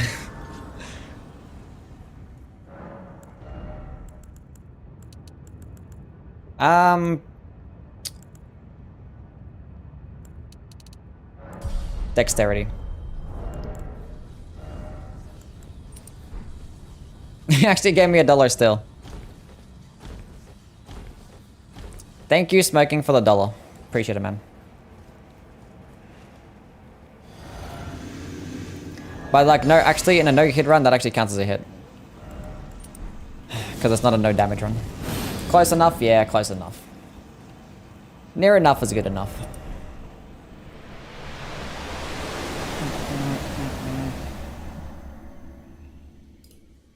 That's more than some countries' minimum wage. That is true. I appreciate it. Now, thankfully, we can proc Frost against this guy. And I'm pretty sure for Elden Beast, being that there's water around him, he's going to be weaker to lightning damage. Can I get this off in time? I can.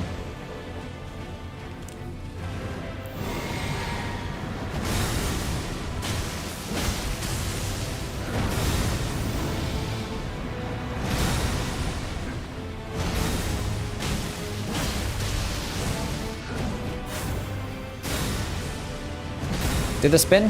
Why didn't you do the spin? Why do you do these things? Be normal, please. You can't punish that attack because he has hitboxes around him.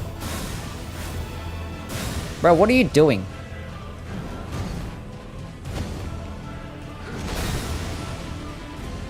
These are not openings. Oh my god, look at him. Oh my, and he's doing that again. I can't punish these attacks. You have to be... Oh, you're not being nice to me. He's like about to do like the other... There we go. Oh my god. Why? Where was that the entire time? I should be able to get an attack off here and dodge. Plenty of time. I could have done another attack.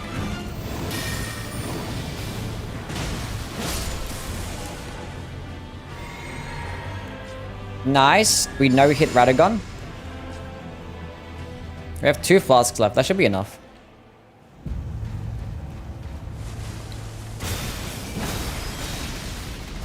Yeah, we should be fine. I don't think I have a Starlight Shard, but we can still do damage without FP.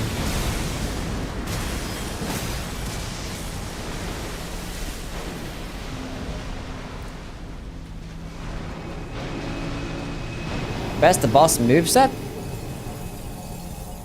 I think Radagon's is the coolest. They feel like the most like flashy, but also like really cool to dodge as well.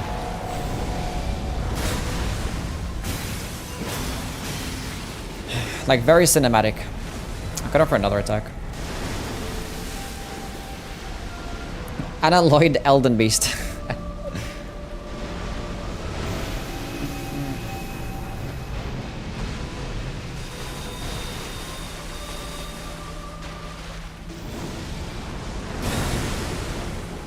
Come on, buddy.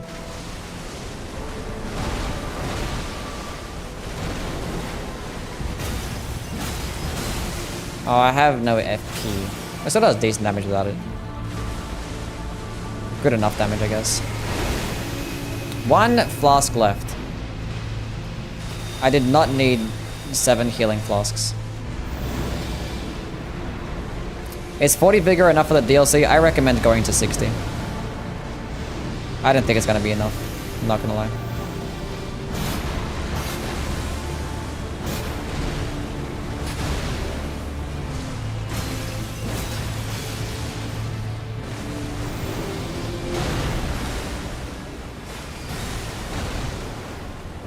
Like the DLC bosses are most likely gonna hit harder than the well, this is the end of the no-hit run, unless I get a stagger right here.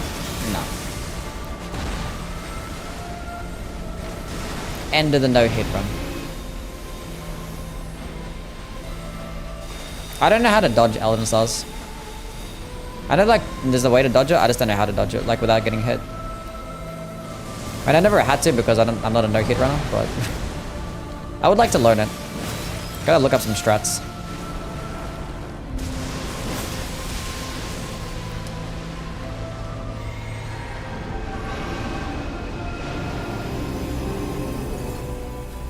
Radagon minus his disappearing has the most fluid moveset in the game.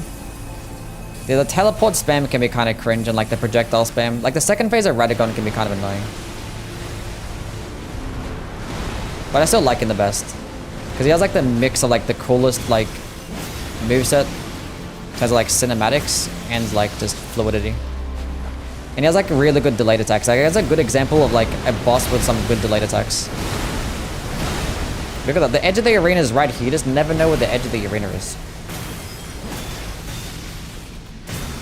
Anyway, that is how you beat the entire game only using the Fatality. Ice Lightning Sword weapon skill. That's cool. We had enough FP. Let's go kill Millennial. Oh, yes, Daddy.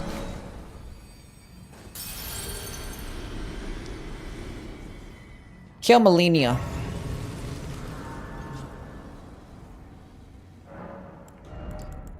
Um, 69 dexterity, 70 dexterity. 4-hour stream today? Seems like it. I gotta get started on making my top 10 Dark Souls 3 weapons anyway.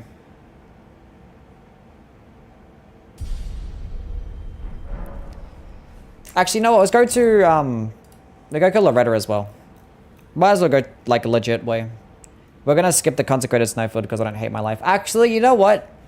No, we're not gonna run all that way, but we're gonna kill the bosses on the way to those bosses. If that makes sense. If that makes sense. So let's go kill Niall, Loretta, and then we kill Millennial. Twin Princess Greatsword? It's an interesting one. You could potentially put it on the list. The Knight's Cavalry duo is not necessary to kill. I gotta do some like testing and stuff because I haven't played Dark Souls 3 like weapons in a while. Feat's Great Scythe. I don't think Freida's Great Scythe is gonna make it to the top 10 list. I'm not gonna lie. Did I send the elevator down? I did. Cool. Demon Fist is also not going to make it. No.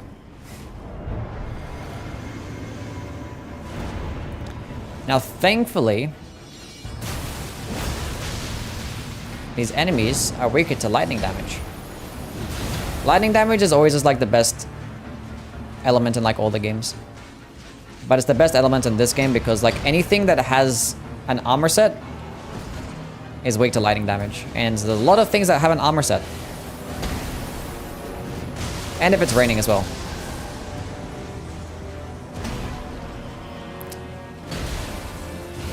And all those enemies are also weak to piercing damage, which is why piercing damage is like the best. And dragons are weak to piercing damage too. So like Ice Lightning Sword performs good against like enemies that can get stun locked, but like the Dragon Halberd also does that too. We have to be like much closer with this weapon. And it doesn't do enough damage, or as much damage, I mean. This guy might be resist to lightning because he actually does lightning damage. Because that's just the way that it works.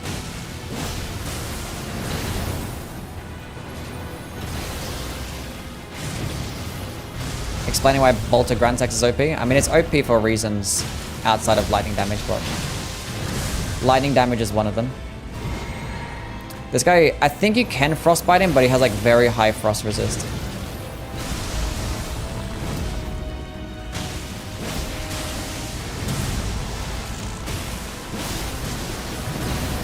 Yeah. He did get frostbitten there. That's nice. Lothric Knight Straight Sword is probably going to get top 3, yeah. Dragon Slayer Spear, I don't know, like all the Dragon Slayer weapons are actually really good. The Sword Spear, the Axe, Great Axe, they're all like really good. So honestly, you could like put them all in like the same fucking tier, but I don't know. I'm trying to have like variety on that top 10 list as well. I'm not trying to have like 1,000 straight swords because you can just have like 10 straight swords and call it a day, but... Where are you aiming at, bro? I'm over here. I did do a playthrough with Freida's Great Scythe, only using the open skill. Oh, rip the no-hit run. Rip the no-hit run.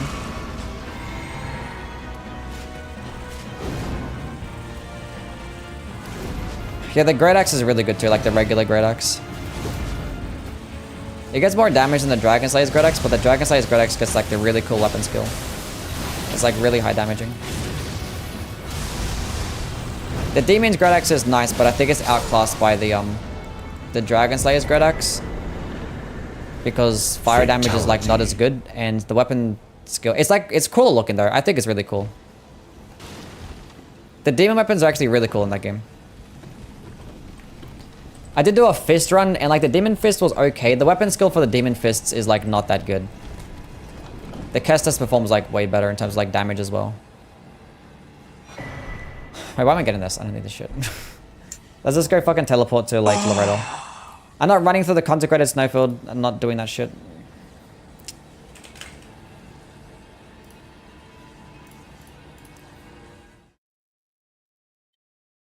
Is level 150 enough for a new game plus 7? I mean, it can be enough if you're good at the game, but like I recommend like, you know, being higher. Frayed Blade is dope, it's really fun, but I don't think it's top 10. Because like Frayed Blade damage is not that great. You can get like higher damage with like almost any other katana in Dark Souls 3. Frayed Blade does, it's more of like a PvP type of weapon. And my list is going to be PvE based. Because like it has 20 durability, which is like not enough for fucking PvE. And its weapon skill is mainly used for like stun locking smaller enemies. Once you go fight larger bosses that don't get like staggered easily, then it's kind of shit.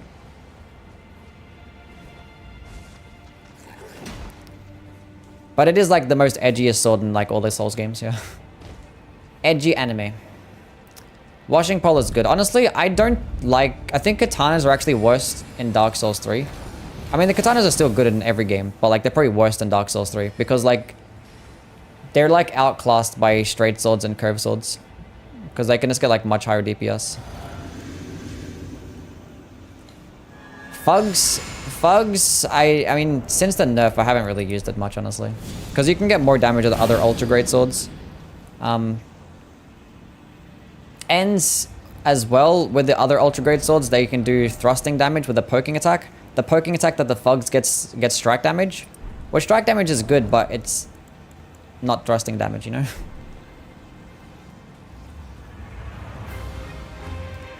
And Fugs is like does weigh a lot. The best thing about Fugs is it actually does double as like a shield as well. You can like block with it pretty well. I don't know. I'm not sure if I put it into the top 10. I'm not sure if it gets above like the Lothric Knight Greatsword. Dark Drift? No.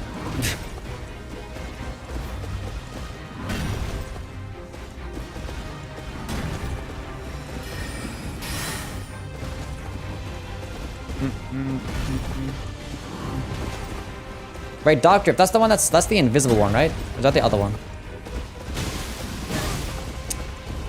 Girl, can you stop that? That's true. That's true.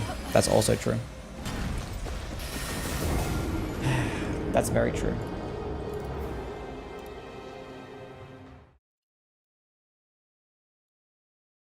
That is true. That is true. What's the street food do you have in Australia? Really? You're just gonna crash on me? Pontiff Greatsword?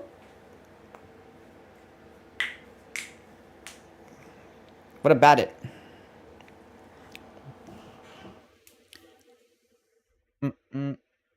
It's like Blind from Demon Souls? Okay.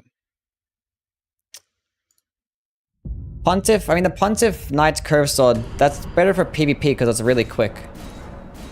This is a PvE list. Of which you can just get a higher DPS with like other other curved swords.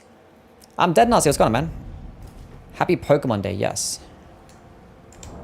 So the new Pokemon game got announced, didn't it? True.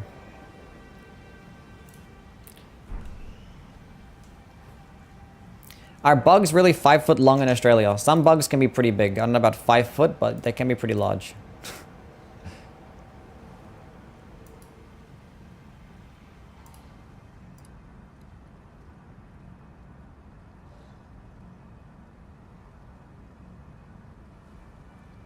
Bro, what the fuck happened here?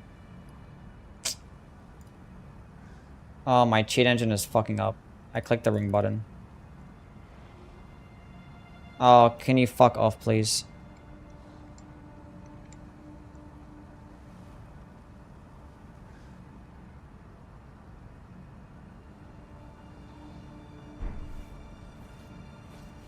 Your trash, kid.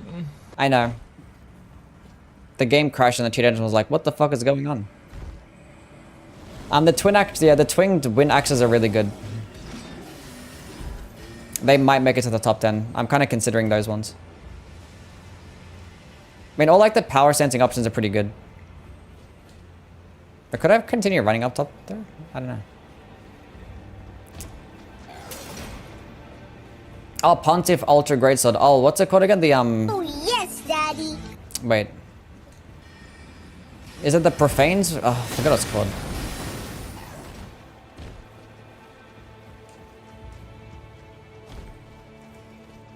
Profane's Greatsword, yeah. I'm clicking X to enter the boss room. I'm so stupid.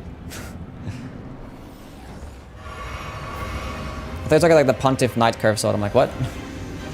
No, yeah, the Profane Greatsword's really good. Yeah, that one is another one. Brother, this guy stinks!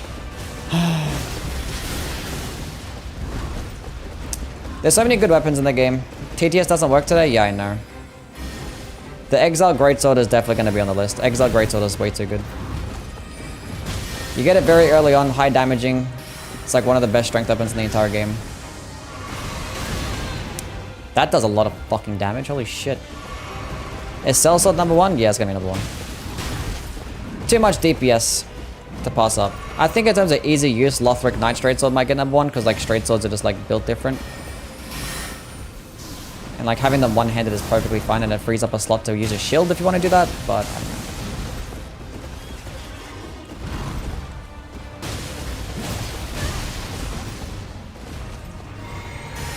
I have 2 flasks. What the? 1 healing flask left? What happened? When did I take so much damage?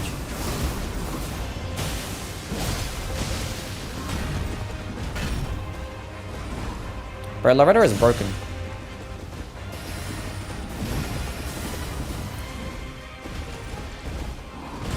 Yeah, Sellsword is literally a starting weapon as well. It's crazy. I'm going for it. Oh, god damn it.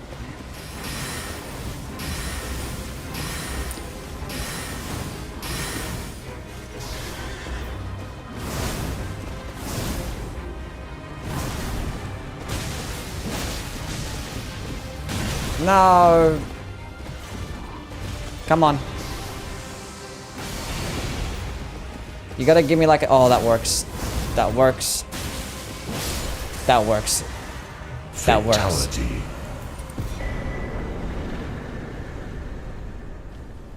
Soulsborne player stereotype. What's this? When I first heard of Elden Ring, I was hoping it was gonna be Dark Souls 4. Yeah, it's not like Dark Souls 4. What the fuck did I click on there? What is this shit? What the fuck is this? My OBS is going weird. Okay.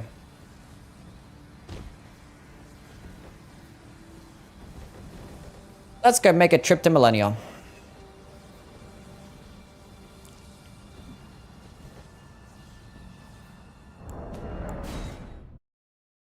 Okay. Okay.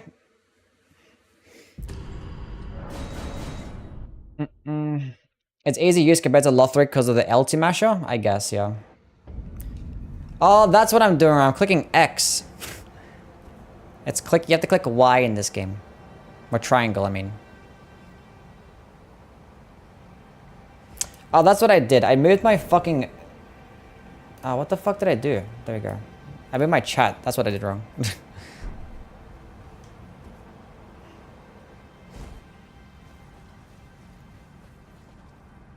Crucifix of the Mad King. That's another one I want to put on the list. Because like it can do like really high damage.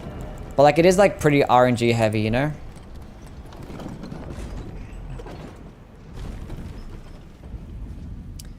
It is pretty RNG heavy. Do you watch TikTok videos you get tagged in? No, I don't. The only time I'm ever on TikTok is to post videos. Like, I don't watch videos on TikTok. The Drang Spears, they're good too. I'm not sure about top 10 though. I think for like the I think the Drang Hammers are better. And I'm pretty sure it's like weapon skill is like charge 4th right, and I think like the Astora's... Is it the Astora's Greatsword that gets that moveset already? And I think it does it better.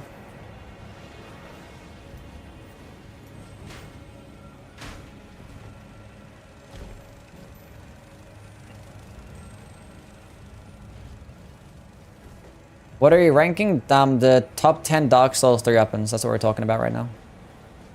It's pretty hard to make a list, honestly.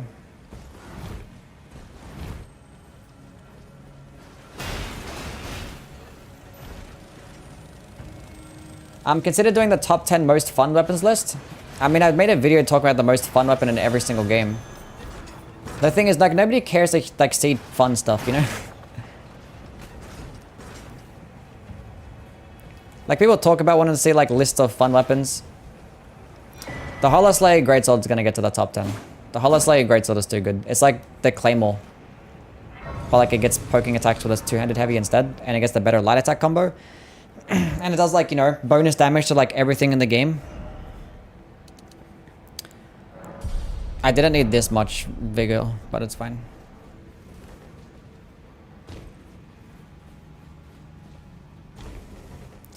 The Wolf Knight Greatsword. One thing that I want to do a front flipping marathon where I beat all the games only using front flipping attacks.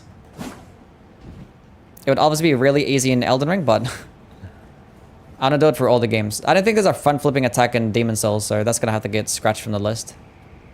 Unless I'm missing something. Do I have... I don't have something with quickstep. Looks like we rollin'.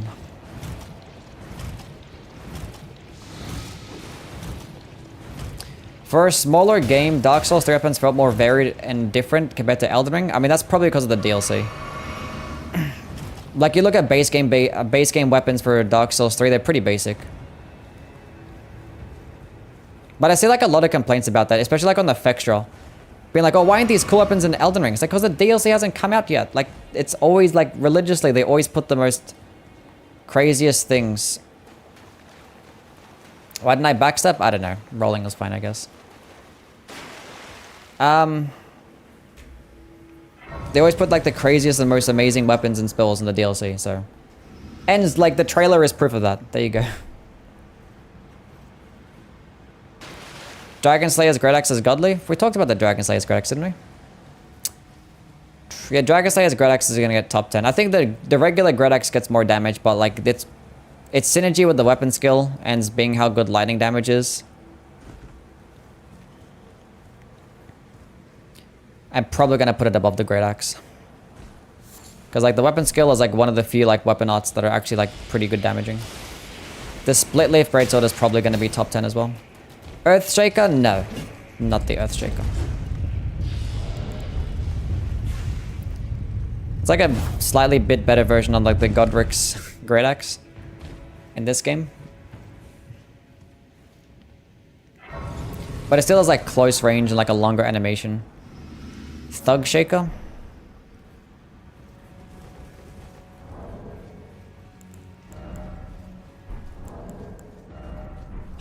$82,000 souls to level up? Jeez. That's expensive. Yorms? No. I don't think this is good. Because, like, you have to, like, include, like, the best of the best. Like, the best in each class. I don't think Yorms beats out any of the other big boy strength weapons.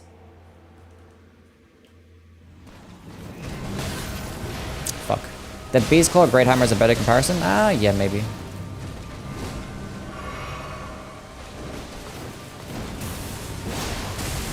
Okay, don't do that again.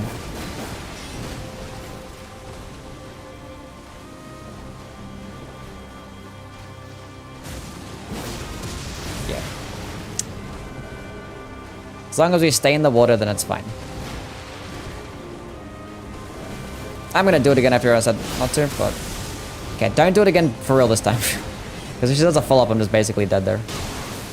Okay, at point blank range, it does stagger her, so that's fine. Are you gonna do waterfall dance? Like button if you guys are against domestic violence. She does. Okay.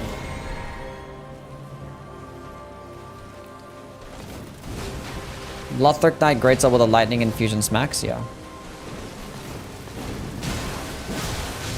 Oh, actually staggered her with the initial attack. I actually might be able to do it then. That's fine. The Lothric Knight Greatsword is probably going to get to the top 10 too. It just gets like the highest AR in the game. It's actually not that bad against Millennia. It's nice. Like the initial like lightning attack doesn't it doesn't do much damage, but the fact that it staggers her means that the follow-up is guaranteed. Which is really nice. Come on, girl. Girl, what are you doing? I have to like react to a move so that I can't just hit you.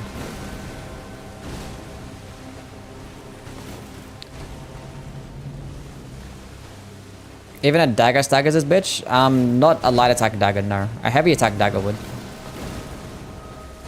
What are you doing? You have to do the other ones. That works, I guess.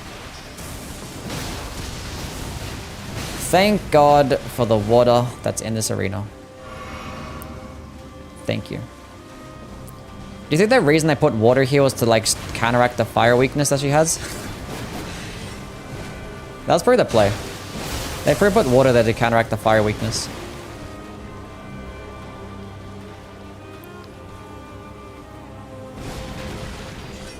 Now that I'm thinking about it.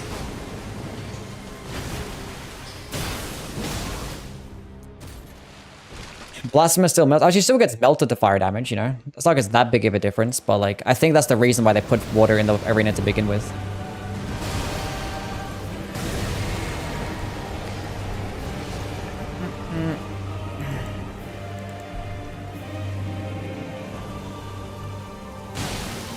Oh, the frost is still active? That's because he used the same weapon model for the second phase. Oh, that was a mistake. I was not paying attention. That's fine. Let's go double chug here. Stay at full health.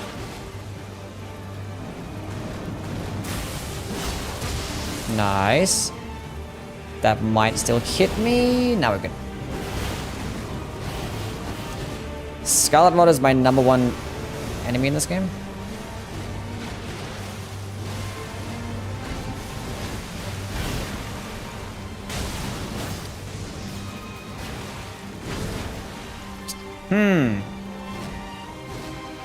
I have 2 FP flasks left. That should be enough.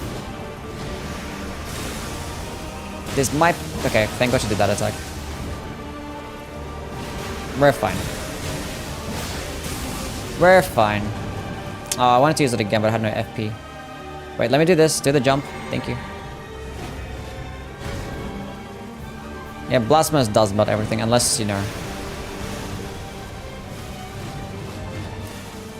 You're fighting bosses that are resistant to fire damage, I guess. Mistakes are made.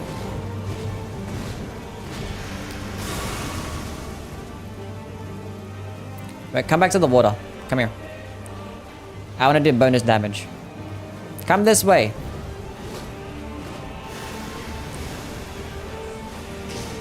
Why is she like this?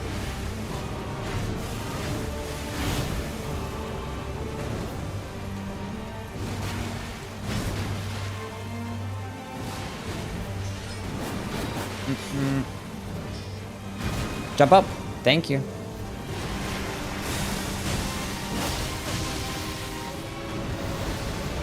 That works.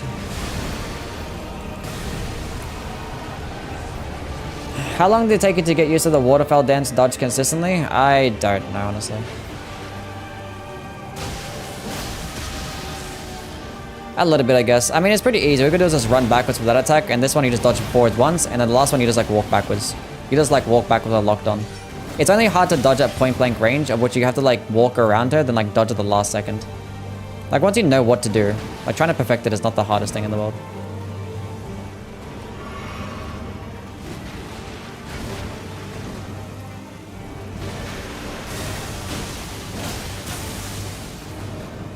And it's just like the hardest thing about it is like knowing when she's actually doing it. Like dodging waterfowl dance isn't like the biggest deal. It's like knowing when she's gonna do it and like getting a feeling for when she's gonna do it. That's where like all the practice comes from. And like trying to bait it out as well.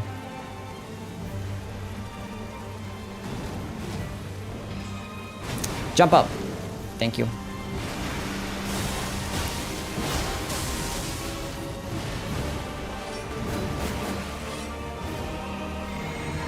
Easy game.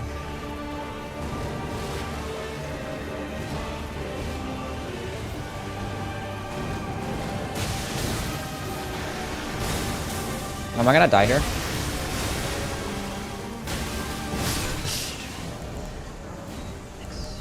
Literally not even close. I just like spammed, like surely we get it this time. Because that worked in the first phase, it just didn't work in the second phase. We did it, we won. Actually, we didn't kill Moog. This guy killed Moog. Almost agreed? That's fine. That's okay. Let's go put points to mind. Dexterity. 7 and 4. Moog hitless? I'm not going to do Moog hitless.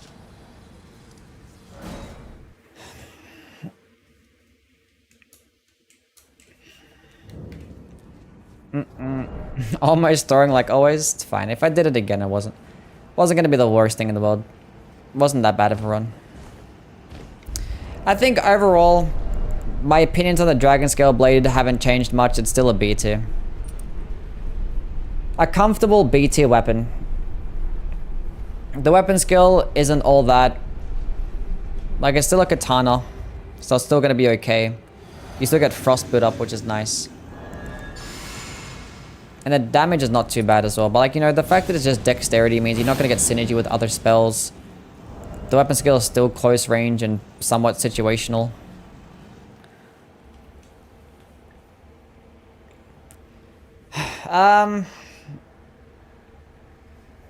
And the fact that it doesn't get bleed is kind of mid too. Should still get bleed.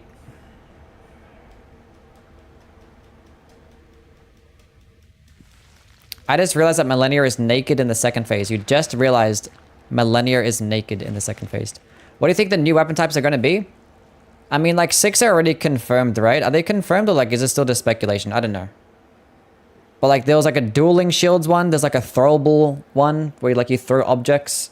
There's like the martial art based one where you can kick things. Like, apparently that's counted as a weapon.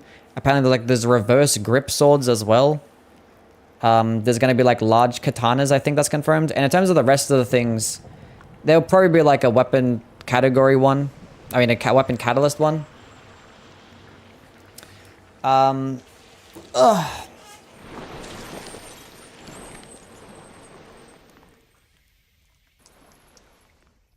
don't know. Dearest Nicola. They might be trick weapons as well. Large flails. Giant flails. Weeb shit? Yeah. I mean, typically the DLCs are always weeb shit. It is what it is.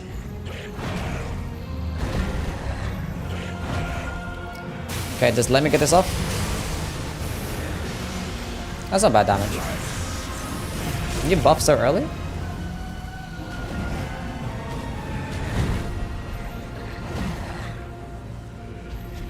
I was scared to use it there for some reason, I don't know why. Colossal dagger.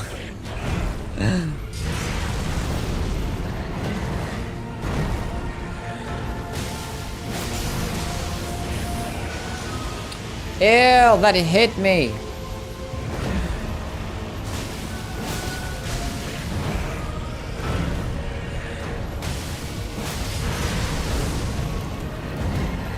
I could have used it again, I didn't need to heal.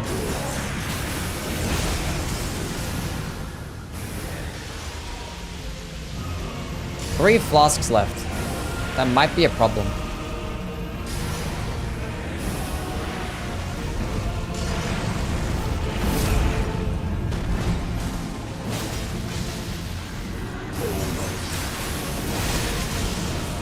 Nice frost proc.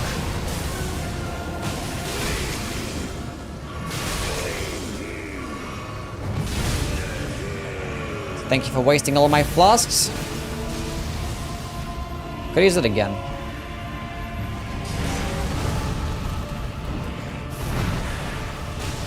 Get him.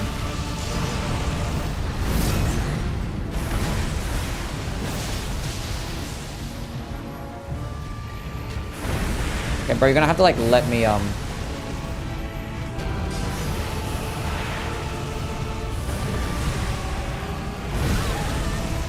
That wasn't a dodge apparently. Okay. That's fine. I'm just gonna stay full health. That you're a dick. You're a dick. Come on, buddy.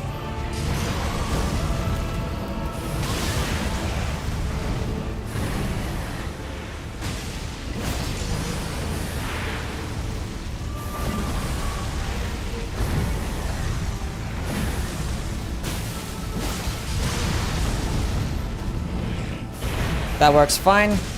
Can I get a frost proc again, please? Maybe the next hit.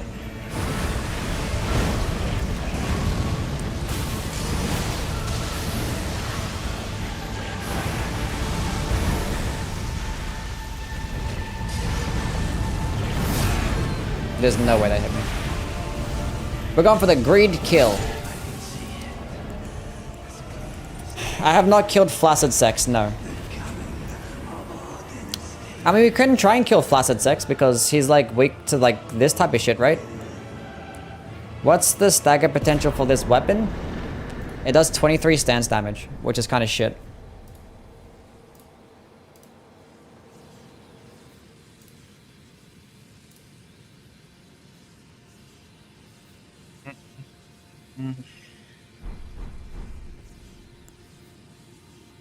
I had 2 flasks there left. That was fine. Let's go kill Flaccid Sex. I think this does like 5% more damage or 10% more damage to like ancient dragons, so that's kind of cool. Level 126. Go with 5 flasks, why not? Then again, I'm not gonna use Golden Bow. I mean, I might. Let's go teleport there because I'm not stupid. I'm not going to do Fortis Axe because it requires having to go up a stupid ass tower, grabbing an item, go talking to a person, go killing the stupid... What do you call them, guys? Fears simps. Them dudes. Okay, the pro tip when you go up against Placidusax's nuke is just trade out with it because it doesn't do good damage. It's just free attacks. The damage kind of sucks, so you just spam and hopefully you get a poise break.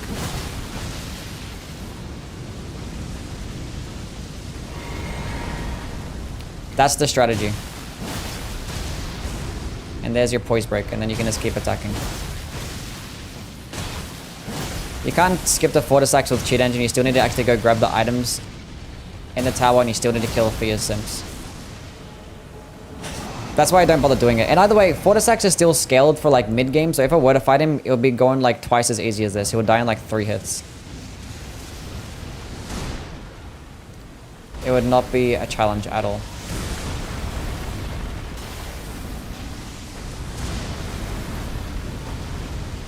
Would not be a challenge.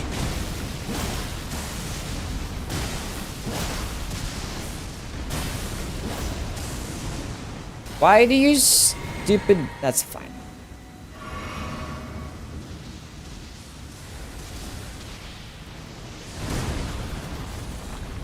Vogue's OST is a definition of a masterpiece.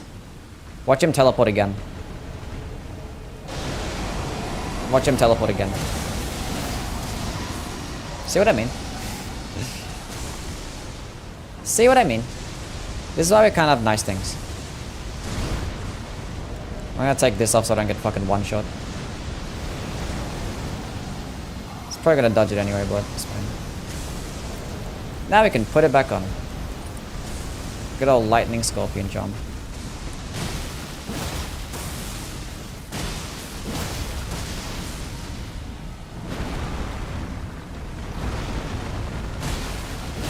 Come on, proc the frost.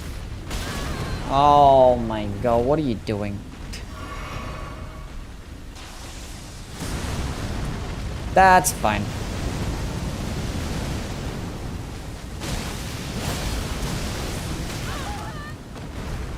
That hit me? Thoughts on the twin night swords? Derek.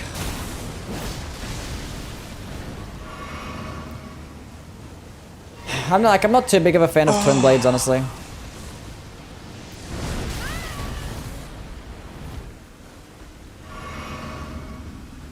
Not too big of a fan of twin blades. Oh, that was my opening. Don't teleport again. Wait.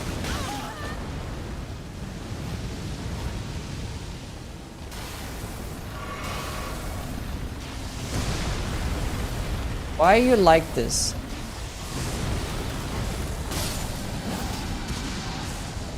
We finally did it. Why you bullying me? Guy just made that fight just last so long for no reason.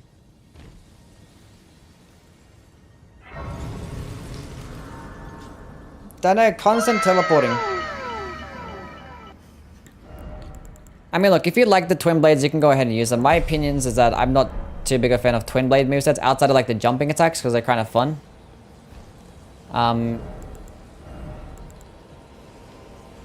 They're gonna be fine. I mean, I'd still like rather use the Godskin Peeler because it gets like the cooler heavy attack, and like charged heavy attacks seem more viable because you get thrusting damage too.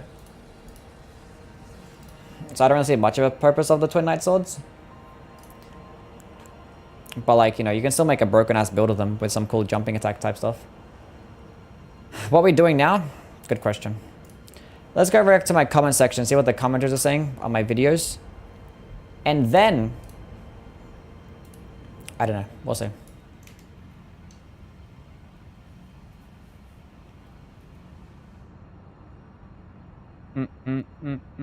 Only longsword. This guy needs to start looking into the facts for weapons, especially for the knife. What facts? I know plenty of facts. You talk about the butchering knife? Butchering knife is mid. Mid. I slept Godskin with 3 arrows and he woke up about 3 seconds. Did they patch this? They didn't patch this. You probably hit him again.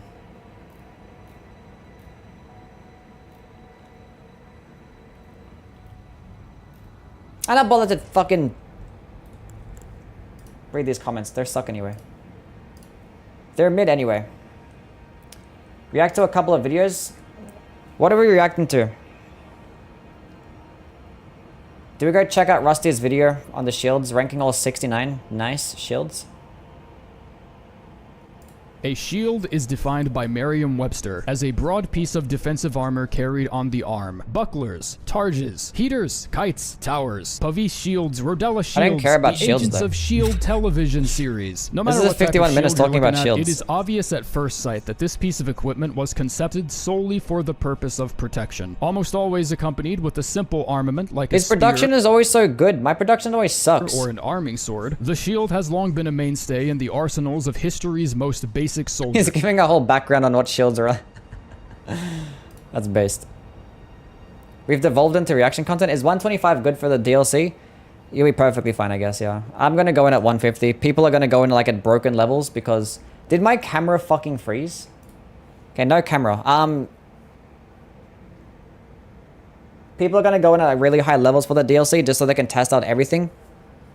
So, yeah. It is a cardinal instrument of defense that sends a very Let's go clear skip to what he put in a number. Stay Let's go your skip to the ugly top ass 10. the fuck over there, and nobody gets hurt. The shield is Wait, such where a do you put the, reliable, straightforward concept that we even use them in modern society. Riot shields, ballistic shields, shields health solutions, shielding your internet connection. Bro, like, with there's so many today's video shields. Partner, Oh, you put the jellyfish shield at number 29? Shield for those who just like chasing big damage attacks. Jellyfish shield users are the type of people to install cookie clicker mods just because they want to see the big number go faster. Of course, it has its benefits. It's tied with wooden great shield for lightest in its class, and its magic and fire negation are actually kind of decent. This is the only shield I ever used. This is the only shield I ever use.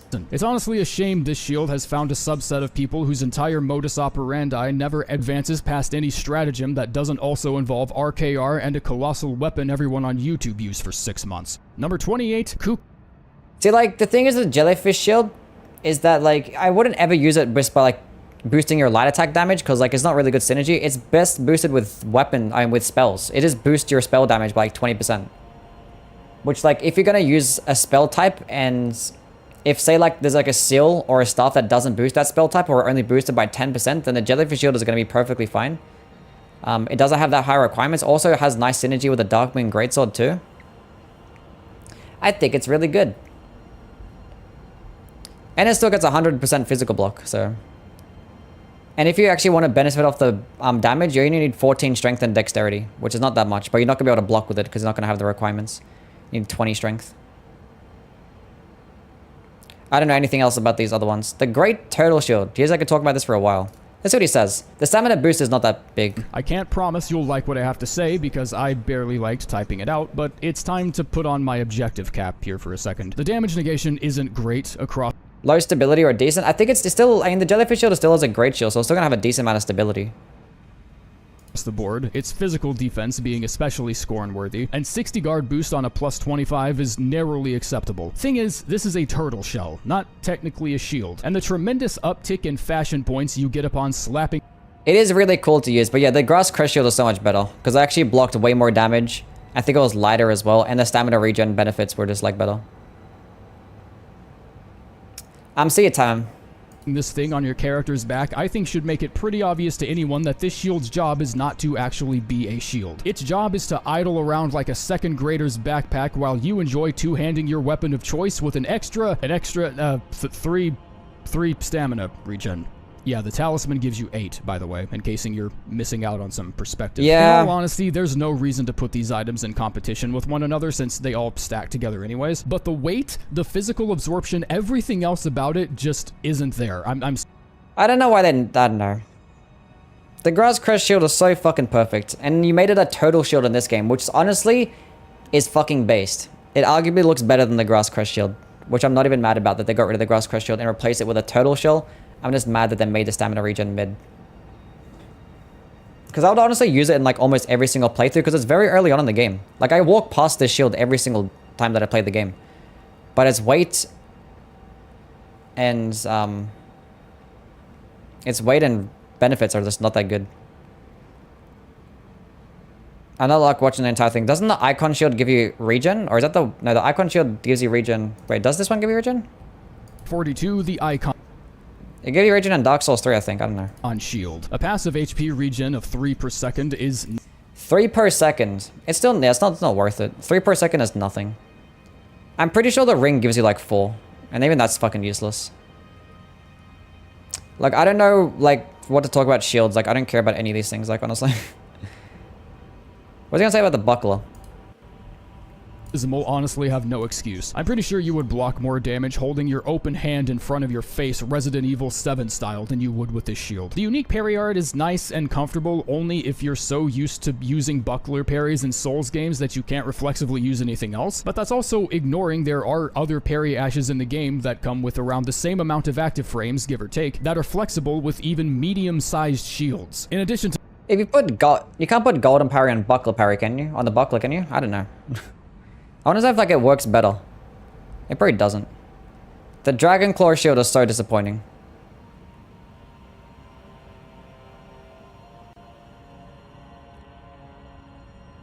Okay, what else? Just gonna skip to the important stuff. These are your Eclipse shields. I don't know. Someone said they wanted to know about the Eclipse shields.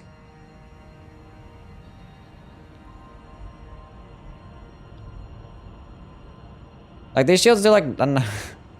Do you guys even use shields? Like I don't. That's why like I never talk about them. Like I have like one build video that actually uses a shield like in synergy with the Moog Sacred Spear. Because you can like block and attack at the same time, but even then I'd still never bother. Erd Tree Great Shield. Let's see what he says about this. Number 19, the Erd Tree Great Shield. When looking at the negation totals by themselves, ignoring this shield outright becomes very easy to do. So easy that it almost happens by accident. You finish off the 2 sentinels guarding the outer wall, pick up the shield and see a cascade of red numbers popping up in the comparison tab and think, nah, fuck that, I can find a better one. And that's just the end of it. That is the last time you ever think about this shield. And whether or not that's a good decision is something... You can actually block that attack? What the fuck? That's crazy. Shields are useful, but look how much stamina damage it took. Unless it doesn't have that shield upgraded, but if that's a great shield. The end of it. That is the last time you ever think about this shield. See, like, if you just dodge that attack, it would consume, like, that much stamina. But blocking the attack...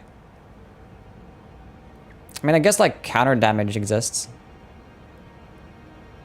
And the counter attacks, I mean. What are they called? Guard counters. And whether or not that's a good decision is something I still struggle with. No matter how many bells and whistles come attached with your limited edition 2019 Chevrolet car door, it almost never overrides the single most important function of a Great Shield, which is to sit on your ass while the enemy gives themselves a heart condition trying to get through your immaculate defense. However, there is one major but involving the Erd Tree Great Shield, which is that this is the only Great Shield in the entire game that comes with a parry function. It's not a traditional parry, it only parries projectiles, but I mean, that counts for something. Number 18, the Scorpion. Oh, you're not going to talk about the synergy with, like, you know, the Discus of Light and stuff? Come on now. Discus of Light makes that so much more fun. I think it's still like a healthy place for it. I don't know. I don't really know much shit about shields, honestly. But it makes it really fun. It makes boss fights like Moog pretty easy too. It is like more gimmicky than anything though, the Erdtree Great Shield. The One-Eyed Shield. What's he gonna say about this? Number 13, the One-Eyed Shield. Yep, more outliers. They're fucking, here they are. Why does it make Moog easier? Because you can like transform all of those like projectile attacks and you can just turn it into like you can like parry all of those projectiles that he throws out. And you can deflect them back as a AoE spell. What, the AoE projectile that it gets.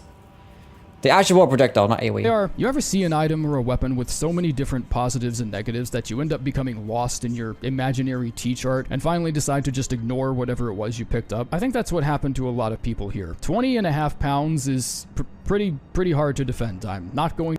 That is pretty fucking heavy. To excuse that. If you were to pick this up at any given time, you would almost certainly have at least 3 great shields somewhere in your bottomless backpack with... Look, it's very fun to use. The damage can be okay. I don't think it scales of anything though. Skip to the top 5. Eclipse Crest Great Shield. Ant Skull Plate. What's so good about the Ant Skull Plate? He deflected using this shield, probably... Passives, where they get poison build up? The fact that most great-sized weapons raises and immunity. regular hammers... What's immunity again? Is that poison resist? Probably. The coil shield is actually goated as fuck. Deadly poison buildup. That actually does Number it pretty 8, quick. the coil shield. I don't know where to put this. Like, I honestly don't. Should it be 8? Should it be 1? Or maybe even 36? Is this even a shield? Who the fuck uses this as a shield? This one item throws the entire criteria model for this list in the paper shredder, and it's just a snake taking a nap on a piece of wood. The negation and guard stats are buried so deep below any other option that calling it a negative outlier would be... It's the only reason that I use it, because I use it as a weapon, not a... Never use it as a shield. I mean, I would never use any like small shield as a shield, honestly. Honoring its efforts. This is not a shield. It's a snake, okay? It's a goddamn venomous copperhead wrapped around your arm, Forspoken style. I mean, it's good. It certainly kills shit faster than pretty much other shields, so I can't say it's bad on any account. But this is a weapon. Like, this is why it's so hard to rank shields. Number 7, the Guild. It does deadly poison, that's why it's good. Deadly poison is better than regular poison. Why is my... Oh, my shit's been frozen on my, my YouTube thing as well. I just realized. Gilded Great Shield. As good a shield as it is a reliable friend, the damage negation and guard boost is wonderful, one of the greatest in its weight category, which is doubly impressive considering it's more dense than the average Great Spear user, and easy access to Godric Knight enemies and Limgrave. Haligtree Crest Great Shield, the Visage Shield. Out on. Number 5, the Visage Shield. The fuck is a Gilded Great Shield? I don't fucking know. Number 7, the Gilded Great Shield. This looks like the one that the Lothric Knights use. Out on. Number 5, the Visage Shield. Is it Visage? I said Visage. How do you pronounce it? You are in a guarded state when using the unique skill, and since your stamina is being depleted by both your attacks and the enemy's attacks hitting you, there is a bit of a learning curve to its performance. There's also something incredibly funny about this shield, and I don't mean the absurd weight or the funny giant dad face on the front of it. Tongues of Fire, like most other shield-specific unique skills, is a remarkably strong attack that gets completely overlooked simply because of the type of weapon it was placed on. But the unique skill, obviously dealing fire damage, kind of makes its high fire negation extremely counterproductive. This shield is tied with the Fingerprint Shield for best overall fire absorption in the game, and that chunky 81% fire absorption is going to be put to best use against Godskins, Man-Serpents, or Fire Monks. All of those enemies have incredibly high fire damage absorption, relegating the unique skill's damage to paper cut tier should you decide to use it. I guess that's a valid point. Banished Knight Shield, Golden Great Shield, Fingerprint Shield. What's number 1? The Brass Shield. The Brass Shield gets number 1, which I guess is valid. The Brass Shield. It even looks nice too. Rusty says it correct. What do you say again? Visage? Visage? Visage? Visage? Visage. I don't fucking know anymore. Anyway, we're done for today. I gotta go make some content on some ranking of Dark Souls 3 top 10 weapon thingy things. Anyway, he's ranking it based on both, yeah, like how they perform, like as a whole, I guess.